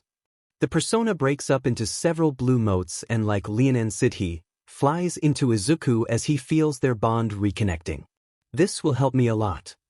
Izuku smiles satisfied before turning to Agatha. Thanks for helping me, Agatha. I am pleased that you are pleased. Agatha curtsies towards him. I look forward to providing my services to you again. If that is all for today? Izuku nods. Yeah, I think I'm ready. I'll get going now then. Agatha nods and turns to the doors leading into the building, snapping her fingers to open them. As she does so, Izuku remembers the conversation they had earlier today. I want to thank you again for talking to me earlier, he says. I'm not sure how long it would have taken to get the confidence and come back here if it wasn't for you. And I'm still not sure if I'm worthy of this power, but I'll strive to use the wild card the best I can to make you proud. Your words are kind, Izuku Midoriya. She smiles warmly before putting a hand over her heart. Then in response I will reiterate my vow to be the best attendant I can ever be, to support and guide you on your journey. Izuku smiles back at her, feeling like he has gotten closer to the attendant as a voice enters his head. Agatha notices something as well, something blossoming within her and Izuku. Well, color me surprised. An attendant like her. Let's get this out of the way then. His shadow chuckles within himself. I am thou. Thou art I. With this new bond of yours you grow closer to throwing off your shackles, one step closer towards freedom. An arcana unlike the standard, the arcana of Aeon, one who has yet to fully understand themselves and the world around them. Oh, to think you would establish a bond with one such as I. She giggles as Izuku's eyes widen in surprise. But if it helps you on your journey, then I will accept. Wield this new power as you see fit, Izuku Midoriya. You heard that too? Izuku asks, but she shakes her head. What was that? No, but I could sense the link between us sprouting and beginning to bloom. She explains to a confused Izuku, you wield the power of the wild card. While it allows you to possess multiple personas, it also allows you to strengthen them with the bonds you form. So, the more friends I make, the more powerful my personas will be? Izuku asks, finding the concept strange but intriguing. A bond does not necessarily mean friendship. Agatha says, one can be formed through mutual beneficiary relationships, a common goal, or simple understanding of each other. I'm sure my eldest sister would say such bonds forming with attendants would be scandalous. Izuku blushes as she giggles once more. It was kind of cute, but he doesn't voice his thoughts. The door to the velvet room slams shut behind Izuku as he strolls out, flexing his hand wrapped with chains. The new personas within him would prove useful in his upcoming fight. He swears it won't end like the last one. It took you long enough, a voice speaks out, emerging from the corner of the roof as a figure appears before Izuku in a flash of ember light. I thought you were never going to leave. It's you, Izuku mutters in recognition of the cloaked figure with a tome under their arms. A shame they got to you first. The figure sounds disappointed as they clench their tome tightly, but I digress, you may still prove useful. Who are you? Izuku asks bluntly, not feeling at ease with this stranger's presence and tone. Merely a purveyor of armaments that you will find of use, wild card. The figure bows their head before gesturing to the knuckle dusters on his hands. I trust you find them useful? They were.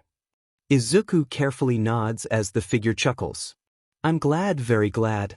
And to top it off, you survived against a powerful foe. I trust you brought your proof. Izuku was confused for a moment before realizing what he meant, pulling out the burnt silver trading card that he kept all those weeks ago. Immediately it flies out from his hands and into the stranger's hands. Ah, this trophy burns bright with flames of ambition. The figure studies the card impressed. I shall forge a mighty weapon out of this for you. What?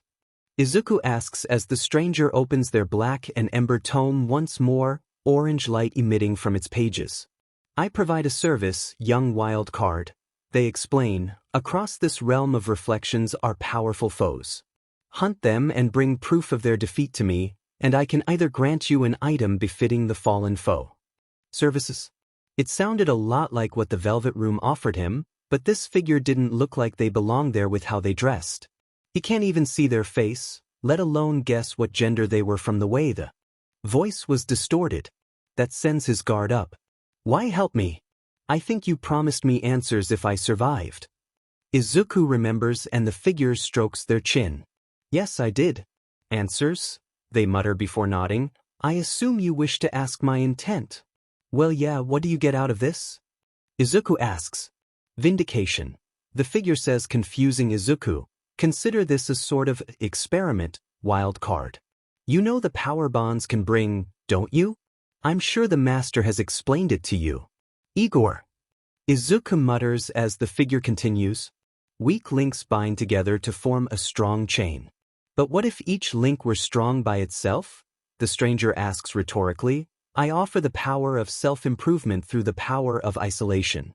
Form a contract with me and I will serve as the proprietor of the equipment you will require for your journey ahead. You know there will be times that your persona cannot aid you. I offer a chance for you to defend yourself and your allies should the time come. Izuku is hesitant to accept at first, but then thinks deeply and remembers the strain of using a persona. The drain on both psyche and stamina as of now were immense, and he'd need a way to keep fighting should he not have access to them. So you just want to run an experiment? That's all. Izuku asks unsure. I wish to prove a point. The stranger corrects. Now do you accept it or not? All right then. Izuku nods. I accept. As he says this, his head rings with the familiar voice of his shadow, the stranger flinching as this happened. You caught a strange one this time. The shadow chuckles. I am thou. Thou art I. With this new bond of yours you grow closer to throwing off your shackles, one step closer towards freedom. The arcana of strength, one who has the power to endure difficulties to hide the weakness buried within. You form bonds that easily? The stranger asks, baffled before scoffing. Fine. I will simply consider this part of the experiment. I simply ask you to try not to develop it, This is purely contractual and for self-profit to the both of us. Now for the first of many.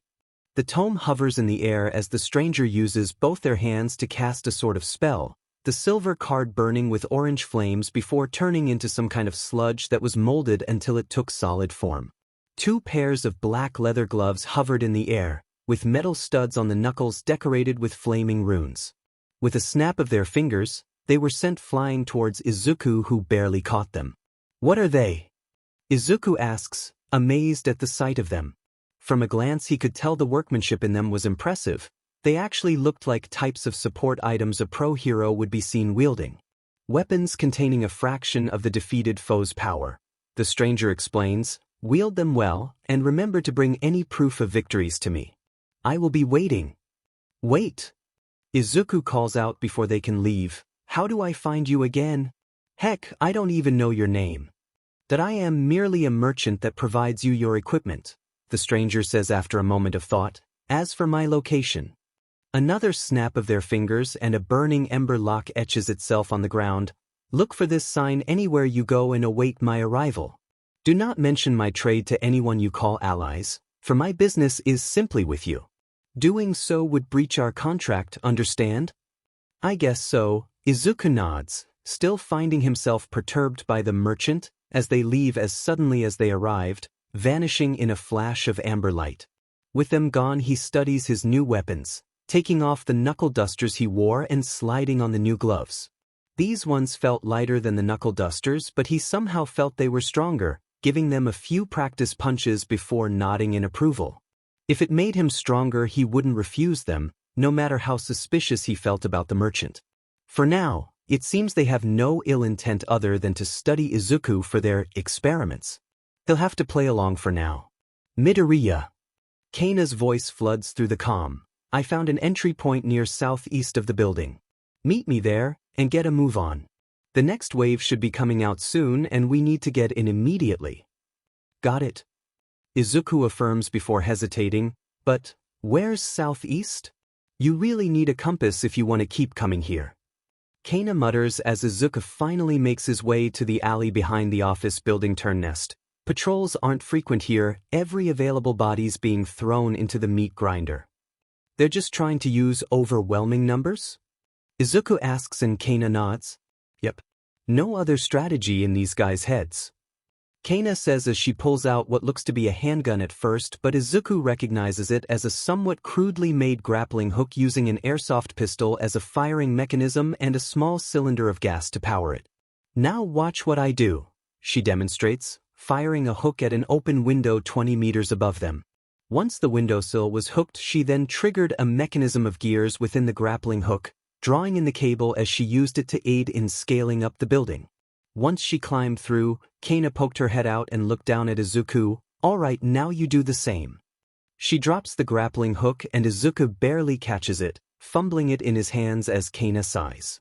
"Okay, now what you want to do is dash," she starts to explain before Izuku pulls the trigger, firing it at the window, with Kana barely moving her head in time to avoid the hook smacking her face.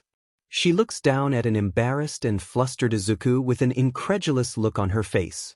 "Remind me to never give you a gun," she mutters before guiding Izuku on how to use it to scale up the building. It took longer for him due to his inexperience and the fear that if the cable broke or his grip slipped he'd plummet and hit hard, but eventually he was able to scale up through the window. "Easy, that was good." Kana grabs his arm and helps him through, immediately remembering she wasn't being hard enough and deciding to compensate. "For an amateur, I mean. It took you almost 10 minutes to get up, and your feet kept slipping. On the field, every second counts, got it?" "I'm sorry, I'll do better next time," Izuku promises, looking a bit disappointed at his performance. Kana has to bite her lip and stop herself from moving to reassure the kid before pointing at the door. "Look, behind that door is gonna be a bunch of shadows. We wait until the next wave charges out and then all there's left is gonna be a skeleton crew, but even then only engage if there's no choice. Our priority is the leader, so keep it quiet and don't go setting off alarms." "Understood." "Got it." Izuku nodded and after a moment of waiting, the entire building began to shake. "Is that?" "About 50-something shadows." Kana nods grimly, This is just a moderate-sized nest, you'll see bigger. It takes some time for the rumbling to cease, and once it does, Kana turns to Izuku. Alright kid, it's showtime. The two of them quietly made their way out of the room they were hiding in, carefully stepping as softly as they could to avoid making as much noise as possible. Where's all the humans? Izuku asks in a soft whisper as he looks around at the walls lined with black matter and crystals. If I had to guess? A couple floors above us. Kana shrugs. Hodor gives me limited abilities to navigate, but I can only sense shadows in short ranges, not humans. All those stomping started above us, so it's logical they're up there. She then stops Izuku with an arm. Hold. Two shadows patrolling around a staircase ahead, but it doesn't seem like there's any more on the floor. Should we take them out? Izuku asks. I mean, if we're gonna bring people back down and out, we could run into them again even if the leader's taken out. We're gonna have to take them out anyways to get through. Kana agreed with his assessment, slightly impressed that he was thinking things through despite the worried look on his face. I'll take the one on the right, yours on the left. She guides them to a hallway intersection and gestures for Izuku to take the left while she hides at the corner on the right, pulling out a survival knife. The two of them wait in silence as Kana raises a hand with 3 fingers, counting down for Izuku. Once it reached 0, 2 slime-like shadows with masks lumbered through the hallway, not looking at the corners carefully enough. Kana reacts the quickest, grabbing a shadow by the mask and pulling it over before slicing its head off from the neck, or more specifically the lob of slime that wore the solid mask. Izuku quickly mimics her, wrapping an arm around its neck and connecting the head to the rest of the slime. Surprisingly, for a creature that looks soft and squishy, it was surprisingly solid. As it struggles in Izuku's grip, he punches it from behind the back, the force of his punches tearing a hole through it with ease. But to his surprise, the body of the shadow lights up on fire and he quickly releases it before it spreads to him too. The corpse burns away as Izuku stares at the glowing runes on his knuckles. So that was what the merchant meant. Sloppy. Kana comments on his handiwork. If it made a bit more noise or escaped, it would have alerted the whole building. Izuku winces as he wipes the rapidly disintegrating shadow slime off his clothes. Sorry. Where did you even get those anyway? Kana asked, looking at the new gloves Izuku were wearing. I didn't think you could find stuff like those lying around in the mirror world. Oh, this. Izuku hesitates, remembering the contract he agreed to with the merchant. It's from our last fight with Sekhmet. Kakin handed a card to me and it became these after a while. Really? I guess there's still things I don't know. Kana shrugs before moving on. Now double time, we have to get up while the next batch is still processing. They don't look like they want to move, Izuku mutters as he peers around the corner of the 10th floor of the nest. In front of them, guarding the staircase to the top floor, was a single red shadow. No, it doesn't. Kana mutters as she engages her quirk, plucking out some of her hair to mold into armor-piercing bullets. I'll keep it focused on me. You prod at its weaknesses with your personas. Once it's down, we go all out on it. Got it? Ready on your signal. He nods and readies himself. The moment Kana fired her rifle, he dashed through the hallway. Wait, I didn't mean dash. Kana cries out as Izuku runs closer towards the shadow as she curses under her breath. Demon it. The bullet strikes at the red shadow's mask and startles it before screeching and morphing, taking the shape of a metal machine with a human-shaped top half and 2 spiked wheels below. Extended vertically from its arms were lance-like spikes and a golden mask on its face. The mechanical shadow accelerates forward, hoping to ram Izuku into the ground or smash his face apart with its lance arms. Izuku, however, slides downward as he shatters his chains. Orpheus. A figure with a blue torso and a speaker embedded into its stomach whips out a silver lyre with white limbs and strums the strings. The persona's eyes glowed red before the lyre launched a weak bolt of fire towards the speeding shadow, which it practically ignored while skidding to a stop to realign and speed towards Izuku again. However, Kana stops it by firing a bullet at its wheels. While it does nothing more than scrape the metal, it catches the shadow's attention. But while it was distracted, Orpheus wields its lyre like a bat and smashes it behind the shadow's head. Fire and physical attacks aren't working. Izuku analyzes before summoning his chains once more. Jack Frost. The imp leaps out with a cheer of hee-ho before blasting a pulse of ice energy, freezing over the shadow in a flash with a thick layer of frost. However, it does not freeze completely, spinning like a small tornado to break off the frost and nearly decapitated Izuku with its outstretched lance arms. Izuku heard the sound of static crackling and was reminded of the noise Ciuchulain would make when gathering lightning. Immediately he has Jack Frost jump in front of him in time to take the blow, slightly reducing the damage as Izuku was sent flying backwards. Midoriya. Kana cries out in concern before breaking her own chains and summoning Hoder, Iga. A darkness-infused mistletoe arrow strikes the gold mask, but it only chips at it. But as the shadow turns towards Kana, strange music can be heard as she looks to see Izuku getting back on his feet with a scorched jacket, Orpheus behind him strumming away aggressively at the lyre. Tarunda. Izuku chants as a red aura surround the shadow. It tries to gather electricity and shoot again, but this time the bolt of electricity is weaker. Orpheus blocks it without being sent flying. Annoyed by this, the shadow's wheels whir again as it readies for a charge, but Izuku was prepared this time. Ciuchulain. Izuku snapped his chains again, his feet getting shaky at the rapid summoning, but he was steadying himself. The persona lunges forward and stabs its spear into the gears of the mechanical shadow's legs, halting its charge midway as the two struggle against each other. Izuku could feel his strength draining by the moment, but then Kana intervened. Rakunda. She chants and Hoder casts its spell, weakening the armor of the shadow enough that an electric blast from Ciuchulain at point blank blew off one of its wheels. As this happens, another darkness-infused arrow pierces the joints connecting to the other wheel, rendering it incapable of movement. It lets out a metallic screech as it gathers electricity again, but is silenced when Hoder puts a dozen more mistletoe arrows directly at its mask within a few seconds. The area falls silent as Izuku falls on his back, gripping his chest and panting as he checks the damage he received. The jacket he wore and shirt underneath were scorched, leaving a bad burn underneath that he was starting to feel even with adrenaline. That looks bad, hold on one moment. Kana hastily unslings her bag to grab medicine from only for Izuku to stop her. That's fine. I got this. He pants as he summons the chains once more and breaks them. Lianan City. In a flash of blue light, the persona appears and casts a spell, washing a wave of calm blue light over Izuku as his wounds suddenly repair themselves. Kana watches with her jaw slightly agape before sighing.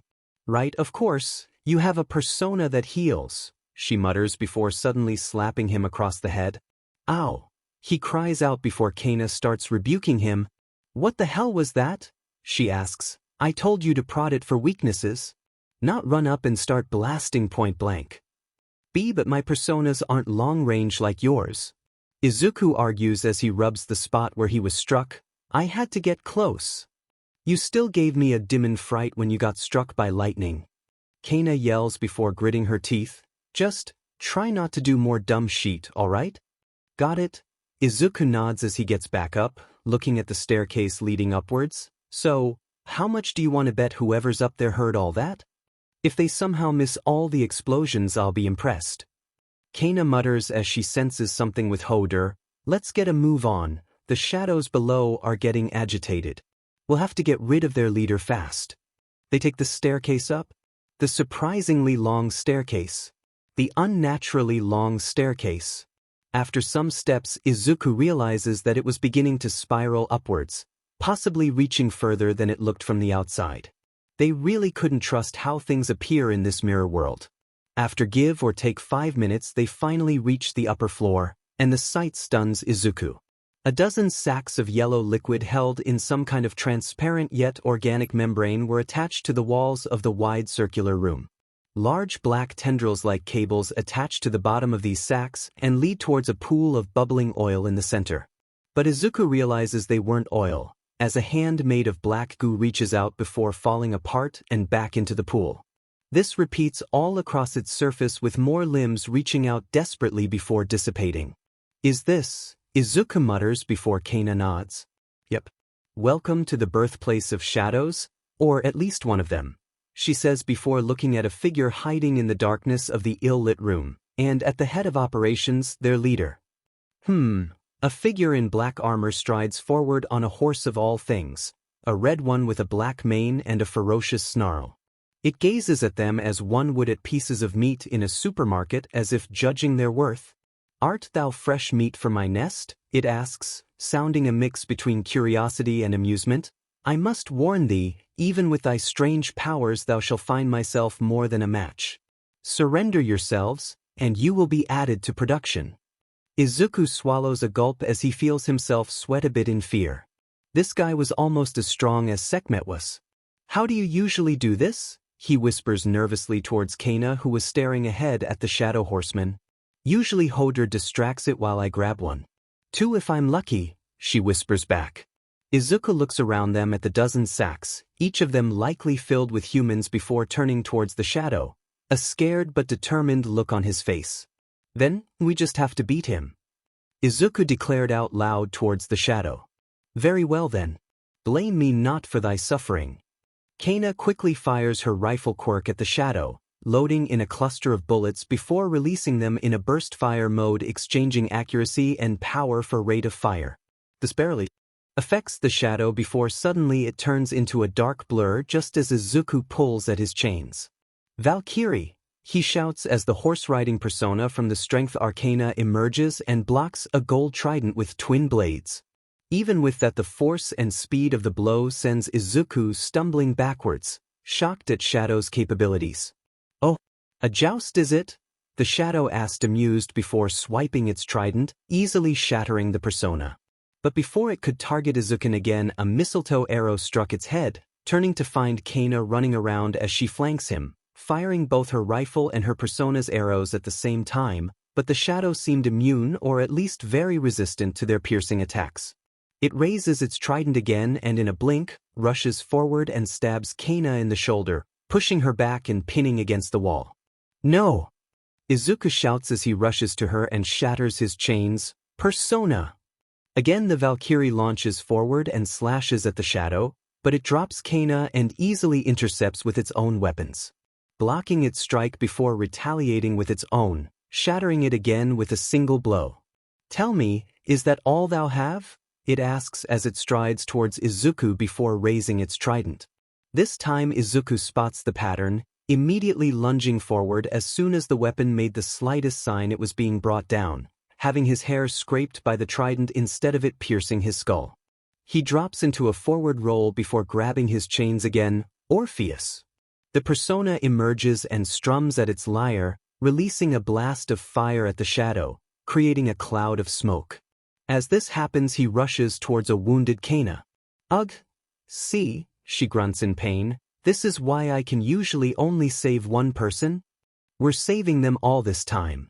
Izuku insists as he summons Lina Sidhi again, casting the healing spell over Kana to heal her wounds. But as he does so, he hears a dark chuckle from the smoke. "Is this the best thou can muster? Thou hast already lost the battle." The shadow and its steed walk through the smoke, looking none the worse for wear. Izuku grits his teeth. The armor is too strong and it doesn't look like physical attacks or fire can even scratch it. It starts to raise its trident again and Izuku reacts accordingly. "See you, Chulahin!" The persona lunges forward at high speeds before the shadow can charge.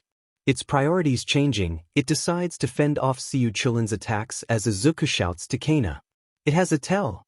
Every time it raises its trident, he analyses, and its speed when not charging is manageable. "We can attack him then." Kana nods and summons her persona once again. "I'll keep flanking it while you send one of your personas to keep it busy. We'll whittle it down until we kill it or you find a weakness." "Yes," Izuku says as the two splits, each running in a different direction and flanking the shadow. It notices this and with a grunt of effort swings its trident, cleaving Siu Chulin in half. But before it could select a foe to target, Izuku summons another persona to distract it. "Orpheus," he calls out, "Tarunda." The strange music of the persona weakens the shadow, who suddenly feels its body become much heavier and difficult to lift. As this happens, Kana pelts it with darkness-infused mistletoe arrows from Hodor. While they do pierce his armor, they do little more than frustrate it. Agi! The shadow points its trident at Izuku before unleashing a bolt of flames. Too fast to dodge, Izuku could only raise his arms and brace for the blow. But to his surprise, it seemed to explode upon contact with an invisible barrier before it struck Izuku. He looks down at his gloves in surprise, seeing the runes on the knuckles glow bright with fiery energy before he realizes they were what protected him. He'd have to thank the merchant the next time he saw them. Annoyed with this, the shadow decides to take out Izuku first, designating him the priority target with his wide array of abilities. It hefts its trident to throw, barely launching it in time as Hoder puts it in a chokehold with its wooden longbow. Fortunately, its muscles were weakened, meaning Orpheus has an easier time deflecting the trident with its lyre before rushing in to use it as a club, smashing its head while Hoder has it in its chokehold. But even with two personas, they could barely hold back the shadow, and both Kana and Izuku could feel their stamina rapidly dropping from the prolonged battle, their minds aching with every spell thrown. True enough, the shadow recalls its spear with an outstretched hand, flying back to him as if pulled by telekinesis. It then swipes away the two personas with ease, shattering them all in one clean cleave. Demenit. Frost. Izuku shouts as he shatters the chain, wanting to try freezing the shadow in place. The frost imp blasts a beam of ice energy from its mouth, but to Izuku's surprise, the shadow chooses to leap out of the way instead. It hasn't done that even when both Kana and Izuku poured on their previous attacks. Kana notices this as well, breaking her chains once more to summon Hoder to stall the shadow. Swinging its bow like a club in close quarters, grabbing the shadow's attention while Izuku readies another attack. Bufu! Izuku chants the spell, but instead of ice spouting out, Jack Frost simply vanishes, and suddenly Izuku falls to his knees wheezing and coughing. Kana immediately recognizes it as an overuse of his persona, but before she can aid him, the shadow slashes away at Hoder before pointing its spear at her and blasting with another agi. The blast knocks Kana off her feet as the shadow turns to Izuku, lifting its trident. Now it was his chance to eliminate the troublesome brat before he recovers and blasts that ice attack again. He brings the trident down as his steed charges at full speed. But just as it was accelerating, he saw the chains manifest and shatter once again. Persona! Izuku shouts as Jack Frost manifests and releases a built-up wave of frost, freezing the shadow just as the tip of the trident is a hair's breadth away. Izuku was almost hyperventilating at that, breathing heavily as he realized just how close he came to dying just now. Then the ice shatters and Izuku freezes, but instead of attacking, the shadow looks dazed before falling off its horse, which has also fallen unconscious. It grits its teeth as it tries to stand up using its trident as support, but Izuku acts quickly, scampering back on his feet and throwing a haymaker across the shadow's helmet. The helmet cracks and chips as the dazed shadow stumbles backwards, right into Kana's grasp. She stabs it in the throat with her survival knife, before pointing her right elbow at its head, ejecting her rifle's barrel and firing a shot point blank. This forces it forward again, into a waiting Izuku that begins pummeling his torso with a barrage of punches, each hit releasing a small fiery explosion like a firecracker. The two continue their assault, fists, knives, and bullets raining down mercilessly on the shadow before one last attack from the both of them sends it flying towards a wall and falling limp. Did we do it? Izuku asks, his body aching from exhaustion, looking towards Kana, who is in a similar state. Maybe, she shrugs. I've never killed a leader before. Then the body of the shadow twitches and tries to get up. Both tense up, ready for another fight before the shadow collapses, too weak to stand up. What the shadow groans in pain as it pants. I've never fought a foe as thy before. And I never would have, despite my skills. My superiors decide it best if I guard a pitiful nest such as this, instead of facing glorious battle. Well, they should have. Izuku shrugs, not sure why he was suddenly talking to the shadow like it wasn't trying to kill them moments ago. Maybe it was adrenaline and exhaustion getting to his head. You were pretty strong. Hey, no fraternizing with the enemy. Kana says as she plucks out another armor-piercing bullet from her hair. Let's bag him and be done with it. The shadow chuckles instead, despite death looming over it. Tell me, did thou find our battle exhilarating? Does victory feel grand? That I guess it does, Izuku admits. Despite the near death, now that it was over he feels a near overwhelming sense of pride. He, the quirkless loser, has defeated a monster as strong as a villain. And he didn't pass out from his injuries this time. What would Kaken or anyone back at school think about that?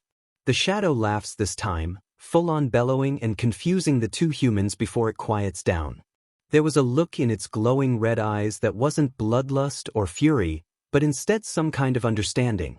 I see, thou art more like I than anticipated, it mutters sounding confused before its eyes flash blue and an aura surrounds it. I remember now. I am not some foul shadow meant to guard a pitiful nest. What the hell?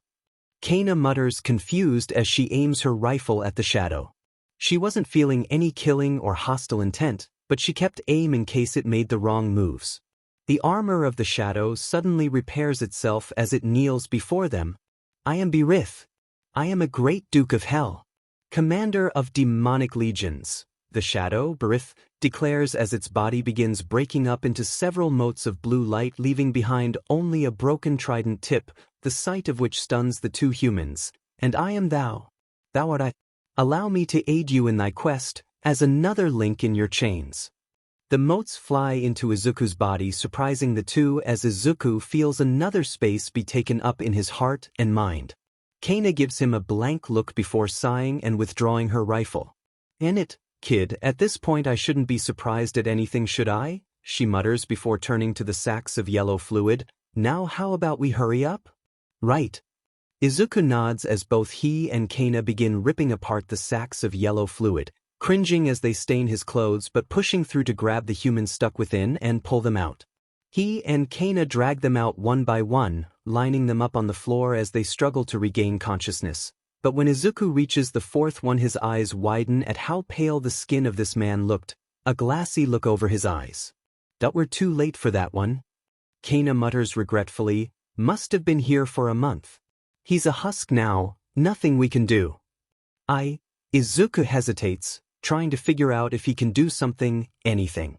He desperately summons Leonan Sidhi again, hoping her healing magic could be used to help, but to no avail. Warm blue light washes over the body, but there was no change. "We have to keep moving, Midoriya." Kana insists as she continues cutting open the sacks and dragging out humans. "Focus on the rest, not the ones you can't save." Izuku looks at the husk in his arms before regretfully placing him down with the rest of the unconscious humans. He moves on to the last sack before he sees the outline of the human in it. Smaller than an adult, smaller than even him. He tears into it with speed he didn't know he had, hurriedly pulling out a child from the sack. Dread fills his body as he sees the child's pale skin. Kana looks over his shoulder and freezes at the sight as well. "No, no, no," Izuku quietly pleads as he shakes the child. "Come on, wake up, open your eyes." Kana watches silently with an aching heart. She was no stranger to being too late to rescue the Shadow's victims, but she has learnt to accept that. But when there rarely were children involved, she doubts anyone, even All Might, can get used to the sight. "Please," Izuku pleads, tears threatening to flow from his eyes before he hears a noise coming from the child. A choked sob comes from the child's throat, tears leaking out of her closed eyes like she was having some sort of bad dream. Kana let out a breath she was holding back, laughing in relief and stress. "Oh, thank God." She lets out a breath she was holding, while barely holding back tears of relief. If this kid has the energy to cry, then she ain't a husk. Thank God. Izuku, on the other hand, wasn't composing himself, freely letting his tears of relief flow and sobbing in relief. Odd as it sounds, he was never more relieved to hear a child cry in his entire life. Kana's Safe House 2XXX, April 25th, Monday. Kana finds the kid sitting at the edge of a roof, a distant look in his eyes as she approaches him with 2 cans of coffee in her hands. "Here." She hands one to Izuku, "Takes the edge off your headaches." Izuku wordlessly accepts it as Kana sits next to him. The bodies are on the other side now, in the real world. "I called the cops and they'll pick them up soon. 11 people get to go home today because of US. Don't forget that." "What about that one guy?" Izuku asks quietly as he holds the can in his hands, not opening it or drinking from it. Kana sighs. Doctors would probably put him in a psych ward, keep him from hurting himself. It's not a life, but he's alive. And like I said, maybe they'll find a cure somehow. Izuku stays silent as he ponders on that, Kana staring at him with pity. It's never easy seeing your first dead body. She knows that look on his face, the first time she failed to save someone, the first time she killed someone. She puts a comforting hand on Izuku's shoulders. This is why I didn't want you around. I admit, you're strong for a kid, but there are injuries you can't heal from. There's just things we can't do, and we'll hate ourselves over it. Am I too weak for this? Izuku asks before Kana glares at him. No. Caring isn't something to be ashamed of, she rebukes before softening, but when you care too much, the weight builds up until you can't handle it. Every time you realize you can't save someone, it hurts. It's the worst feeling in the world. It's not something I want a kid like you to feel.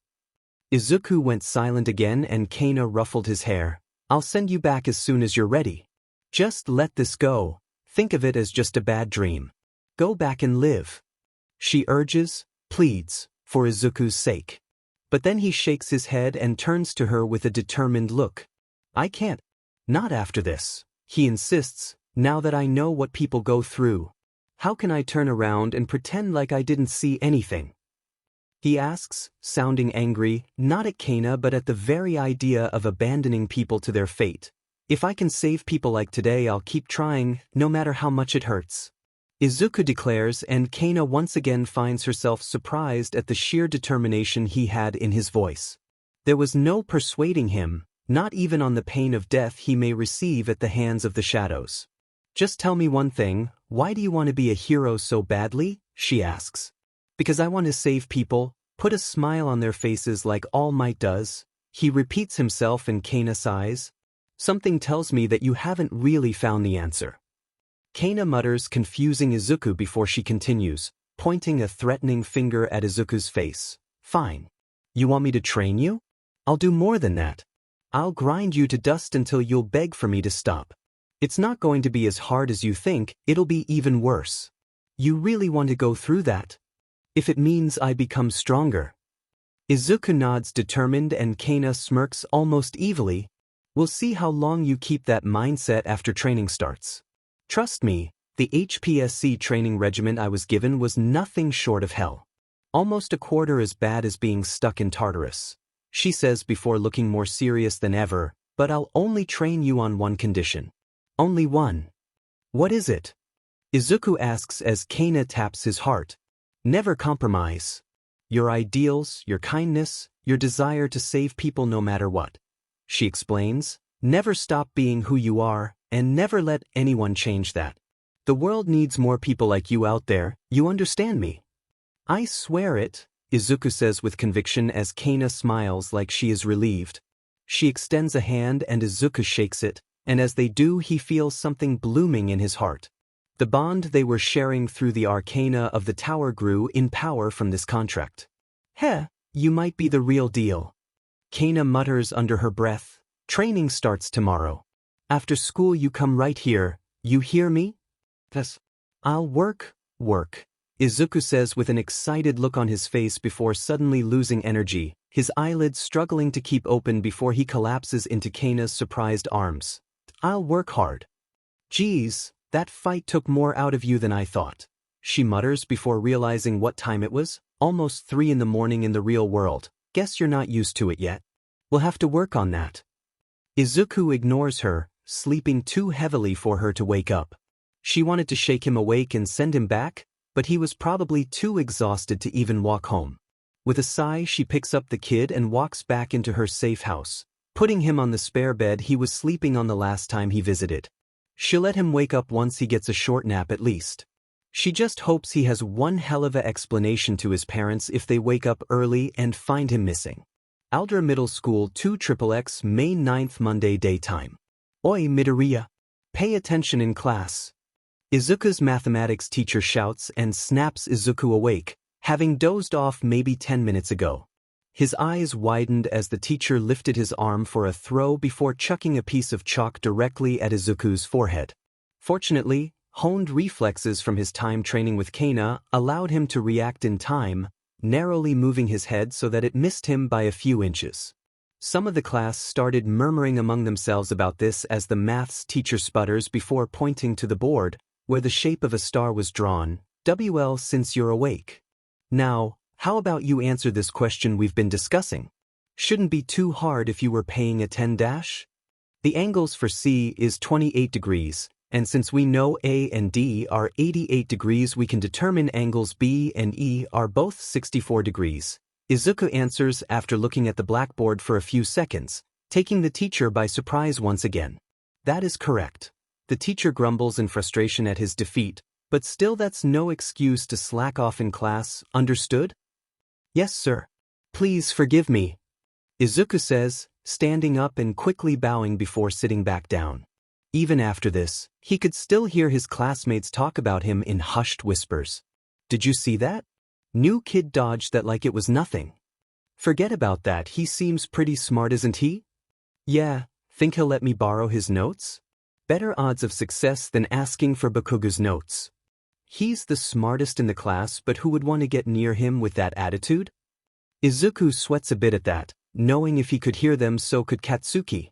And sure enough, the blonde in question was audibly growling in his seat, looking about to snap. But their teacher caught on to it quick. You focus too, Bakugo. I don't want any distractions in my class, got it? He says as Katsuki quiets down reluctantly. I know your homeroom teacher lets you get away with it a lot, but you're in my class now, and everyone pays attention. Yes, sir. Katsuki barely gets the word out through gritted teeth as he looks back down at his notebook. Kana's Safe House 2XXX May 9th Monday? Ow, ow, ow. Izuku winces in pain as he feels his shoulder almost dislocate from the arm bar Kana has him in, forcing him to tap out. The former hero releases him as he rubs his sore shoulder. Alright, pretty good. You lasted what, a couple more seconds than average. I still ended up face first on the floor, Izuku grumbles. Don't sweat it, kid. You're actually making good progress. Decently good at boxing, but you got talent in CQC. Kana says as she lets Izuku catch his breath. Won any competitions before? Not really. Izuku pants as he grabs a nearby water bottle. I wasn't the biggest or strongest. My old coach said I learned techniques quick, but I wasn't exactly championship material. Yeah, you need more muscles for that. Kana nods in agreement before pulling out a slip of paper in her pocket. Here. I updated your training regimen for when you're at home, as well as your diet. Yikes, that's more than the old one. Izuku gulps as he sees his adjusted training regimen. All that in one day? Yeah, I was trying to remember the old regimen I got, but then I remembered you're a boy, so I needed to modify it a bit. Kana says, looking embarrassed at how she overlooked that. But hey, you wanted to be a hero, right? No pain, no gain. Right. Izuku nods with determination. I'll overcome any challenge you throw at me, Miss Tsutsumi. Kana chops him on the head. What did I say about this Miss Tsutsumi stuff? Cut it out, it's Kana to you. We're war buddies now. Accomplices. Alright then. Kana. Izuku felt awkward using her first name now that he was aware of her full name, especially since she was way older than he was. Now, let's see what you got for me today. Kana walks over to the bag of groceries he bought for her, searching through them. The usual, more of the usual. Hey, mind buying some mint chocolate chip ice cream next time? I think I got my sweet tooth back after the last pint. Got it. Izuku mentally jots that down before Kana pulls something from the bag. Well, this is a surprise, she says, pulling out a keychain of a fluffy white rabbit's head. Not that I don't appreciate it. Oh, we had to hand those out at the convenience store I work at, some kind of promotion or something. Must have slipped in by accident. Izuku realizes before reaching for it. I'll just take it back dash? Kana slaps his hand away before he can touch it. Hands off, it's mine now. I didn't know you liked this kind of stuff, Izuku says, surprised as he rubs his hand, and Kana looks slightly embarrassed. I like pretty and cute things, what about it? A girl needs a hobby besides running ops against shadows in a messed up world like this.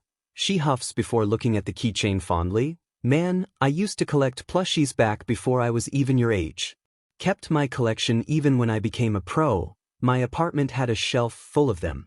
Her voice trails off as her smile falters at the memory. Knowing the HBC, they probably torched my apartment after searching it for any dirt I had on them. No loose ends left untied, that's kinda their unofficial motto. Why did you join them in the first place? Izuku asks after a pause and Kana sighs. Same reason you asked me to train you. I really wanted to be a pro hero, she explains while playing with the keychain. You know our country's not the biggest fan of guns, and back then it was hard being that girl whose quirk was just a gun. Probably thought of it as a villain quirk, even when I let them know all I ever wanted to do was to be a pro hero. Her smile turns bitter. You know the feeling, right? Seeing heroes soar through the air, saving the day with their awesome and flashy quirks, the feeling of safety and comfort it brought? Thinking that they were the coolest thing ever. Yeah, I get what you mean. Izuku nods, remembering how he felt the first time he watched the video of All Might's debut, saving hundreds in the middle of a raging inferno. So when some government agents came up to me after school, offering me all the best training they could provide while making sure my parents were financially supported, I didn't even think, or even ask what they saw in me. Kana was no longer smiling. I thought they were talking about how much potential I had as a hero, but as I found out they were thinking how much potential I had as an assassin. She looks towards Izuku with a stern look on her face. Remember, if a deal's too good to be true, it always is. Keep asking questions because the world isn't that kind. People always want something from you, and sometimes it's not in your best interest. Izuku nods in understanding as he ponders on her words. What do you want? Izuku asks out of curiosity, confusing Kana before clarifying, I mean, for training me. Now that I think about it, this must be kind of a hassle, clearing up your schedule just to make time for me. Please, I don't do much before evening. Shadows are pretty much dormant when the light's out, or rather when it's dark. She says, gesturing to the sky. To shadows, night is day, and day is night, so if they're reflections of humanity, I guess they have sleep schedules as well. And as for your question, Kana finds herself smirking. Maybe I just like the company? It helps that you're buying supplies for me, which leaves me more time for recon and less risk being seen in the real world. Well, I think you're great company too, Kana. Izuku finds the courage in himself to say that, making her look at him weirdly. He can feel the bond between the two of them deepening from the tower arcana within. Sheesh, that's kinda sad. You know I'm a wanted criminal that's been in jail since you could barely walk? You need friends your age, she says, and Izuku laughs a bit at how blunt that was before she adds, but, thanks for saying that. Midoriya's apartment, 2XXX, May 10th, Tuesday evening. Izuku groans as he limps back home, sore from his training with Kana. She hadn't been kidding when she promised that it would be hellish. If it wasn't for the fact he could feel the improvement in just 2 weeks, he might have given up already, but the training regimen that Kana was putting him through was definitely working. He unlocks the door and heads in, surprised to find his father lying on the couch with his jacket off and tie loosened, as well as a can of beer in hand. Dad? Izuku looks at him confused, not used to seeing him home this early. This startles the man, taken by surprise and almost spitting out his drink as he sees his son enter the apartment. Izuku? He chokes down a mouthful of beer before clearing his throat. Sorry, didn't expect you to find me like this. I thought you were in your room studying or something. His father tries to hide the can of beer behind the couch before changing the subject. Anyways, you're home pretty late. I didn't know you'd be out this long. Well, I've been doing some part-time jobs here and there ever since we arrived. I also sometimes take the time to train. Izuku explains as best he could without going into full-blown lies, which was something Kana had taught him to do. I would have told you, but you're not exactly around much. He didn't mean to sound that bitter with the last part, it simply slipped out and he could see the hurt on his father's face. Izuku tries to apologize but his father stops him. No, I understand. Tasashi sighs. I know it must have been stressful, moving back here after I lost my job. And I wasn't around much even back then, always so focused on my work. He says with a self-deprecating smile, not exactly Father of the Year material, am I? But you do your best. Izuku tries to assure him, and work must have been hard, I mean you fell asleep on the couch a few weeks ago. Hisashi looks up at him in surprise. Wait, but I usually come back after 1 a.m. How late have you been staying up? But, wait, what? Izuku's eyes widened in alarm. That's your usual? Dad, are you working for some kind of black company or something? His father's eyes widened as if realizing his mistake. No, of course not. This is just overtime. I need to prove to this new company that I'm hardworking and trustworthy, that's all. It's just that scandal at my old workplace? Well, being a former employee put a dent in prospects. I was lucky I got hired. Hisashi sighs in exhaustion before putting on a smile. But you can relax. Give me another month and things should stabilize. Pretty soon it's back to normal working hours. You get me? Right? Izuku nods with a smile on, trying hard to hide the small voice in his head that suspects otherwise. His father was a smart and reliable man, that was what Mom said about him, so there was no reason to doubt his words. Oh, that's right. Hisashi remembers something as he searches his jacket. I saw this on the way home. Here. He tosses something towards Izuku, who catches it, realizing it is a fresh notebook. You're always jotting things down in your journals. I figured you'd want a new one since we're back home after a decade. Plenty of heroes in Japan we don't hear about in America, right? Hisashi asks as Izuku flips through the blank notebook. He doesn't really need one at the moment. His 13th notebook still had ample blank pages to fill out, but his father didn't know that. But then he remembers his extracurricular activities. Thanks, Dad, I'll make good use of this. He gave his father a genuine smile as Hisashi looked a bit relieved. That's good, he mumbles, relaxing a little. As this occurs, a voice echoes in Izuku's head. Dear old Dad, never around when you really need him but still trying his best. The voice of his shadow mutters, sounding strange like a mix of both pride and sadness before his usual message comes. I am thou. Thou art I. With this new bond of yours you grow closer to throwing off your shackles, one step closer towards freedom. The Arcana of the Sun. Trianac District, Muzudafu City 2XXX, May 12th, Thursday after school. Thank you for your purchase. Izuku bags the items and hands them to the customer, humming to himself while waiting for the next customer. Since there was no one around in the shop, he flips open the notebook his father brought for him, cleverly titled to avoid suspicion. Ideas for Future Number 1. It would be bad if he titled his notebook, Persona Ideas for Future Number 1, but putting it vaguely as ideas allows him to create an excuse that anything inside the book was just a creative exercise. Let's see, he mutters under his breath as he continues his doodle of his latest persona, Birith. He's not as strong as when he was a shadow, and in this state, he's just a bit slower than Valkyrie but just as strong with magic potential she doesn't possess. He seems to be focused on strengthening to build up power before unleashing devastating strikes, whereas Valkyrie is more on speed. In terms of firepower, he's ahead of Orpheus and Chulain but lacks the former healing abilities or any spells that weaken enemies. Overall, he's an excellent choice for brute force. Possible go-to persona when facing unknown shadows? Speaking of shadows, I should probably start another section dedicated to them. Maybe another notebook? There's no telling how many personas there are. I might not have enough pages for all of them. I should talk to Kana about organizing Dash. Hello? A girl's voice interrupted him and Izuku let out a scream of surprise. Oh sorry. See, can I help you? Izuku hastily apologizes to the frightened girl before recognizing her. Wait, it's you. Huh? The purple-haired girl with elongated earlobes resembling AUX cords looks at him confused before realizing, oh yeah, you're that depressed-looking guy from last month. Why yeah, that's me. Izuku felt embarrassed that was how he was remembered. I'm surprised you remember me. Well, you don't often see cashiers suddenly leaping over the counter and running off like they saw the devil. She shrugs. Anyways, I'm looking for a new set of headphones. Soundproof ones. Oh. Well, we have a wonderful selection down there Dash. Izuku points behind her but she interrupts. I'm looking for ones specialized for enhanced hearing. She clarifies, the normal ones aren't cutting it. Oh, so you have some kind of enhanced hearing quirk?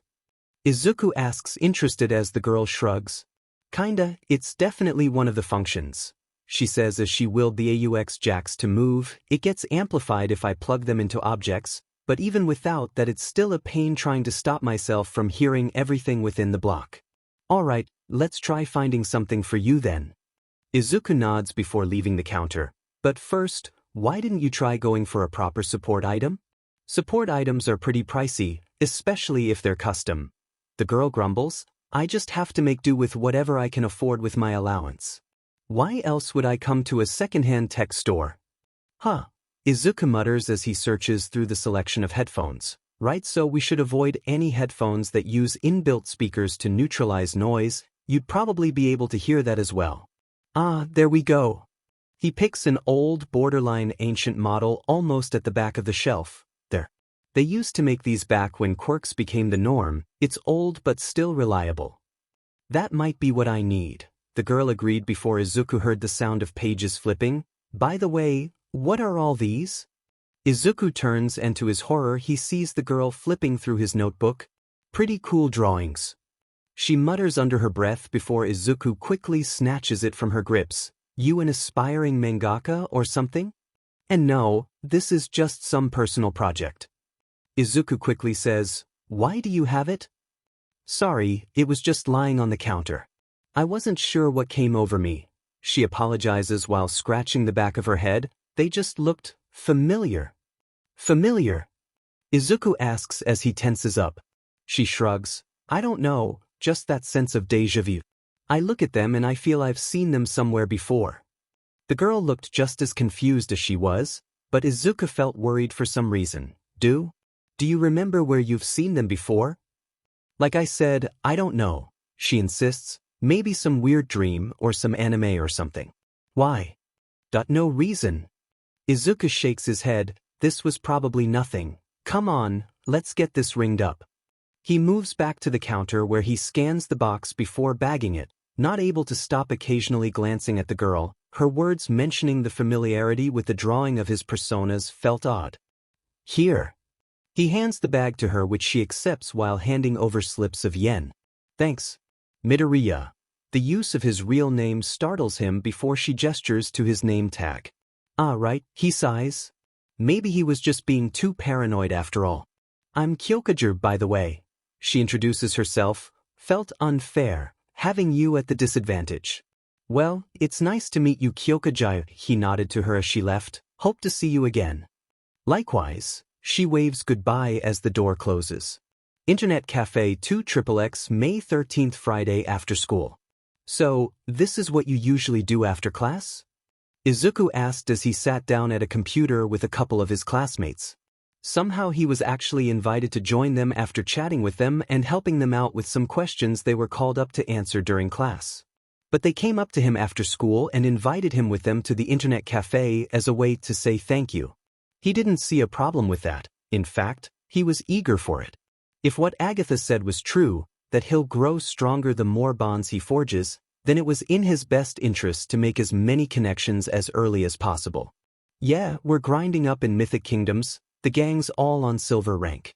Have you played before? The classmate asks and Izuku nods. Yeah, the game's pretty popular even in America. Izuku recalls spending plenty of hours in the game. I think I was in diamond rank a few years back. It probably reset with the new seasons.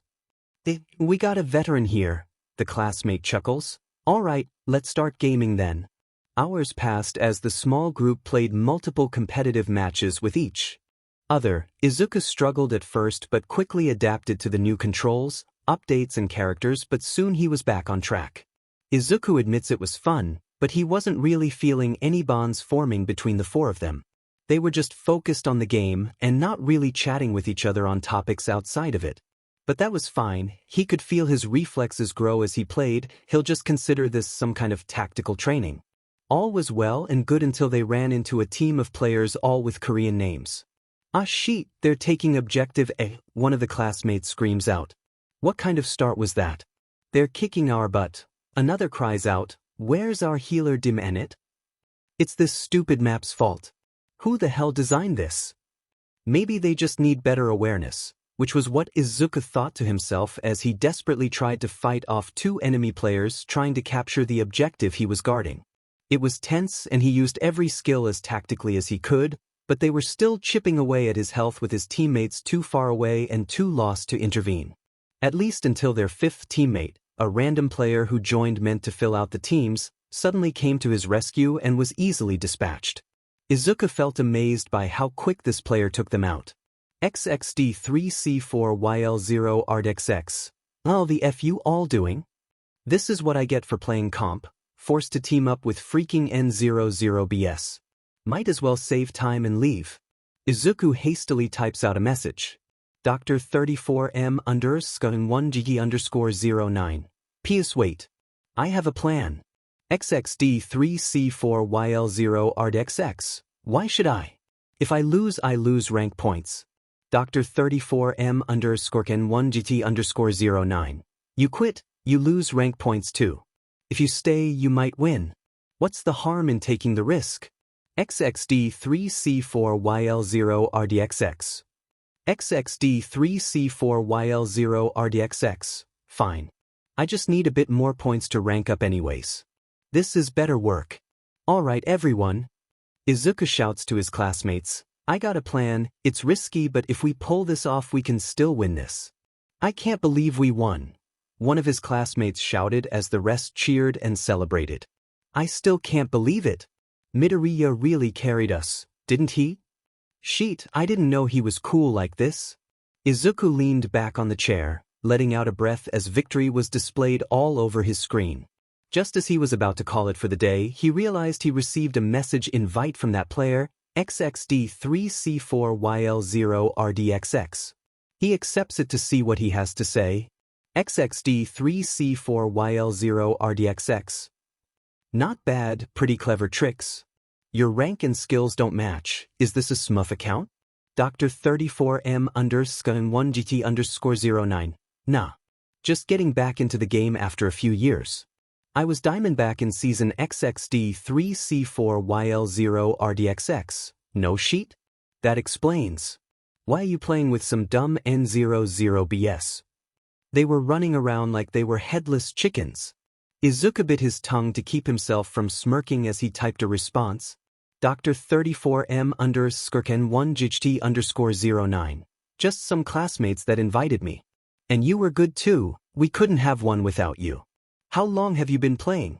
XXD3C4YL0RDXX. Since it came out.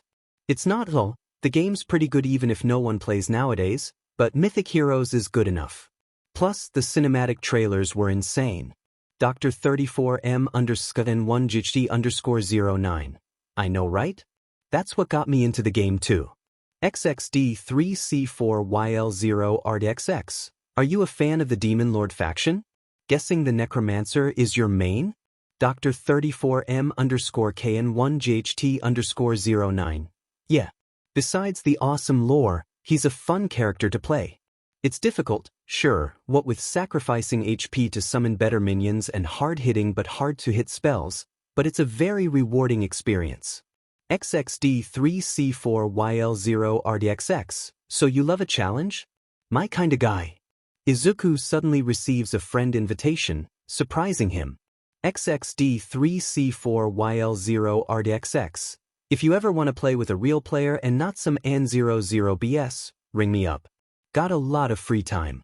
I'm aiming for Diamond 2, so let's help each other climb ranks. Izuku thinks about it. Through playing this game, he felt he became a bit more strategic and tactical. If the higher he gets, the more challenges he faces, then it's likely he'll improve too. Fighting with a competent player like this would be beneficial. He types back his affirmations before clicking on the accept button. But while doing so, his shadow speaks up again from within. I am thou.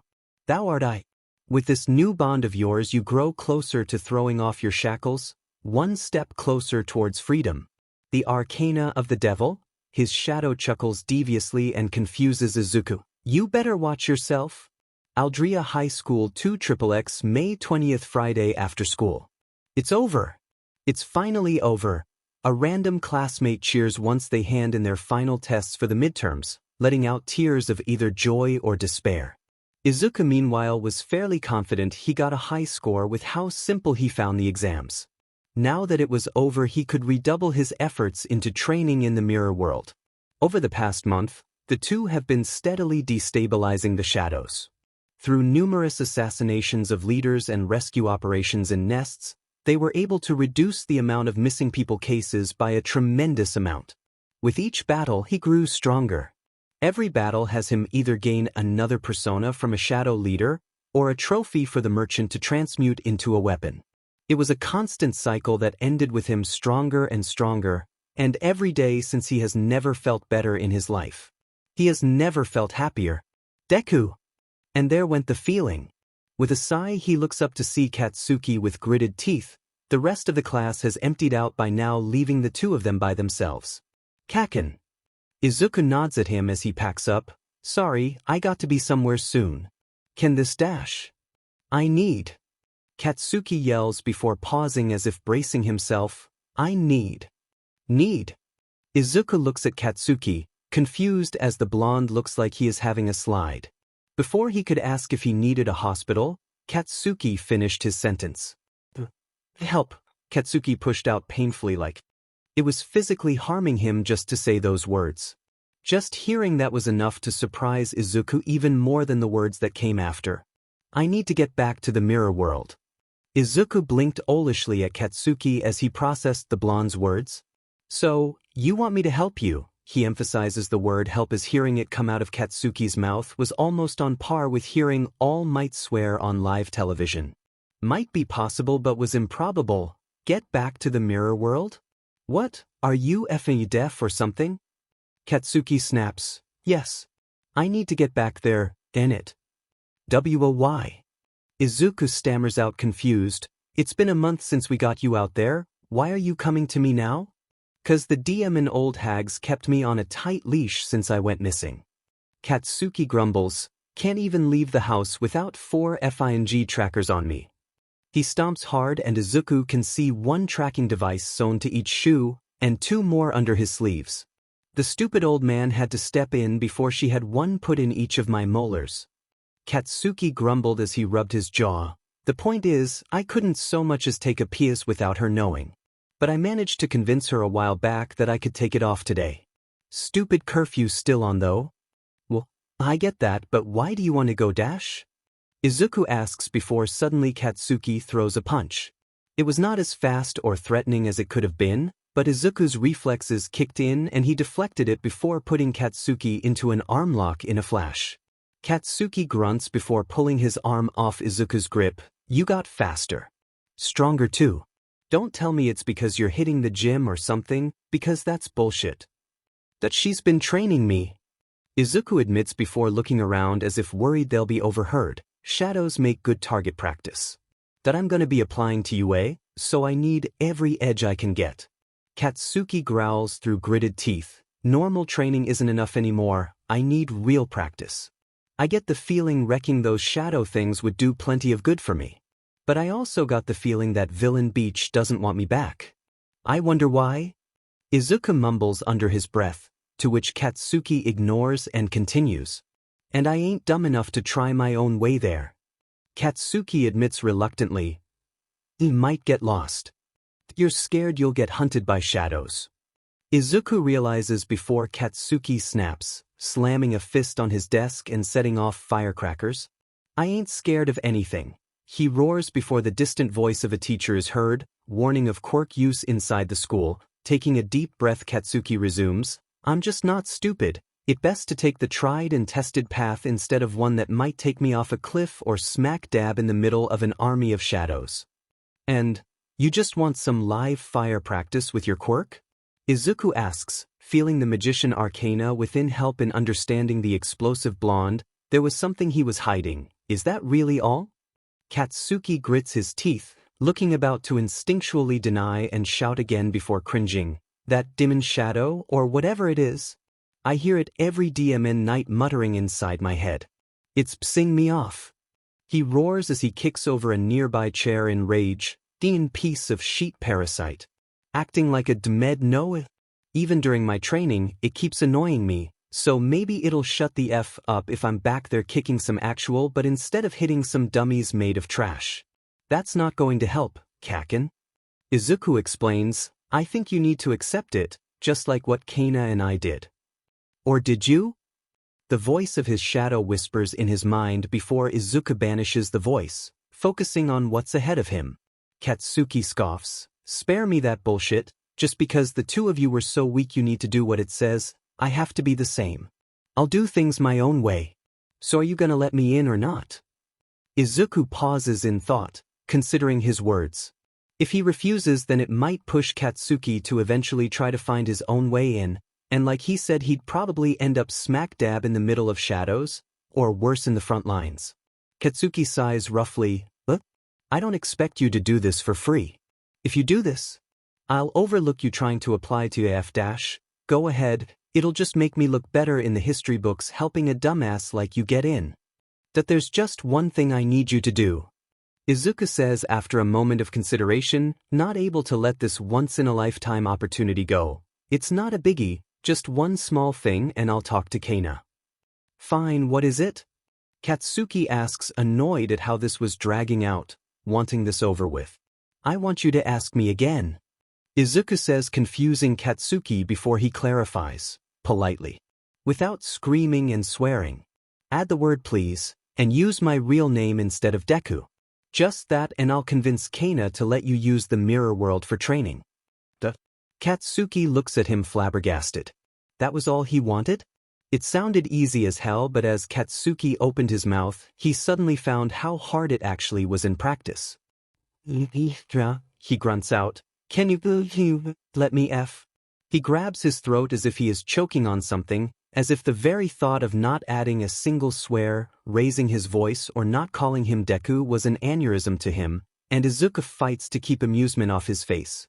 Don't worry, take as long as you need. Izuku assures as he watches Katsuki struggle, we have all day. Kana's Safe House 2XXX May 20th Friday?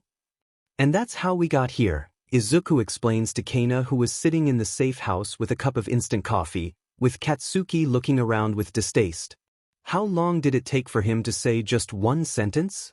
Kana asks out of curiosity, and Izuku is about to open his mouth to answer before Katsuki interrupts. Not FNG important. Katsuki insists as he stomps forward, so what's it going to be, hag? Hey, you better watch that mouth of yours. You're not even dead last on my nice list. Kana glares at him, you can start by using my name. Katsuki scoffs and looks away, appearing almost embarrassed. You forgot it already, didn't you? She asked unimpressed. My. Katsuki guessed. Look, I don't remember the names of FA extras. The question's simple, are you letting me train here or not? Kana looks at him with disdain before turning to Izuku looking like he was suffering from second-hand embarrassment. Seriously? You want him with us? Izuku sighs. Look, I know Kaken is Kaken, but I think he'd be pretty good at helping take down shadows. His quirk's strong and he's a persona user as well. Right now we need all the help we can get. We might be strong enough to take down leaders, but we haven't made any strikes on warlords yet. Warlords? Katsuki looks confused. Powerful shadows that war with each other to control the city. Izuku explains quickly before turning back to Kana, we can always use the extra firepower, and you saw how powerful Sekhmet was.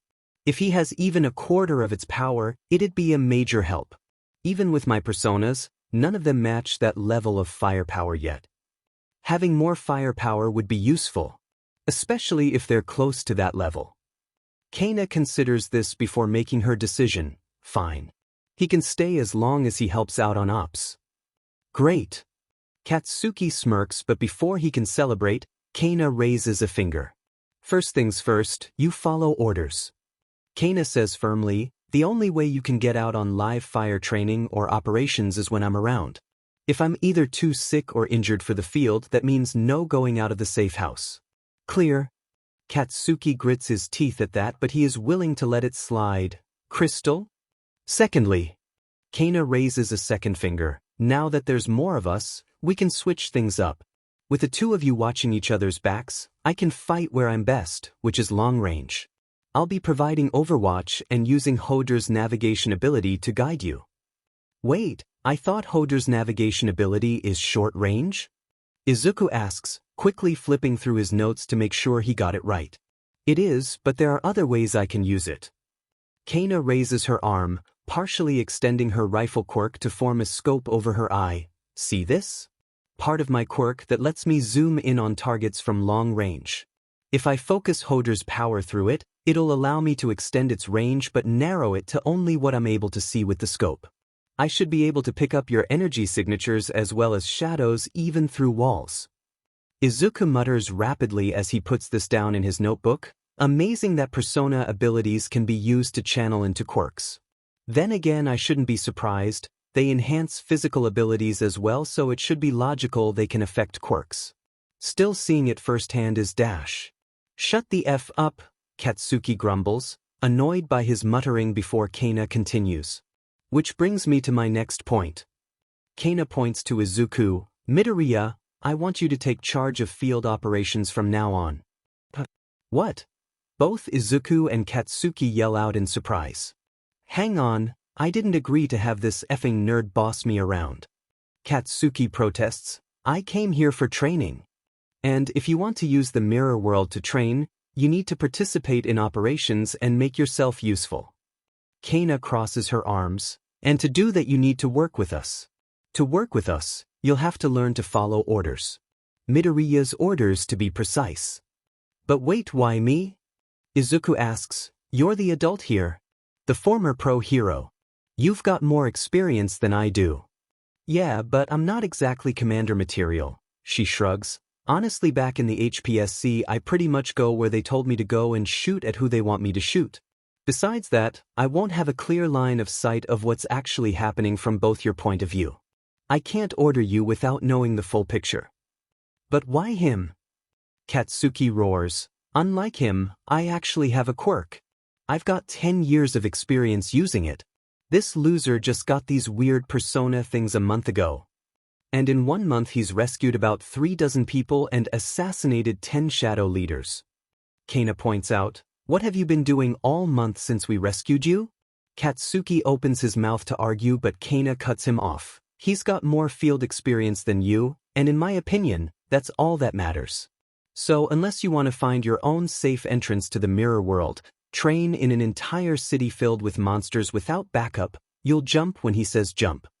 Katsuki matches her glare. Fat chance. And if FNG Deku can do all that, I can do it twice as good. No, 4 times as good. Guys. Izuku tries to get between the two with raised hands. I think we're blowing this Dash. Oh yeah. Kana challenges. Well, let's see you try and prove it then. There's really no need for Dash. Izuku tries to cut in again. Fine. I will. Katsuki shouts with his quirk setting off in his palms. What's the challenge? Kana points out the door with her thumb. I've scouted a few shadows massing up in a few districts. I was planning to thin them out with Midoriya on the weekends, but I just thought of another use for them. Alright boys, the rules are simple, Kana says as she looks over the rooftop where dozens upon dozens of shadows were scattered through the streets, gathering in at most packs of 5, each of them doing their own thing. From mindlessly wandering around, toying with other shadows weaker than them, or searching every nook and cranny for humans. Below us are roughly 30 shadows scattered around the general area. They're all wild, none of them are part of a faction yet since we wiped out the leaders in the sector. Kana continues, but they'll be drawn to a leader eventually. Those big guys are like magnets for weaker shadows. Your job is to eliminate them all and get some practice using your abilities. The highest kill count gets to be the leader. So we just need to kill a bunch of weaklings? Piece of cake. Katsuki scoffs. If kicking but is all I need to do, we might as well skip to the part with the 2 of you calling me boss. I've been looking for 2 new underlings anyways. Cocky, aren't you? Kana mutters before gesturing down. Don't care particularly how you do it, just get the most kills. You can start whenever you're Dash. Before Kana could finish, Katsuki was already blasting off towards the shadows below using his quirk to propel himself. But instead of jumping down, Izuku turns to Kana with an annoyed look on his face. What exactly is this going to accomplish? I mean, I'm not even sure I'm ready to be a leader. Izuku protests as explosions are heard below, with Katsuki detonating a large blast that scatters a pack of shadows. Can't you lead us? You've been leading me just fine. Well, too bad. If I'm to use my quirk to my full potential, it's gotta be from long range. You know how hard it is to use a sniper in tight hallways? Kana asks rhetorically as a shadow that appeared as some sort of doll made from wool gloves was thrown into the air by another explosion. And it's not like we can put him in charge. Besides, I think you do have potential. I do. Izuku asks, unsure, as Kana nods. Yeah, remember that operation a week ago? She asks. You came up with a plan that let us kill 2 leaders at the same time by luring them against each other. We rescued 4 humans they captured because of it. It was a crazy plan, a risky one even, but you pulled it off. Izuku looks embarrassed at the praise. It only worked because of your navigation ability, and I had the right persona to confuse them both. I wasn't much of a team player, even back as a pro. But I could tell you got a good head on your shoulders. You're adaptable, dependable, and not a self-centered, egotistical butt. Kana gestured at Katsuki below them. Even if the 2 of you are on par with power and tactics, you're the type of guy I'd let watch my back. He isn't. Kana. Izuku felt touched by the faith she had in him. He could feel the bond deepening between the 2 of them when suddenly and without warning she pushed him off the roof. Dash? So unless you want him bossing the 2 of us around because I gave my word, get down there right now. Kana yells as Izuku fell. Shit. Where the hell are all of you coming from? Katsuki roars as he swings his arms and detonates his nitroglycerin sweats, creating an explosive arc to blast a wave of oncoming shadows. But when the smoke cleared, they appeared only slightly scorched with little damage otherwise. A small pack of shadows led by one that looked like a giant, red rhinoceros beetle with a purple mask on its horn stomps forward, followed by a group of floating spectral-looking shadows wearing masks and large tiaras on their head. They screech as orbs of flames build up in front of their masks, and Katsuki is about to leap away to avoid the blast when all of a sudden, Jack Frost! A shout came from above as waves of ice crashed into them, freezing the shadows solid. The ice shatters and immediately they all collapse, shivering and ragged as Izuku lands with a punch to the ground, generating a blast of wind that sends the smaller tiara-wearing shadows flying. Recovering, the beetle shadow turns to summon another blast of fire when Izuku punches behind him, using the wind to propel himself and grabbing onto its horn. As it struggles to shake him away, Izuku pulls at the mask with all his strength before it finally rips out, causing it to shriek in agony and giving Katsuki the chance to wipe it out with a strong blast. The hell? Katsuki mutters to himself, stunned at the sight before blasting at a slime-like shadow that was sneaking up on him.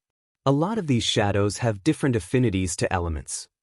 Izuku says as he throws Katsuki the mask he tore off, and the blonde could see the strange gauntlets he was wearing glowing with green energy. Those were resistant against high temperatures, and the beetle took the brunt of the explosive force.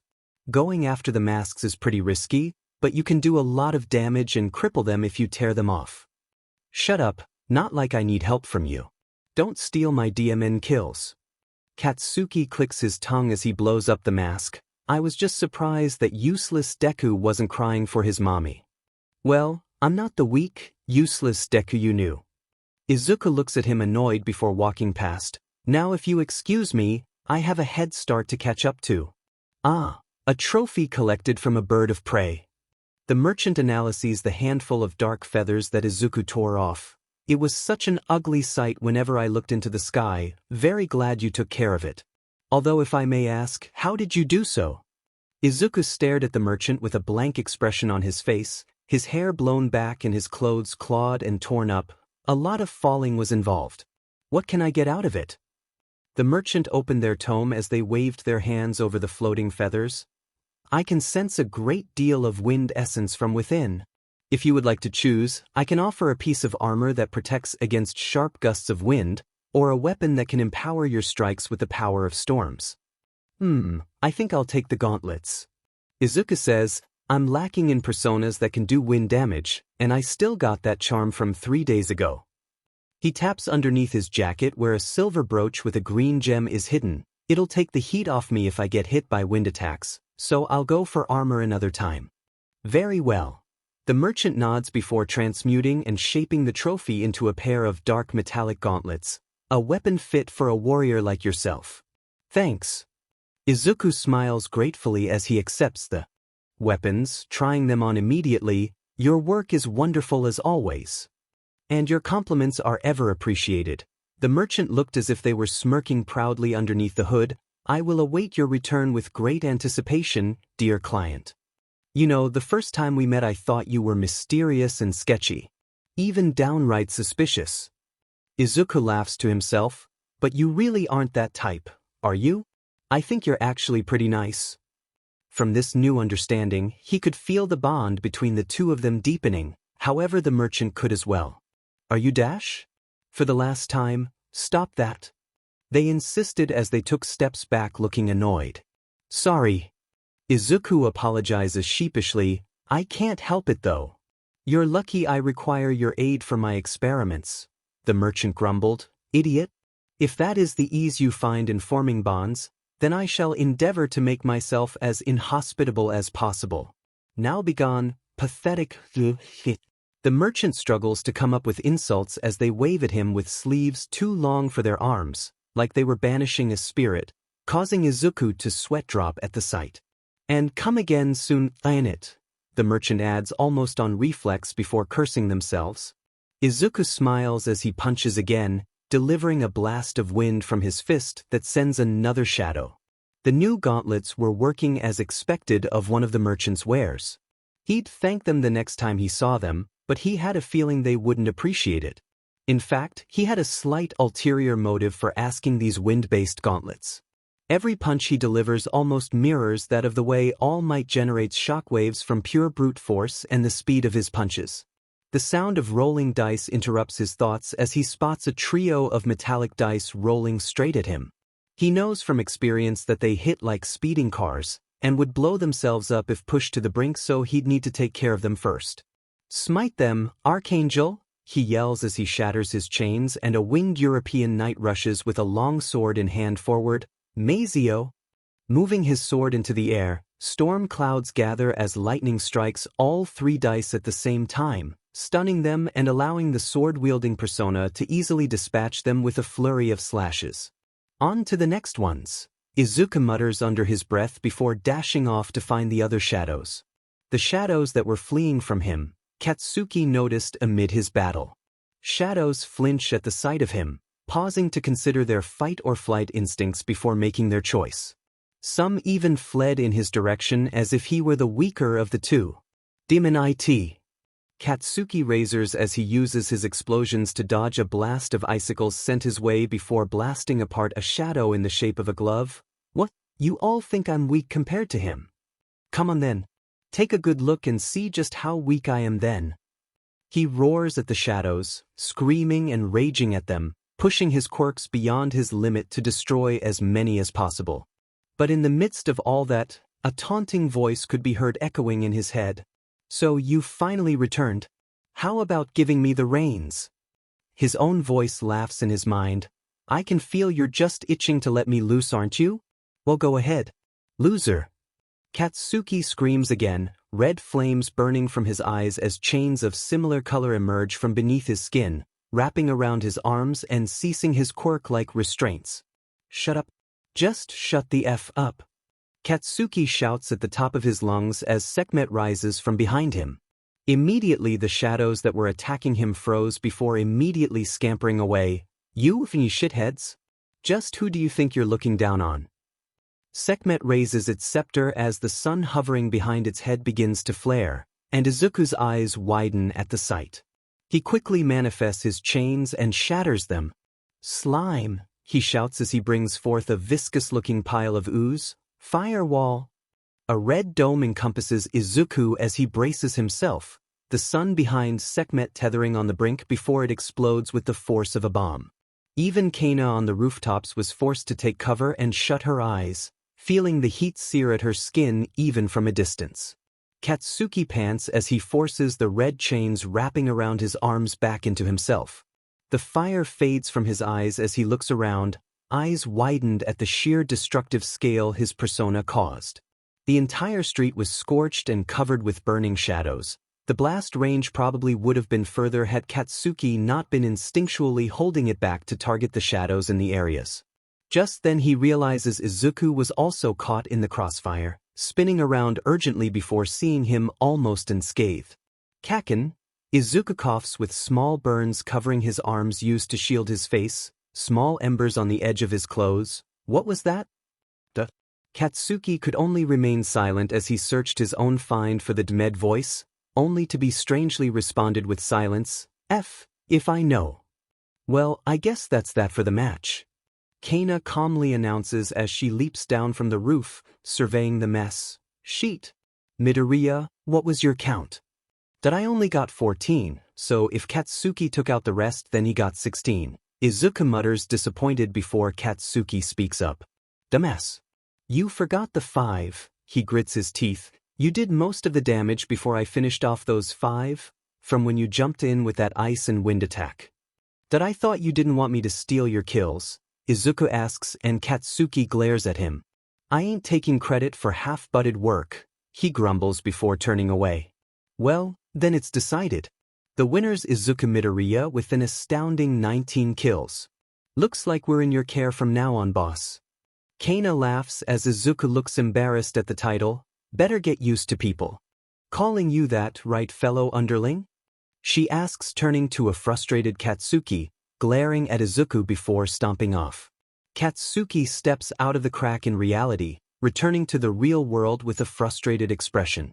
Just as he was going to take the fire escape down, he heard Izuku's voice from behind. You know, that was a pretty powerful persona you have there. Izuku says as Katsuki turns to face him. Haven't got on that level yet. Control could use some work though, unless you were aiming to turn me into a scorch mark. Not today. Katsuki grunts before pausing. The hell do you want? To start calling you boss? Or some sheet? Izuku smirks. Come on, we both know you'd rather smash your head in than do anything like that. And I know what your answer probably gonna be, but if you need help with your persona dash. Don't get your head up your butt so quick, Deku. Katsuki snaps. You must think it's funny, don't you? Seeing me lose control like some loser who can't control a quirk right. Well, it's not gonna last long. He was about to storm off when Izuku spoke up again. You know I never looked down on you, right? Izuku asks, sounding frustrated and annoyed. Your personality? Definitely, but everything else? I admired everything about you. Your power, your skills, your smarts, your confidence. I've never seen anyone else more determined. Of course not. Katsuki yells. And what's that sheet about, not looking down on me? We both know you did. Even back when we were kids dash. The river incident? Izuku asks. Kaken, you fell and hit your head. On a rock. Of course, I was worried, you idiot. I can't believe that you thought that was me looking down on you, and I can't even begin to believe that's how all the bullying started. How you beat me up every time I tried playing with you after that. How everyone avoided me because of you. Izuku raises his voice, almost beginning to rant before fighting back his urge to. Through this, Katsuki grits his teeth but surprisingly remains silent, looking anywhere but at Izuku's eyes. Taking this as a sign, he continues speaking. But despite that, you're the strongest kid I know.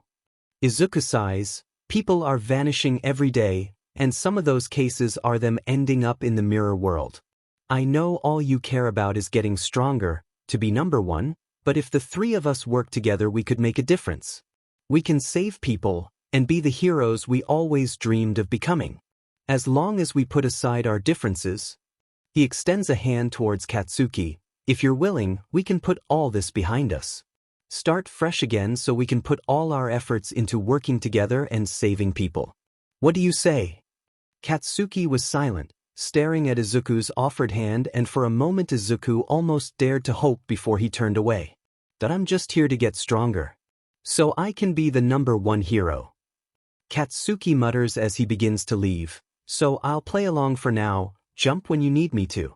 But don't get comfy. The second I see you slacking off I'll tear this leader spot right under you. Got that? Crystal? Izuku mutters as Katsuki gets down using the fire escape. While it didn't end how he wanted it to, he felt they came to a sort of understanding. He could feel their bond deepening thanks to Jack Frost. At the very least, this was a starting line for both of them.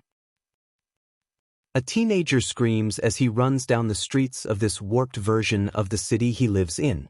Monsters of all shapes and sizes snap at his heel, eventually overtaking him.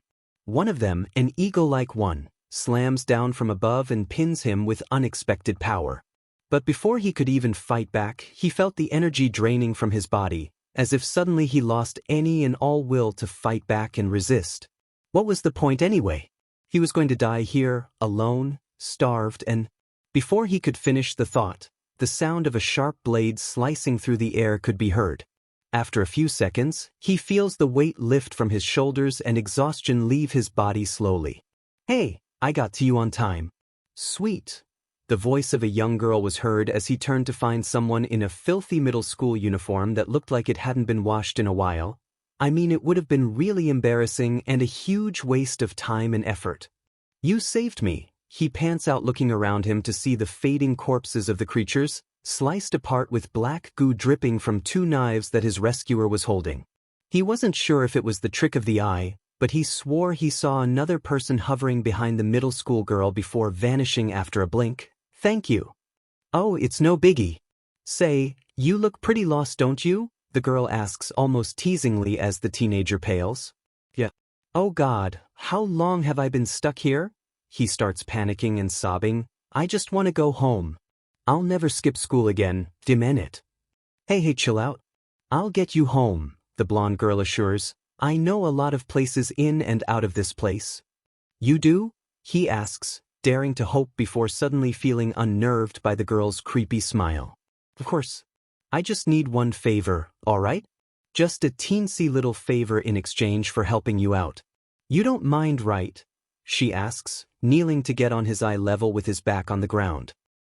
"Anything," he pleads as the girl's creepy grin grew wider before giving her request. "I just need a few drops of blood.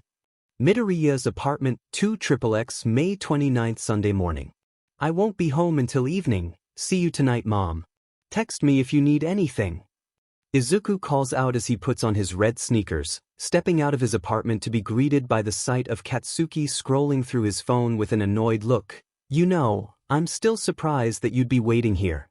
"Shut up, your place is closer than mine," he grumbles as he puts away his phone, "and I can't train without you watching my back. As if I need someone to do that." "It's better to be safe than sorry." Izuku says, "You can't control your persona properly yet. And I don't need it to kick butt." Katsuki yells as he kicks an empty can on the ground while the two descend the stairs. "I came to the mirror world to train my quirk anyways. What's the point of using some weird ghost thing if I can't even use it in the real world? Quirks can only do so much against shadows. Personas are more effective." Izuku reminds me as they start making their way towards the shatter point on a nearby apartment building. "If we can figure out how to get you to control yours, our missions would be way easier." Katsuki just scoffs. "If you can figure out how to use personas in the real world, maybe I'll put in some DMN effort." Izuku sighed at that, being reminded how despite the impressive power he wields in the mirror world, he was still quirkless. Even the weapons of the merchant transmuted back to their original forms when they arrived in the real world, save for the original knuckle dusters. The last time he brought back the incendiary gloves, they simply turned back into the burnt trading card. It certainly saved time explaining to his parents how he came across a small arsenal of gauntlets, but it saddens him somewhat. He was proud of what he did in the mirror world, don't get him wrong, but some part was still sad that he couldn't bring over all the power he gained and use it like he would a quirk. Sighing, he simply decides to focus on the present and what he needs to do, not what he couldn't have. "Well, let's go then," Izuku urges. "We got a warlord to assassinate today." Kana's safe house, 2XXX, May 29th, Sunday morning. "Alright, let's go over what we've got." Kana rolls out a rough sketch of their target's location, a walled area consisting of almost dozens of city blocks. "After weeks of scouting, I've learnt one thing. Any direct route we take will be suicide." She points at a bunch of Lego bricks scattered across the area, Packs of shadows routinely patrol and they're close together enough that if we take one down we'll quickly alert another. With no cover on the surface, we'd be bogged down by sheer number before we even make it halfway. I'll just blow them all up to bits. Katsuki growls before pointing at the 3 minifigures representing them. And what the hell is this? Why am I the crappy one with a missing arm? Hey, if you actually brought good quality pieces we won't have to use crappy second-handed Legos, Kana says while pointing at a box of mix-and-match Lego pieces. Off, I'm not wasting any more money than I have to. Katsuki screams back before returning to the map and tapping at the center marked with a red Lego brick. Here's where I felt the strongest shadow is. According to the map of real Muzutafu, this is where a pro hero's agency is located. Yeah, that's Dive Bomb's agency. Izuku nods. He's been a pro hero for 5 years. His quirk lets him leap into the air before diving at super speed to deal a lot of damage. He's got a few sidekicks and he's pretty well known in that local area. So some third-grade hero with a third-grade quirk. Katsuki scoffs dismissively. Whoever he is doesn't matter, but from the map of Muzutafu I've found a potential entry point. Kana taps outside the agency. There's a service tunnel we can take to right outside the building. I have a feeling there's gonna be a few shadows in though. Hoder's power couldn't pierce deep enough so there's no knowing what to expect and sniper support is not an option either. So basically you're saying that you're useless? Katsuki smirks tauntingly as Kana growls at him. No, once I have both your signatures locked on I can sense things a short range from you guys. Not as effective as what I can usually do, but better than nothing at all. She explains before sighing. In it, back in my prime I could punch through all that concrete and steel with my bullets like a piece of cake. Sounds like you just got old. Katsuki continues mocking. Shut up, 10 years of prison would do that to you. Kana snaps and before they can get into an argument, Izuku has to step in. Come on guys, we have more important things to focus on. He encourages before gesturing at the map. So the plan's simple then. We get in through the maintenance tunnels to bypass the defenses. If there are any shadows on the way we'll eliminate them, and if we find any humans on the way rescue becomes the top priority. Katsuki looks at him in disagreement. You want to take the warlord down with a bunch of dead weight? You'll just get them killed. Every day spent in this world is one day closer to them being husk, worse if they're in the hands of shadows. Izuku argues, our main goal is taking down the warlord, but rescue should become the priority if the chance presents itself. He looks to Kana for support only for her to simply shrug. Either way has its perks. Once the warlord's dealt with we can search without being hounded on by shadows. But you're right that people get closer to being husks the longer we take. Running back and forth like dead rats would take too long. Katsuki protests as he bangs the table. They'll get more chances to beef security, and then what? We lose our chance and we waste our time. Saving people isn't a waste of time. Izuku insists, arguing is a waste of time. You said it yourself that you'll follow orders right. Katsuki glares at Izuku who refuses to back down before gritting his teeth. Tisk, fine. Whatever you say, boss. He adds the title sarcastically as Izuku sighs. Even if Katsuki accepted his role as the leader, he wasn't very happy about it, often clashing with Izuku's decision during their other missions. Opinions such as how they should approach a nest, which target they should go after this time, and whatnot. To say it was vexing was an understatement. Izuku sighs in frustration. He can only hope that he'll be more cooperative in the coming battle. What's that? Kana looks at the chicken sandwich Katsuki was scarfing down on while she was eating her cup noodles. My lunch, he answers like she was an idiot. Made it myself. Cup noodles taste like crap after a couple times of eating the same sheet. That I don't suppose I can get a bite? Kana asks half hopefully as Katsuki takes an extra large bite out of it. Of it's mine. Go make your own. Katsuki shields his sandwich with his body protectively. We don't have power running here. I can't exactly cook. I don't even know how. Kana says annoyed. Come on, just a bite. I haven't had real chicken in 10 years. Hell no. Get your hands off it, you crazy beach. Katsuki fights off Kana as she struggles to get to his sandwich until Izuku intervenes. Guys, we need to quiet down. The coast is almost clear. Izuku whispers as he looks over the railings of a roof, down at the horde of shadows passing by originating from the walled fortress in the distance. Can't believe there's this many. Katsuki grumbles as he finishes his sandwich, breed like demon roaches. How many humans would that take? Izuku mutters under his breath. Best not to think about it. Kana looks darkly at the horde, but definitely more than any nest destroyed. The average amount is about 5, with more than 10 being outliers. Must have recalled the captured humans to this fort after we took down their nests. How the hell does no one notice then? Katuki asks, trying to hide how disturbed he looks. Who do you think is out at midnight? Drunkards, overworked workers, homeless folk, the type nobody would bat an eye at when they go missing dead of the night. Kana sighs, coupled that with the fact the HPSC's keeping the real numbers low to keep panic down. Besides, how many people do you think go missing from non-shadow causes? In this society no one bats an eye, because like always they assume heroes are gonna pick up after them. She mutters bitterly as Katsuki scowls but remains silent. Whatever the reason, we still need to deal with the problem. Izuku reminds, trying to divert his thoughts away from the ugly truth. He doesn't want his thinking to be clouded at a time like this. Once they clear away, we'll head into the maintenance tunnels. And Kaken? Izuku unzips his hands and pulls out a heavy-looking hand axe that surprises Katsuki. He hands it to the blonde who tests its grip before giving it a few swings to get the feel of it. Using your quirk too much might draw unwanted attention. I thought with a weapon we could move more quietly. Izuku explains. He got it from one of the trophy's leaders when killed. What do you think? The axe glows with red runes as Katsuki fought off a grin, pretending to hang it on his belt dismissively, not wanting to give Izuku satisfaction. It'll do.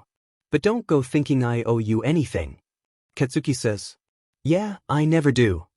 Izuku mutters before addressing them both. Right, make sure your comms are tuned in, and you have spare life stones in your pockets. Does anybody have questions? None. Let's just go already. Kana and Katsuki respond at the same time, the latter looking very much annoyed. Good. Izuku smiles before pumping his fist confidently. Then let's move out. 10 steps around that corner, 3 shadows. Kana alerts through their comms as Katsuki and Izuku wait with their weapons drawn. The moment the trio of slime-like shadows came around, Izuku immediately grabbed one and punched clean straight through their mask, while Katsuki leapt over and cleaved one in half with a swing. The third made a mad dash away, crawling away with impressive speed and about to move into a vent when Katsuki threw his axe. He boosted its speed by propelling it with an explosive blast, killing the shadow before it could get away. Kaken, the whole point is getting in quietly. Izuku chastises in a whisper, we don't know how many shadows are here in the tunnels. It's a goddamned maze in here. Katsuki grumbles as he pulls out the map again. Where the hell are we now? It looks nothing like the map says. What kind of shitty map did you buy? Hey, maps can only do so much here. Kana says, the whole place is a warped reflection of the real world, so don't expect things to stay the same. Still, I can see you're getting closer, almost halfway there. Just keep heading northeast. Northeast. Izuku pulls out a cheap compass he bought and tries to find the direction. Okay, so that should mean we keep heading straight. Izuku says with some confidence as they continue down the labyrinth of tunnels before running straight into a dead end. Should that be there? Izuku asks as Katsuki frustratedly looks at the map. Med place isn't even on the F&G map. Katsuki snaps before tearing the compass from Izuku's hands. Give me that. I'll find our way out since the two of you are so Med useless. 15 minutes and 3 dead ends later Katsuki was reaching his breaking point. How? He roars at the arrow they etched on the wall to mark their progress. How the F does 3 different paths lead back here? Who the F designed this place? You're going to draw shadows with how much you're shouting. Izuku groans as he marks an X on the wall to mark the wrong path, right, so that leaves this path left. As Katsuki mutters out a string of curses, the two of them make their way down the only path that hasn't led them into either a circle, a dead end, or a pack of shadows. However, after a few minutes, they came to another crossroads with at least 5 different paths ahead of them. Both Katsuki and Izuku stare ahead in stunned silence before the latter taps on his comms. Kana, how far ahead did you say we are? Almost halfway through. Why? Kana asks before tensing. Hang on, I'm picking up a pack of shadows nearby, heading your direction from the west. Before Izuku can react, Katsuki screams and blasts himself towards the direction, throwing subtlety out of the window in favor of venting his frustration. Ahead of the passage, the shadows were suddenly surprised as Katsuki landed in the middle of them, red chains sprouting from his arms as his eyes flashed red. Gonna kill all of you F-. Izuku raises his arms to shield his face from the heat as a torrent of flames floods through the hallways for a solid 10 seconds. After the fire fades, Izuku opens his eyes once more to see Katsuki standing alone in the hall with only scorch marks on the walls to show that there were shadows there at some point. Katsuki roars again as he forces the chains back into his body, the fire fading in his eyes before turning to glare at Izuku. Subtlety. Quiet. The way forward is where all our enemies are. Let them come. The more they are, the closer our objective is. He storms ahead at full speed, using his quirk to propel himself as Izuku sighs in frustration. Well, he's not wrong. Izuku face palms as he groans before running to keep up, but he's going to draw all the shadows here. Even the shadows above ground are getting agitated. Kana warns, Sheet, I'll try to draw attention away from you too. Going dark, stay safe you too. Kaken. And then wait up.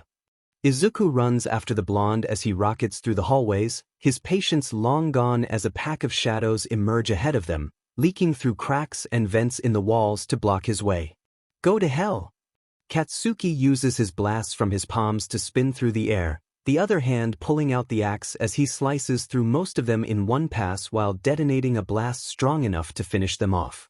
Izuku pants as he tries to keep up, but there is only so much he can do without means to boost his speed like Katsuki. As he stops to take a breath, more shadows emerge from ahead of him and behind him. Demenit. Izuku curses as he raises his arms, wrapped in rubber bracers and metal gloves sparking with electricity.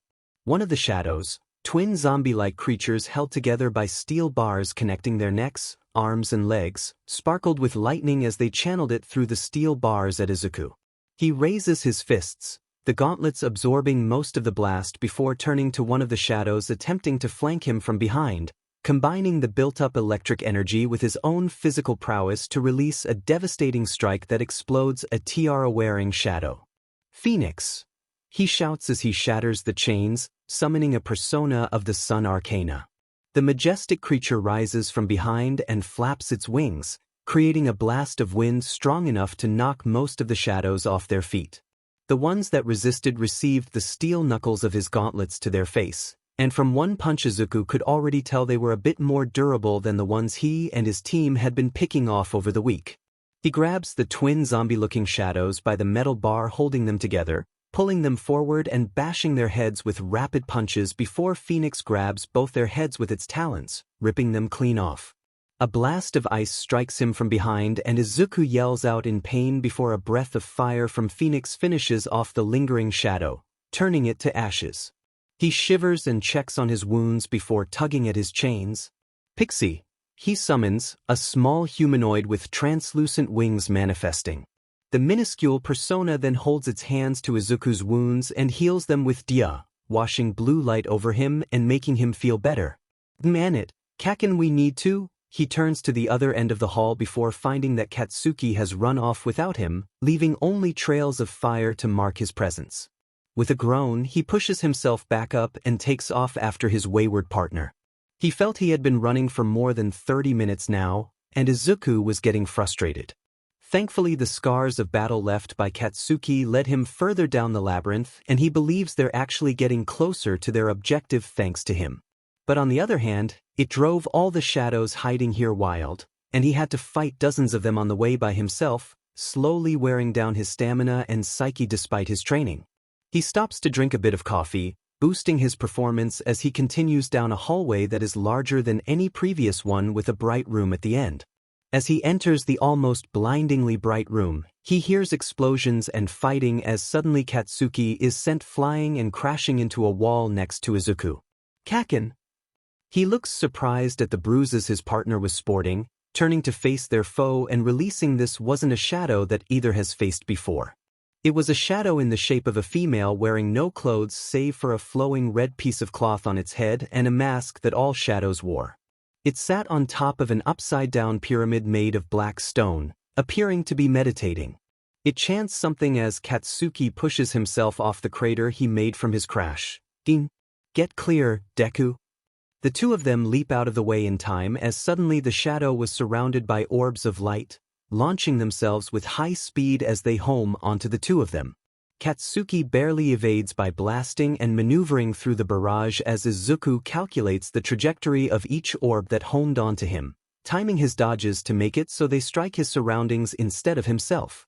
Still, each orb explodes with light magic, and while his pixie persona protected him from most of its effects, they still burnt at his skin and clothing as he was caught in the blast. "You're the expert, ain't ya?" Katsuki shouts as he lands next to Izuku, forcefully pulling him onto his feet. "What the hell is that beach's weakness? My explosions are only scratching it, and that lousy persona thing is doing even worse. We've never fought anything like that before," Izuku pants as. He looks at the wounds he received, but it's throwing light magic around. It could mean it's not strong against dark-based attacks. "Where's the sniper beach when you need her?" Katsuki growls. "Dealing with your mess because the noise you made is causing a ruckus with the shadows above."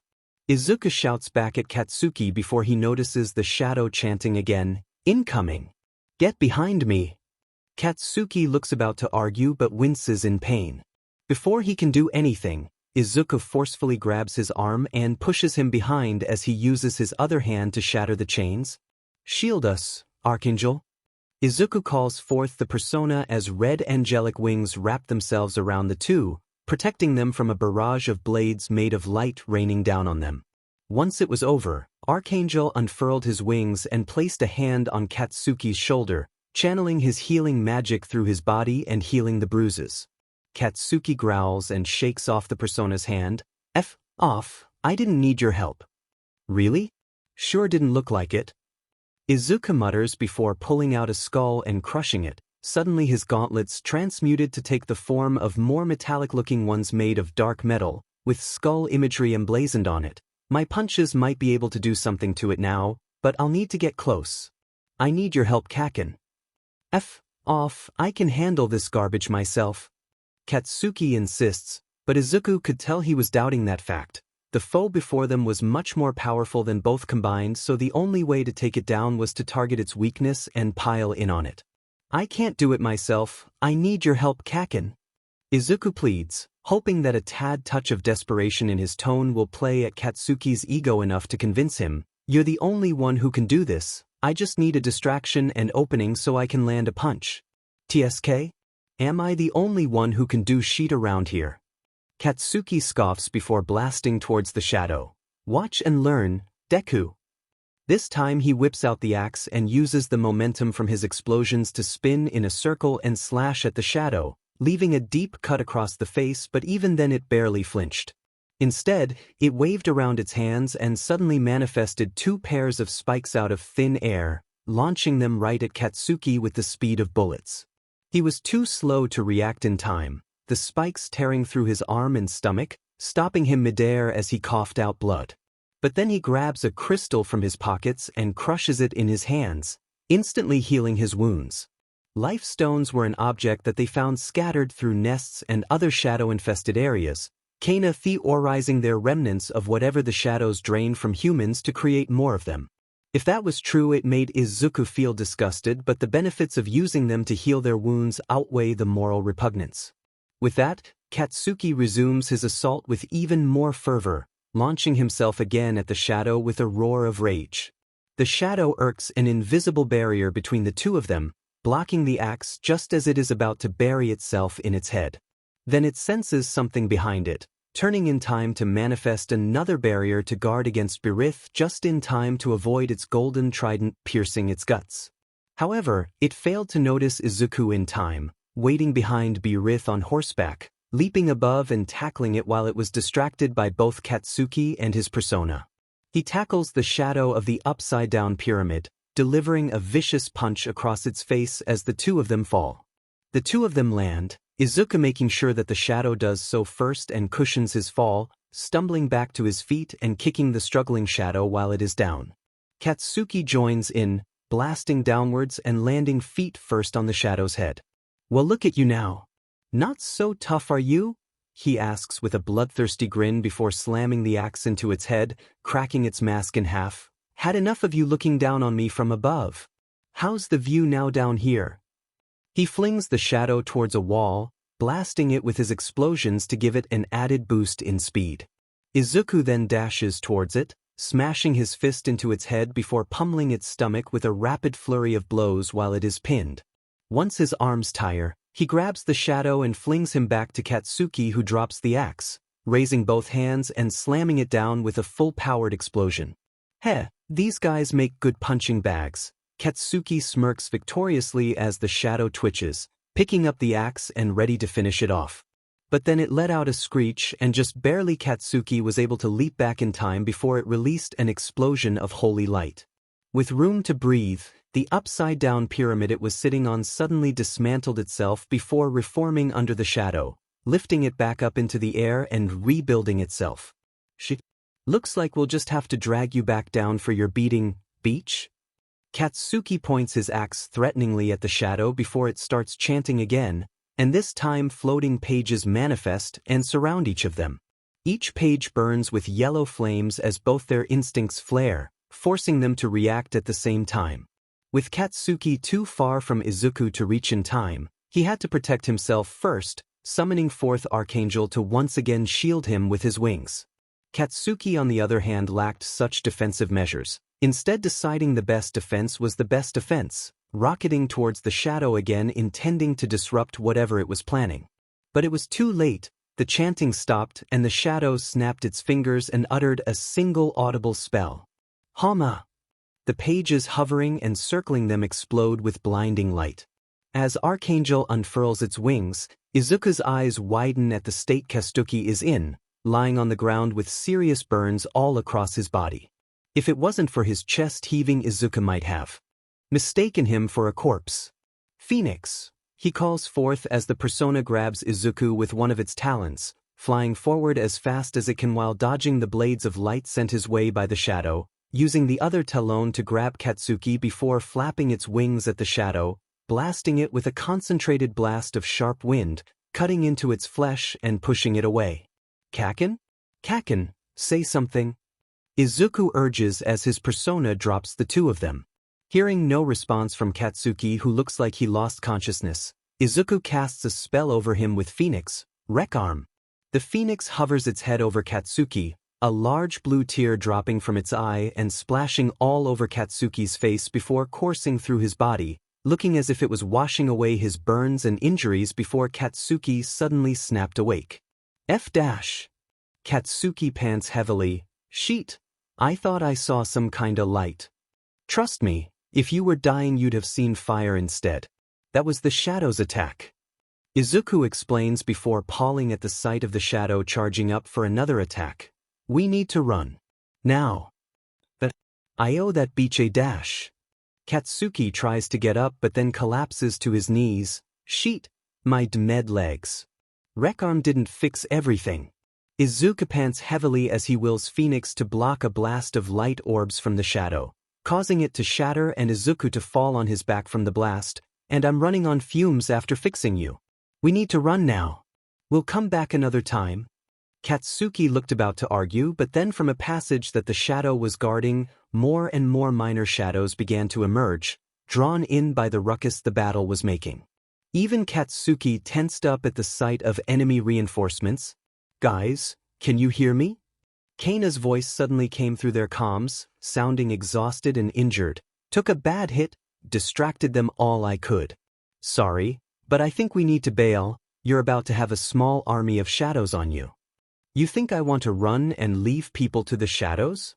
Izuku yells, snapping Katsuki out of his desire for revenge. "I don't like it, but we have no choice. We can't beat it right now, so we need to run before they cut us off. God damn it. Katsuki gives up and accepts Izuku's hand, putting it across his shoulder as the two hurriedly limp away before the shadows could reach them, but not before giving a glare towards the one sitting on top of the upside-down pyramid. Next time. Kana's Safe House 2XXX May 29th Sunday evening. That was a bust. Kana grumbles in defeat as the trio lounge in the living room of the safe house in similar states. She had her right arm in an improvised sling, having it nearly torn off by a flying shadow's talons. While the healing magic of personas did close the wound, the bones weren't treated in time and as such couldn't be affected, never mind that Izuku drained the last of his energy healing her. Katsuki didn't suffer from any permanent injuries, but his body still ached from all the blows he suffered, especially the last one that knocked him clean out, requiring him to be saved by Izuku for the third time. The blow to his pride was considered worse than any injury he received. Izuku suffered the least out of them but was the most exhausted, looking like he could collapse from exhaustion at any moment. The cup of coffee in his hands was barely enough to keep his focus up. I think we can all agree where we messed up. Kana grumbled before glancing at Katsuki. None of this would have happened if you hadn't blown our cover. F you. Katsuki shot back. Deku's the one going on about how we should hurry up to save people. There's a difference between hurrying and letting every shadow in the fortress know our exact position. Kana yells, getting onto her feet. I have no idea what he was thinking when he brought you in because frankly, your firepower isn't worth the trouble. You can barely use your persona, and you nearly got the two of us killed. Katsuki looked like he flinched at that before covering it up with rage. What about you, huh? Where the hell were you when the two of us were fighting for our lives? Keeping an entire fortress of shadows from finding the two of you for 30 minutes. Kana shakes 3 fingers. I was running from rooftop to rooftop non-stop, firing at shadows and getting attention before I got my arm mauled. It'll be a week before I can use my quirk properly again. Enough, Izuku says, and although he sounded exhausted, he still tried to inject every bit of authority he had as field leader into it. Look, we're all exhausted and stressed, but throwing blame isn't going to help. We should just figure out what went wrong and do better next time. I'll tell you where it went wrong. Kana was about to go on another tirade before Izuku raised his voice. Kana! This silences her and she sat back down with a sigh. Fine. I guess besides the obvious, the tunnels weren't as simple to navigate as we expected. The maps were useless and my navigation abilities were limited due to the distance and barrier between us. And somehow none of you thought they'd leave a guard down there. Katsuki growls and ignores Kana's. Neither did you. It was strong. Stronger than anything we've fought so far, and it's not even our target. Izuku sighs. Don't we need more training to build up both quirks and personas before we can tackle it again? And another way in. Katsuki adds, I'm not effing going down there again. Finji maze. Kana sighs. I'll do some more scouting then. Until then we need to delay any operations into the warlord's fortress. Thought we were ready, but it looks like we weren't. Izuku cringes at that. The thought of leaving people to suffer in the hands of the shadows was a bitter pill to swallow, but what could they do? They weren't strong enough as of yet. Maybe if they had more numbers. He shakes his head, finding the idea ridiculous. It wasn't as if another persona user was going to conveniently land themselves on his lap or anything, right?